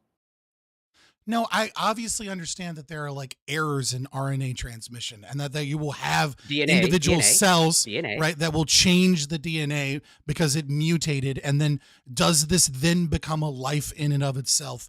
Well, sure. If you want to add potentiality to it, we can as a means of getting around that. That's fine. I don't mind adopting the Christian argument there in terms of that. Then But with technology, what we were talking potentiality- about, right? What we are talking about now is we're no longer engaging with the philosophy. We're engaging with the semantic argument to try and find a way to weasel around what is the thing we're talking about, right? So if we have to go all the way, yeah, but if we want to go all the way, if we want to go all the way, defined it as a if you separate want to go entity, all as the way, in you- if you you want to go recognize that all the cell way body is to its different than a core, dog body. You define right? the If you want body to in a go very all specific the way. way to its I'm core, right? asking you. Yeah, right. You are trying to find ways to change the concept of its body via linguistics so that you can make an argument what that you isn't did. commiserate with the concept that Okay, I'm putting so forward. why is a dog Right, body different than a cell body that you just why is a defined? dog body different than a cell body? what Is about that a seriously giant- the fucking conversation we're having? Yeah, Why is a absolutely. dog different than a human? Right. Again, He's a yes, I brought biologist, it- just so you know. Right. It's again, you're not So how- engaging with the argument itself. What you're trying I to do am. is you're You- trying to you use. ma- No, you- listen. Shut up. Shut the fuck up. You're trying to use the limits of the English language and the fact that it's sometimes difficult to convey concepts to avoid talking about the concept itself you're and pivoting. trying to attack the language Yeah, as a so- means so of saying define me. that you don't believe the thing that it is. I'm No, not no. going to answer the question is how is Exactly, a 'cause you mutated don't want skin to, cell because different than a I fucking asked you, dog? Everybody It's can watch. retarded. I asked you for your two criteria. I gave your two criteria, and then I pretty much deconstructed it. So As in, hold on. you When said- someone makes you a said- typo you on said- Twitter, do you you said immediately distinct discount their DNA. entire argument because they made a typo? Well, so You if wanna refuse to clarify engage your with position- any arguments with Typo typos? is- If If it's you wanna- your, yeah, that's yeah. your ass. argument. If you type wanna Your or clarify- your. if you Right, wanna like they clarify forgot an your position- apostrophe.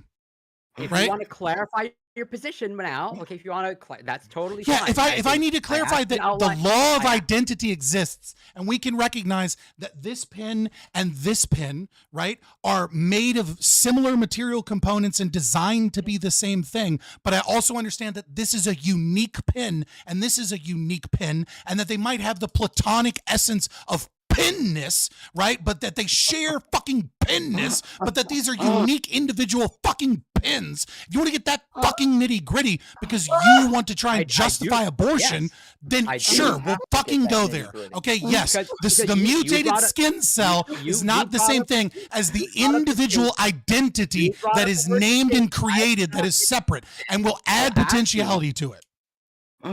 So you brought up the word distinct. So I've asked you. That's why I want you to clarify. You put forward 2 criteria, as in this is my pen. I love my pen. Yes. Yeah, and so that's why if you want to go down the road of distinctness, and that's why you want to backtrack. Just engage with the actual fucking argument instead of playing these silly games. So make the argument as to why a distinct cell in your body doesn't fit the criteria for like personhood, and you have no right to kill it. I've said multiple times that I will that we are talking about identifying a specific and different thing, and I said, sure, I'll add potentiality to that argument. I've said like 7 times, let's just add potentiality, right? So that we can understand that this species, that this thing, untrammeled by coercive elements of nature. Right? You know, we'll live in the fucking communist utopia where nature is no longer coercive and doesn't fucking cause miscarriages, right? And that there's none of these bad things happen. That it develops and grows into its own human being that is distinct by a Bayesian inference, right? We can use a Bayesian analysis to understand that this human is not the same thing as my human because it's not the same thing as a dead skin cell. It is something entirely different and unique in its own that eventually develops its own consciousness. So, okay, if you want to add in potentiality, okay, if I'm driving down the road, okay, and I'll use your hospital analogy, as in hospital A and hospital B, somewhere down the road, the technology is I can use a skin cell and I can develop it into a fully fledged human, okay? If I slough off some skin cells as I'm driving, okay, do I have to go to hospital B that has the technology as opposed to hospital A that doesn't have the technology to develop my skin cells? So the question is, your skin cells can become a distinct human being that's no longer part of your DNA? Yes, absolutely. Yeah. So it's not a clone. Technology, it's not. It potentially is not a clone, depending on, again, if that is distinct, that happens to be the skin cell that has, that one mutation, that one little base pair that's different, okay? And then I have 2 hospitals. One, the modern super advanced with the technology to fully develop the potentiality. So potentiality. So potentiality here, you're adding human action into the potentiality equation, right? Which is, you're not saying the skin cell left untrammeled by coercive elements in nature, right? Like you're not saying, you're saying that a human has the capacity to go somewhere and create human life based off of skin cell in this futuristic world, right? That's different because that requires human action in order to engage. The potentiality requires me to interact in the world and create life. What we're talking about is life that has already been created, left untrammeled by our actions that stop said life from being created. Okay, well, these are 2 different. These are disanalogous. And then I'm curious. Then for you, it's presumably permissible. I'm sorry. Someone in my chat just said Cody is a dog-faced pony soldier, and I had forgotten about Biden saying that. I'm sorry. So then, is it permissible for you if, a woman has an embryo that they've conceived, that they basically, how does that intersect with let's say risk? As in, if they go on a hunger strike, okay, and that increases the risk of miscarriage, is that whatever legally or morally permissible for you? This is so all of the other shit that you were doing before was hilarious and disingenuous. This is a genuine question, and I'll engage with this genuine question separately from all of the other bullshit that you were spouting. This is actually a difficult question to answer. I just clearly deconstructed your criteria, and it's on display for everyone. I have no problem. No. It's fine. It's fine. I would love for people to show it on display and clip it because it was amazing. I love you. Moving forward to this argument. Like 17 times before you accepted it. So anyways, here the question is a hunger strike some means of are you required to do this? So I would say, as an evictionist, you're required to, if you so choose, to give up your child, to follow the gentleness principle in the sense that you are to transport them to where they can be evicted. If you are attempting to keep your child, but you're doing things that will intentionally kill your child without giving up your child, you know, it depends upon, I would say this is where it gets weird. I would actually have to add some level of mens rea here, right? Because this is at the limits of my philosophy here. Actually, I'll admit that. That's fine. I don't know. I'll go with that because, like, smoking cigarettes, right? Is that murder? Is it murder to smoke cigarettes? Is it murder to eat an unhealthy diet? Right? Because we know, statistically speaking, that a lot of miscarriages that occur within the first trimester are simply due to improper pH balance. And if women took better care of their of themselves and had a better pH balance, or for example, if men drive fast down the were highway. more careful, if men were more careful in having sex with women, to the point where they made sure that they were showered and clean and that they use unscented lotion, then that might less adversely affect pH. But like, you can take this to an extreme degree. And so I don't know where the line is there, and I don't want the line to be arbitrary. So I don't have a perfect answer for that question, whether or not a hunger strike is considered murder. I intuit that it is, but I also understand that there's a problem with accepting that, because the reductio to that would basically make all human action that isn't perfect health. You murder. said interacting with the environment with my car analogy and driving to the hospital. So I think that poses some problems for you. So let's go to Admiral Gibbs, Iko, then Lagtoid. I'm sure FQ has something to say, something brilliant, and so I'm going to put her in line because she'll come up with something at some point. So Gibbs. So this is two parts and they're related. So don't cut me off at the first one. All right, that's good. All right. So the first one, right? All right, Iko, if you can.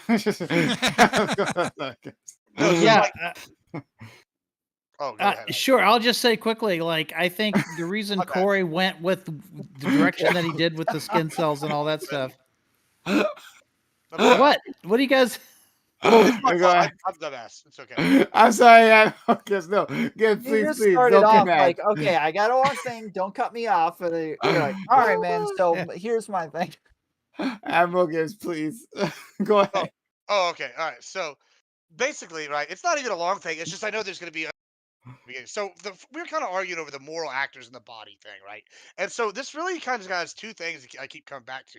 Like, so how are we going to define a body, right? That's I kind of think it's been a whole debate. First one is if we look at something like an AI, right? Like, if it's in a server, would that server be its body, or does it need to build a body where it can move around on its own? Like, at what level do we define this as a body? And then we talked about the cells with Corey here, right? And consciousnness and whatnot. And I think I don't know if we brought up sentience, but sentience is, I think, a big thing. I think they just declared a bunch of squid and octopus as sentient, right? Or like a bunch of numbers of countries, right? Now, here's the cool thing about the squid and octopus, right? They actually have the ability, from what I understand, some of them can rewrite their RNA, because they do have RNA. They're one of the few animals on the planet that have RNA, right? Now, I'm not a biologist, so I can't speak to all that.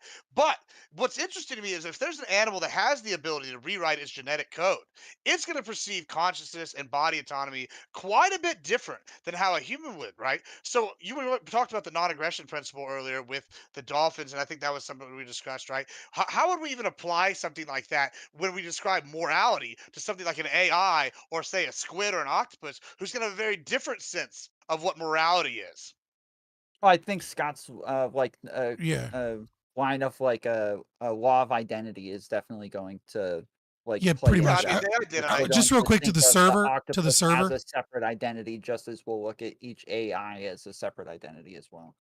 Yeah, I would just say the issue with the server, and the reason why I said it needs its own body, is the server owned by someone? Like, if I have property and then the AI is within my property. What if it's Chappie, bro? What I'm trying to say is, right, like I don't want to get too, I just want to to simply answer it, right? Is that if it has its own body that is not owned by somebody else, then it is its own thing, right? So if the AI, is given permission, like, let's say, like slaves under chattel slavery in the beginning of, in America, right? Thomas Jefferson, one of the cool things that Thomas Jefferson did, good old TJ, he let a bunch of his black slaves have like days off work where they would apprentice to be blacksmiths. And one of his slaves, for example, was actually like the best at making roofing nails, right? So as a slave, he eventually had the money to buy his own freedom. If the AI is housed on my property and I make the thing, right? It's fucking mine. It doesn't matter that it has a mind of its own. But if it gets its own body, if it's able to purchase through its own labor that I give it, right? And I say, hey, here on Saturdays you can work for Sony. I don't care what you do, right? And then I let it go get enough money so that it buys a body from based off of what it did. Then all of a sudden it can house that body. Yeah, then it has its own rights if it's a moral actor. In that it can engage in if it can evaluate moral propositional claims for truth or falsity, and engage in those conversations, and it has its own body, I would consider it. What about the Kraken then, bro? How do you define Kraken morality, bro? Like, what is the octopus's moral actions? Like, they have their own body. Yeah, like if it can evaluate, if it has its own body and it's capable of evaluating moral propositional claims as truth or false. Now, I can't prove whether or not it can or can't, right? There's always a potential that any species is capable of that, and we just don't know.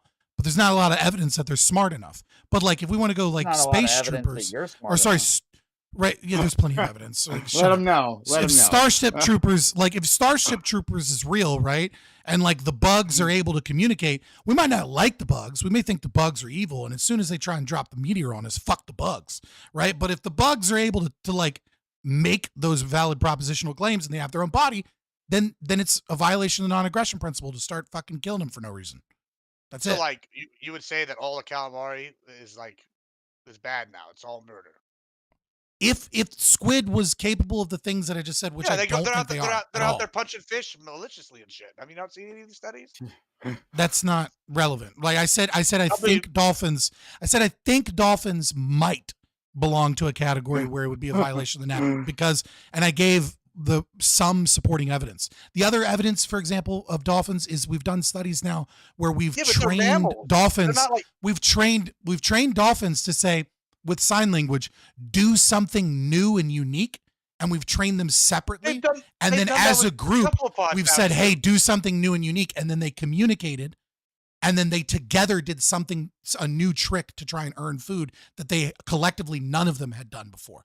That to me is like, I don't know. It's starting to make me think that like they might be in the category where it would be a violation of the net. Gibbs, did you ask your second question? Yeah, I mean, it was the now. I don't think I really got an answer. I think he's kind of. Always a pleasure. I think. Okay, see you, Tom. I don't know how you. So I guess I didn't really get an answer to the second part, which is if it's something like a squid or like an octopus, which we've now pretty much decided is probably smarter than a lot of these animals, like dolphins and whales and whatnot, which are basically on there. We've not determined that. Yes, that we have. They can use, some of them use tools. We've seen all sorts of shit. They've built societies. They have like a squid or octopus city somewhere, like all sorts of shit, right? So they're arguably as smart, if not smarter, than a lot of these mammals. However, mammals share a lot of similar characteristics. We also, but when we're looking at something like a squid or an octopus, how would you even be able to relay like what morality, like your perceived lens is going to stop you? Whenever this thing can rewrite its genetic code, how are we going to determine that? Same with AI. Yeah, you might make it, but like how you can't think like this thing. It can perceive like thousands of different things at once, while we can only perceive what we got going on right in front of us. Okay. What you're saying is that it's difficult to communicate. Thus, it's difficult to determine whether or not it's moral actor. We can communicate fine, but like we can't even. Well, then what the fuck are you saying? It's a whole different process.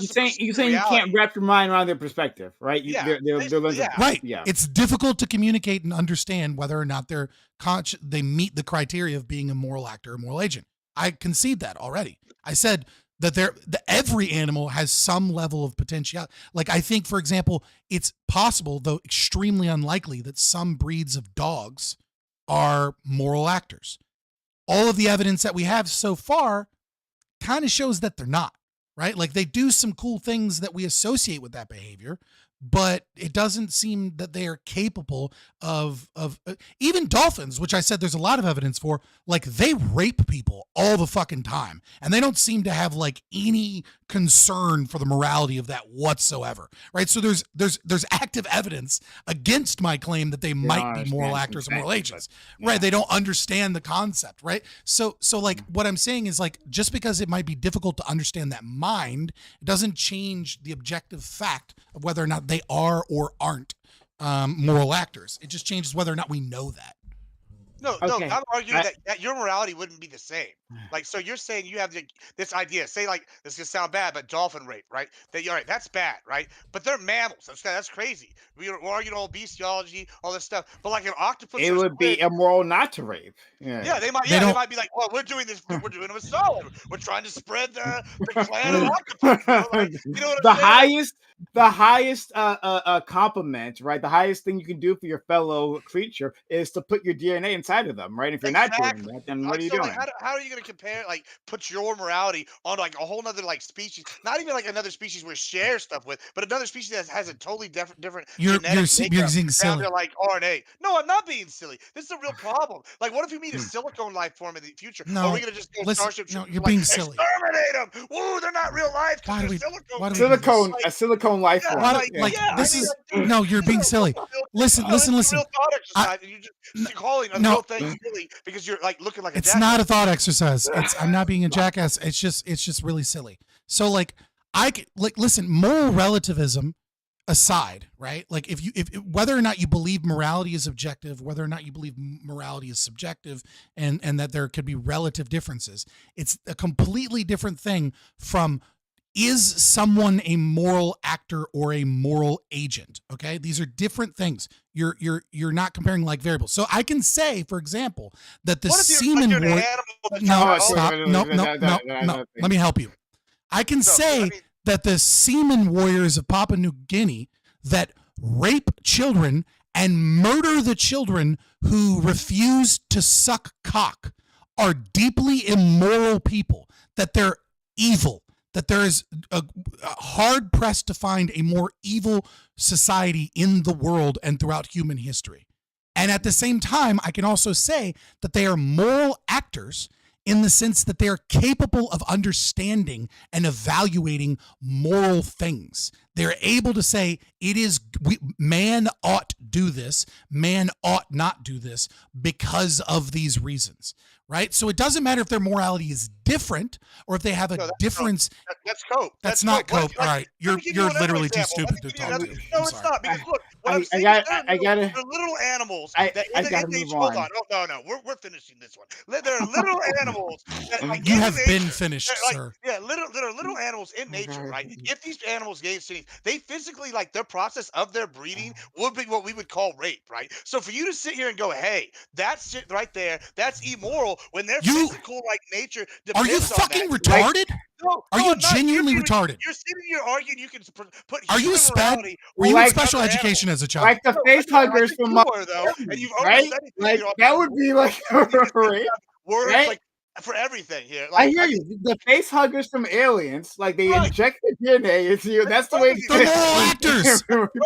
They're moral actors. They're deeply evil society of moral actors. You know how I know? Because they built fucking pyramids and they constructed hives and they were capable of determining they kill people for sport. No, he didn't say they're immoral. They said they're moral actors. Yeah, moral actors. Right. Yeah. They're deeply evil, psychopathic killers, but they're capable of communicating with their queen, right? Like they're shown in Alien versus Predator that they're able of making alliances. They're almost certainly moral actors, and yet they're evil as fuck.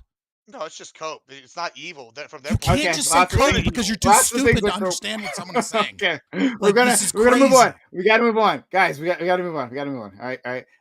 So we're gonna go to Aiko. We're gonna lag to it. No. That moment is past. No. I want you to do something else though. So I'm gonna. Okay. All right. Yeah. So before we do, and we're gonna go to FQ, right? She's cooking up a fantastic point, right? It's in a pressure cooker right now. It's about to explode, so we got to give her space. Before we do that, just really quickly. Hopefully, this is a very quick TLDR from our friend Scott. Previously, you talked about if like as part of your criteria, the subject has to be part of a species that's capable of moral acting, right? Like you said that, Yeah. right? Yeah. Would that count for AI, right? Like or AGI? And that We like would also we need a can body, but design. yes.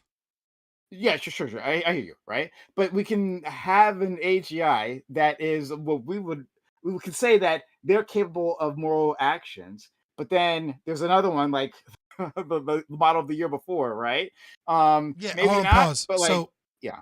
So like a mammal, like there are a lot of species that exist to mammals, right? Speciation is a difficult thing to define in artificial intelligence, right? Because like AI versus a self-aware AGI. I'm not certain that AGI or AI ever can create consciousness, or whether it ever can create rights. I don't make the claim that it can or can't.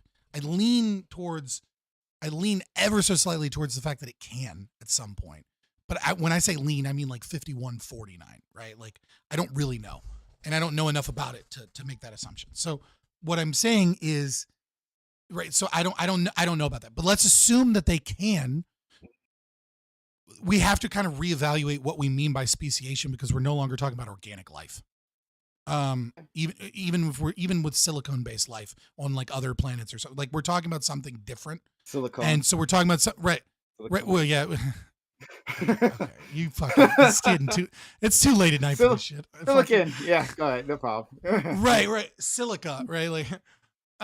So yeah. So like, I would say like, if it has its own body, we would have to come up with new criteria for potentiality, right? So if it's self-writing AI, and we know that AI is capable of human rights, I still don't know, right? Like it kind of, if you've played Mass Effect, right? I think Mass Effect has a really good kind of conception of this, which is that there's AI and then there's VI, right? And so given certain problems, VI is capable of becoming AI. But I would say that it is still something distinctly different than AI, because like any computer is in a way artificial intelligence, or VI, right? Like your cell phone is VI, but like all technology and software can't obtain rights, right? So we would have to have a totally different conversation when that comes. And I don't know. I don't have the right answers. I'm stretched at the end of libertarian theory on that. Fair enough. Okay, so we're gonna echo Lactoid and FQ. No, the thing that I was I responding know, to was but an I hour want ago. you to do the thing. You think that's relevant to this? Okay. Of course it is. I made a joke about Tuvix like Our 2 track. hours ago, and Prime wanted me to Bro, what? track two different Jesus people. God. See, this is what I told you would happen. Beat's Prime. about to drop. Two characters got beamed together, turned into one character. They were going to split them back into the original two people, but they didn't have the tech for it, so they just decided, well, it's just going to be you're a new person now. 6 months later, they figured out a way to split them back apart into two people. He did not consent. They did it anyway. Was that murder? That was the question of the episode. Although I think the answer is obvious. Like, I don't even think it's like all that debatable of a question. I think two people died. Yes, two people died. Right, and to bring them back, they had to murder this one new guy 6 months. Yeah, later. that would be my answer. It appears. Yeah, it's a paradox. Yeah. It's like a teleportation paradox, right? Like I don't know, right? Like it's like, are you a dualist and you believe in a soul, right? Like if you are a dualist and you believe in a soul, or dualism, right, and you believe in a soul, right? Then maybe that soul is like suspended by the process of the new body, and like that, and those souls will be then reinstated. But like assuming I'm not like a Christian or like some form of dualist, I would just say that those two people are dead, and that you'd be resurrecting some other weird thing. But even if you did believe that, By like murdering you someone. would still need the consent of the person who's going to be like killed in order for that to happen. Like even Catholic moral philosophy says that you have to deal with. There's too many unknown person variables that's in front of you. And there's too many unknown variables because like the new person is amalgamation of those two people. So are they not in some ways those two people? Right. Like, there's too many questions of consciousness. Like I'm out. I guess the utilitarian answer was, that two people are more important than one. I think that was the answer the episode gave. Isn't there a whole debate in Star Trek with like every time they use the transporter, this person's dying? Yeah. So like That was it's the teleportation paradox. Yeah. That's what I was saying. The teleportation paradox. Yeah, so everybody got murdered there. So you just killed 3 people, really, and I mean, I don't know. Well, but we don't know if they did or didn't get murdered. That question. Yeah. Yeah, it does. Yeah. This one just assumes that that's not an issue. Well, no. So I guess did those 2 people have all their memories from while they were the same person? They did. Yeah, they did end up having those. Ooh, it's a fucking isekai. All right. Fucking got isekai'd into a body. Can you fucking go back to the old world? I don't know. And I think the big decider on this one was the. I feel like Ike Rich doesn't get that joke. Was the what? Sorry. No, I think he does. It was the girlfriend. It was Tess. It was the girlfriend of one of the 2 people that ultimately pushed the hardest for them to be split back up again. What happened to the 2? So she could get her boyfriend back. Yeah. Did the 2 people afterwards be like, "Yeah, thank God we're back," or like?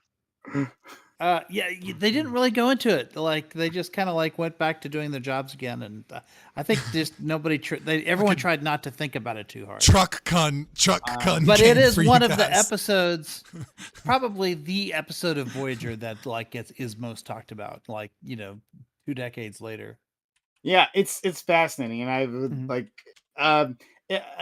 we can. I know Lactoid and of course FQ has something they want to say, so I'll go through that. But I think it's an interesting question to bounce around. You're creating this brand new life, and this brand new life, has a chance to live and explore the world. I think at the first they were compliant, okay, well we will split up, right? Mm-hmm. But then later on, something new was born. And they had their own experiences and wanted to continue on, and then they just said, "No, we're going to split you up." Yeah. The utilitarian will kill the person for 2 people. Yeah, but I would say, given what I know, killing someone to bring 2 people back from the dead is not right. In fact, that we have another name for that in fantasy called necromancy, right? Necromancy is not cool. You don't get to kill people with a fucking cursed dagger in the hopes of bringing your loved ones back, right? No, let's not. Yeah, it's similar to the question about the killing somebody to give their organs to 5 people so you can save those 5 lives. Yeah, it's similar concept. Lactoid. Okay, bear with me here because I'm having a little bit of an existential crisis. You're about to be. You declare yourself as a socialist? For real? No. Did you just become a father? Did you just find out someone's pregnant on this panel? No. Now you're questioning whether or not you're pro-life. You're like, hold on, this bitch. No. Hold on, I got $400 right now. I found myself into what is a person mean? Anyway, so my position on this, the general proposition is one of human chauvinism, where I rooted for the humans in Avatar. Kill the Na'vi, take over the unobtainium. That's critical for the economy of Earth, which is ultimately the most important thing to me in that movie. So, bro, it's easy for me. For me, it's like a human brain. Libertarian, kill all the natives. Fuck Native Americans. Genocide. No, those aren't humans. Those aren't humans. They don't count. It would be very similar to killing cows or killing ants or octopus, right? You can do whatever you want with them. I don't care. But what I do that value was once is the theory about black people. Yeah. I don't disagree. It could be used that way, but I don't. For me, it's just all humans, and then everyone outside the club now. Everyone outside this new club is, free for all. You can do whatever. But the club is expanded. It's not the exact same argument because black people are in my club. You're on the list in the club. You get in. Y'all wonder why I call him a socialist all the goddamn time. You get to be one of the bad guys now. Kill them Native Americans. You guys are all in the club. You guys are on the club. Don't worry. You don't have to cry too much. You're on the club. So, but what about my blue pussy? I want her to be in the club. Fucking. I'm 6'5", dog. You know how difficult it is to find a woman as tall as me? Like, I need some fucking fucking. Yeah, I'm about to make an saying you can't, unobtainium wedding ring and find me some blue bitches. Sure, dude. it would What be the very fuck? similar to that would be very similar to, like, I don't know, those dating AI apps, you know, that are out there where you can have whatever kind of relationship you want. That doesn't make it dog. morally valuable. I seen that fucking tail do crazy shit. Don't even lie. That is not the this is same like, thing as a computer. No, this is kind of like Blade Runner, right? Where it's like, yeah, you know, you can fall in love with something that doesn't make it morally like a moral subject. For me, a moral subject would just be like a human brain that has electrical activity, right? Some kind of living, and then therefore, as long as there's that, we have some kind of moral subject that we have to look out for. The problem with this, though, is I was thinking about this where, okay, I'm very consistent. Okay, if you split the brain in half without killing the brain, then you have two separate brains that are functional. So you have two separate people. I'm okay with that. If I kill two separate brains, so like if I split your brain before I kill each brain, did I just commit double homicide or single homicide? I don't know. Sorry, what? Say that again. Sorry. Sure, Prime. Let me walk you through this. So you can. There are examples of people who live a somewhat normal life, missing half a brain, like literally half a hemisphere of their brain. Wow. And they're able to live. Now That's what Ben Carson's famous for, by the way. You know that guy that thought we should put like grain, the Egyptian pyramids like housed grain. Yeah, famous he also invented, he basically invented the surgery on like fucking getting rid of it was a half conjoined a twins. hemisphere. Well, no, this was conjoined twins. He separated conjoined twins, but like there's people who live without half, like literally have half. The corpus callosum gets cut in half. Well, right. Well, that's a common procedure in which they cut that, but they keep both halves. They just use that to mitigate electrical activity. I'm saying there's people who just simply don't have that. They simply just do not have the hemisphere, and they survive. So let's say the technology gets to the point or whatever where you do something similar, where you cut the corpus callosum and you take half the hemisphere and you put it into a different body. And now you have like two different people, because we already defined someone with half a hemisphere as a person. So now we have two different people that come from one person. So if this is the case, if we're comfortable establishing this, if I'm going to kill somebody, let's say with like a samurai sword, and I cut through their head perfectly vertically, and it separates their brain, and then each half, which is now a separate person, dies, did I commit double homicide or did I commit single homicide? Star Trek's already done this, but right? another example. Isn't it amazing? Isn't it amazing being a fucking libertarian? Because this is not a problem if you were a real libertarian. No answers to my question. Right? No, it doesn't. It doesn't actually matter. Double homicide. Because it doesn't. Why have I not committed double homicide, Corey? It doesn't matter. Because you killed It does someone. matter. I want to know. No, you killed someone or two people, but that doesn't change restitution. Should I be charged with double homicide or single homicide? You should be charged with the crime of homicide, regardless of how many it was, What if and it's pay a joint restitution to twin? all of the victims. Well, the number of charges matters. No, You it should be doesn't. charged Not if with you're a real two- libertarian. You should be charged with 2 half homicides. What if it's a Oh, conjoined whoa, twin? whoa, Adds up Them to a together single as a whole. homicide. Wait, Aiko, are you Yeah. saying that people who are functioning with half a hemisphere brain, you're calling them like half a person? Demicides. Demicides. Wait, are you considering these people who are walking around living a relatively normal life, half people, for like? Yes. I thought moral democide purposes? was what Ashton Kutcher did to that pussy. Well, here's the issue. Here's the issue, right? So someone with half a hemisphere, let's say I they wanted can that image in your head. let's say they can function more or less equivalent to Demi somebody Moore's with like old ass. some kind of like learning disorder, right? Like, what's your measurement here, right? Is someone with like a mental disability half a person in terms of Well, moral this consideration? your hypothetical has kind of been done. So there are examples of people whose corpus callosum have been cut, and they actually end up becoming 2 people inside of a body, to the point where one brain was controlling the left part, and then another one was the other half of the brain was controlling the right half, and they were actually having conversations with each other. And well, on top of that, it was very wild. weird ways. Well, Look, I don't to want to. back I that don't up, want to Aiko, not be a libertarian anymore. But can my we just fucking God. accept that like Full Metal Alchemist brain babies, like we just fucking get rid of them, man? No, so I saw the study on that. Edward. I saw there was a study on that. Well, they cut it, and then there's a part of your brain on one side that's like developed to like control speech or control a specific like way of interacting. and then most people, the other like a different part of your brain on the other hemisphere controls a different part. And so if you was cover more up one of their- visual. Yeah. yeah, if you cover up one of their eyes and then show them something, and then you say like, okay, like this is this, and then you cover up their other eye, draw what you just saw, they can't draw it. No, of course. Because they don't it's a remember it. different right. Because the two halves of the brains are no longer communicating. what's They're, the for all difference? intents and purposes, two different people. Two different Yeah. people. So if you kill that thing, it's two more homicides. Right. So what? Well- what's the difference between that and a conjoined twin Well- with two brains that are like conjoined in like the body, like and like where they can't separate them? Is that a double homicide then too, or like? I would assume so, like a conjoined twin, like Amy and Brittany or whatever, the way they're joined at Yeah, the that's hip. an easier question That's because two it's people, it's easier. obvious that it's two consciousnesses, right? Yeah.